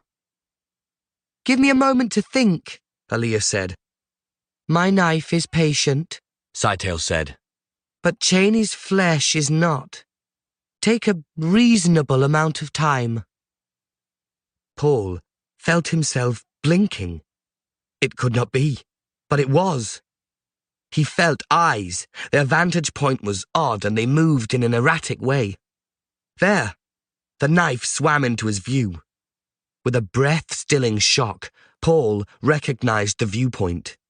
It was that of one of his children. He was seeing Scytale's knife hand from within the creche. It glittered only inches from him. Yes, and he could see himself across the room as well, head down, standing quietly, a figure of no menace, ignored by the others in this room. "To begin, you might assign us all your Chome holdings," Scytale suggested. "All of them?" Aaliyah protested. "All." Watching himself through the eyes in the creche, Paul slipped his crysknife from its belt sheath. The movement produced a strange sensation of duality. He measured the distance, the angle. There'd be no second chance. He prepared his body then in the Bene Gesserit way, armed himself like a cocked spring for a single concentrated movement, a prajna thing requiring all his muscles balanced in one exquisite unity. The crysknife leapt from his hand. The milky blur of it flashed into Scytale's right eye, jerked the face dancer's head back. Scytale threw both hands up and staggered backward against the wall. His knife clattered off the ceiling to hit the floor. Scytale rebounded from the wall. He fell face forward, dead before he touched the floor. Still through the eyes in the creche, Paul watched the faces in the room turn toward his eyeless figure, read the combined shock. Then Aaliyah rushed to the creche, bent over it, and hid the view from him. "Oh, they're safe," Aaliyah said. "They're safe." "My lord," Idaho whispered, "was that part of your vision?" "No." He waved a hand in Idaho's direction. Let it be. Forgive me, Paul, Aaliyah said. But when that creature said they could revive... There are some prices an Atreides cannot pay, Paul said. You know that. I know, she sighed, but I was tempted. Who was not tempted, Paul asked. He turned away from them, groped his way to a wall, leaned against it and tried to understand what he had done. How? How? The eyes in the crèche. He felt poised on the brink of terrifying revelation. My eyes, Father. The word shapings shimmered before his sightless vision. My son, Paul whispered, too low for any to hear. You're aware. Yes, Father. Look. Paul sagged against the wall in a spasm of dizziness. He felt that he'd been upended and drained. His own life whipped past him. He saw his father. He was his father, and the grandfathers before that. His awareness tumbled through a mind-shattering corridor of his whole male line. How? He asked silently. Faint word shapings appeared, faded and were gone, as though the strain was too great. Paul wiped saliva from the corner of his mouth. He remembered the awakening of Aaliyah in the Lady Jessica's womb. But there had been no water of life, no overdose of melange this time. Or had there? Had Cheney's hunger been for that? Or was this somehow the genetic product of his line, foreseen by the Reverend Mother Gaius Helen Mohiam? Paul felt himself in the crèche then, with Aaliyah cooing over him. Her hands soothed him. Her face loomed, a giant thing directly over him. She turned him then, and he saw his crèche companion, a girl with that bony-ribbed look of strength which came from a desert heritage. She had a full head of tawny red hair. As he stared, she opened her eyes. Those eyes. Cheney peered out of her eyes, and the Lady Jessica, a multitude peered out of those eyes. Look at that, Aaliyah said. They're staring at each other. Babies can't focus at this age, Hera said. I could, Aaliyah said. Slowly, Paul felt himself being disengaged from that endless awareness. He was back at his own wailing wall then, leaning against it. Idaho shook his shoulder gently. My lord. Let my son be called Leto for my father, Paul said, straightening. At the time of naming, Hera said, I will stand beside you as a friend of the mother and give that name. And my daughter, Paul said, let her be called Ganima. Usul, Hera objected. Ganima's an ill-omened name. It saved your life, Paul said. What matter that Aaliyah made fun of you with that name? My daughter is Ganima, a spoil of war. Paul heard wheels squeak behind him then. The pallet with Cheney's body being moved. The chant of the water rite began. Haliom, Hera said. I must leave now if I am to be the observer of the holy truth and stand beside my friend for the last time. Her water belongs to the tribe. Her water belongs to the tribe, Paul murmured. He heard Hera leave. He groped outward and found Idaho's sleeve. Take me to my quarters, Duncan. Inside his quarters, he shook himself free gently. It was a time to be alone, but before Idaho could leave, there was a disturbance at the door. Master! It was Bijaz calling from the doorway. Duncan, Paul said, let him come 2 paces forward. Kill him if he comes farther. Hiya, Idaho said. Duncan, is it? Bijaz asked. Is it truly Duncan Idaho? It is, Idaho said. I remember. Then Scytale's plan succeeded. Scytale is dead, Paul said. But I am not, and the plan is not, Bijaz said. By the tank in which I grew, it can be done. I shall have my pasts, all of them. It needs only the right trigger. Trigger? Paul asked. The compulsion to kill you, Idaho said, rage thick in his voice. Mentat computation. They found that I thought of you as the son I never had. Rather than slay you, the true Duncan Idaho would take over the Gola body. But it might have failed. Tell me, dwarf, if your plan had failed, if I'd killed him, what then? Oh, then we'd have bargained with the sister to save her brother. But this way the bargaining is better. Paul took a shuddering breath. He could hear the mourners moving down the last passage now toward the deep rooms and the water stills. It's not too late, my lord, Bijaz said. Will you have your love back? We can restore her to you. A Gola, yes, but now we hold out the full restoration. Shall we summon servants with a cryological tank, preserve the flesh of your beloved? It was harder now, Paul found. He had exhausted his powers in the first Tliloxu temptation, and now all that was for nothing. To feel Cheney's presence once more. Silence him, Paul told Idaho, speaking in Atreides' battle tongue. He heard Idaho move toward the door. Master! Bijaz squeaked. As you love me, Paul said, still in battle tongue, do me this favor. Kill him before I succumb. No! Bijaz screamed. The sound stopped abruptly with a frightened grunt. I did him the kindness, Idaho said. Paul bent his head, listening. He no longer could hear the mourners. He thought of the ancient Fremen rite being performed now deep in the Sietch, far down in the room of the death still, where the tribe recovered its water. There was no choice, Paul said. You understand that, Duncan? I understand. There are some things no one can bear. I meddled in all the possible futures I could create until, finally, they created me. My lord, you shouldn't. There are problems in this universe for which there are no answers, Paul said. Nothing can be done. As he spoke, Paul felt his link with the vision shatter. His mind cowered, overwhelmed by infinite possibilities. His lost vision became like the wind, blowing where it willed. We say of Muad'Dib that he has gone on a journey into that land where we walk without footprints. Preamble to the Kizarat Creed. There was a dike of water against the sand, an outer limit for the plantings of the Sietch holding. A rock bridge came next, and then the open desert beneath Idaho's feet. The promontory of Sietch Tabor dominated the night sky behind him. The light of both moons frosted its high rim.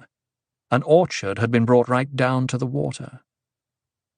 Idaho paused on the desert side and stared back at flowered branches over silent water, reflections and reality. 4 moons. The stillsuit felt greasy against his skin. Wet flint odours invaded his nostrils past the filters. There was a malignant simpering to the wind through the orchard. He listened for night sounds. Kangaroo mice inhabited the grass at the water verge. A hawk owl bounced its droning call into the cliff shadows. The wind-broken hiss of a sandfall came from the open bled. Idaho turned toward the sound. He could see no movement out there on the moonlit dunes. It was Tandis who had brought Paul this far. Then the man had returned to tell his account, and Paul had walked out into the desert, like a Fremen.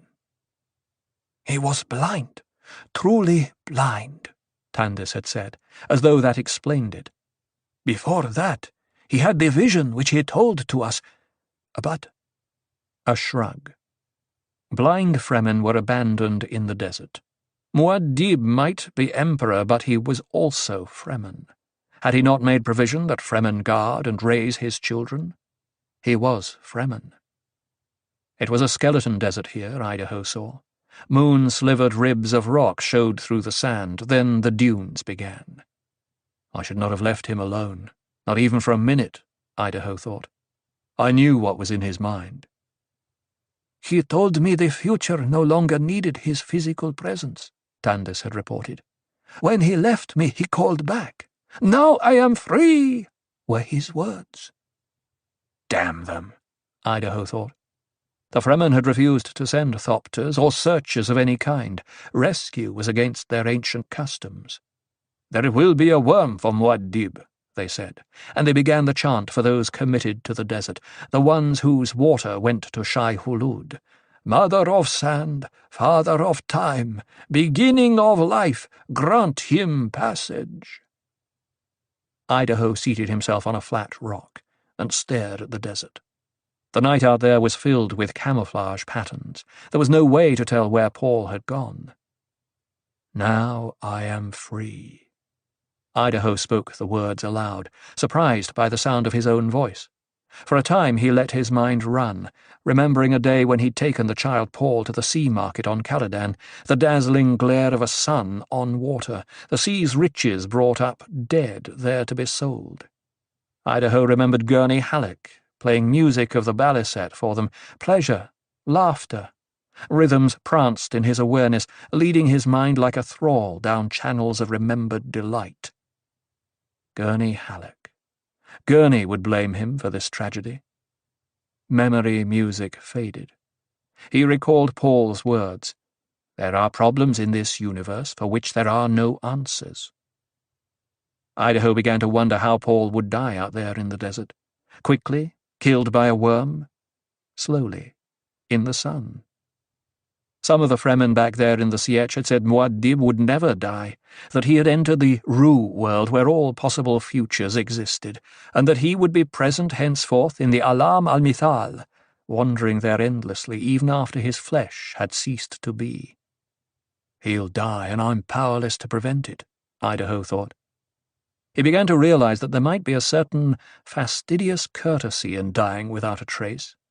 No remains, nothing, and an entire planet for a tomb. "Mentat, solve thyself," he thought. Words intruded on his memory, the ritual words of the Fedaykin lieutenant posting a guard over Muad'Dib's children. "It shall be the solemn duty of the officer in charge." The plodding, self-important language of government enraged him.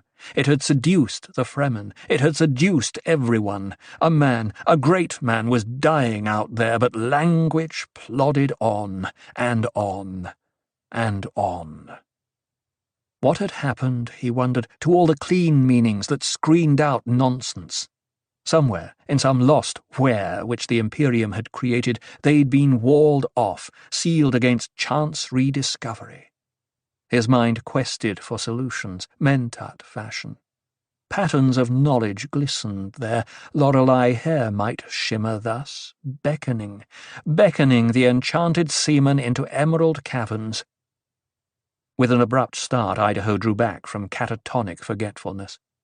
"So," he thought, "rather than face my failure, I would disappear within myself." The instant of that almost plunge remained in his memory. Examining it, he felt his life stretch out as long as the existence of the universe.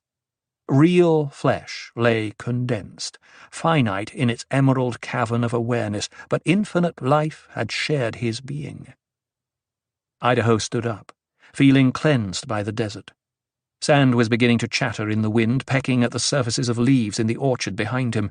There was the dry and abrasive smell of dust in the night air. His robe whipped to the pulse of a sudden gust. Somewhere far out in the bled, Idaho realized, a mother storm raged, lifting vortices of winding dust in hissing violence, a giant worm of sand powerful enough to cut flesh from bones. He will become one with the desert, Idaho thought. The desert will fulfill him. It was a Zen-Sunni thought, washing through his mind like clear water. Paul would go on marching out there, he knew, and Atreides would not give himself up completely to destiny, not even in the full awareness of the inevitable. A touch of prescience came over Idaho then, and he saw that people of the future would speak of Paul in terms of seas. Despite a life soaked in dust, water would follow him. His flesh foundered, they would say, but he swam on. Behind Idaho, a man cleared his throat. Idaho turned to discern the figure of Stilgar standing on the bridge over the Qanat. "He will not be found," Stilgar said. "Yet all men will find him." The desert takes him, and deifies him, Idaho said. Yet he was an interloper here. He brought an alien chemistry to this planet. Water. The desert imposes its own rhythms, Stilgar said. We welcomed him, called him our Mahdi, our Muad'Dib, and gave him his secret name, Base of the Pillar, Usul. Still, he was not born a Fremen, and that does not change the fact that we claimed him, and have claimed him finally. Stilgar put a hand on Idaho's shoulder. All men are interlopers, old friend. You're a deep one, aren't you, still? Deep enough. I can see how we clutter the universe with our migrations. Muad'Dib gave us something uncluttered. Men will remember his jihad for that, at least.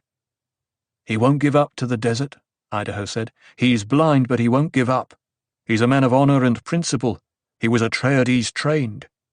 And his water will be poured on the sand, Stilgar said. Come. He pulled gently at Idaho's arm. Alia is back, and is asking for you. She was with you at Sietch Makab? Yes. She helped whip those soft naibs into line. They take her orders now, as I do. What orders? She commanded the execution of the traitors. Oh. Idaho suppressed a feeling of vertigo as he looked up at the promontory. Which traitors? The guildsmen, the Reverend Mother Mohiam, Korba, a few others. You slew a Reverend Mother? I did.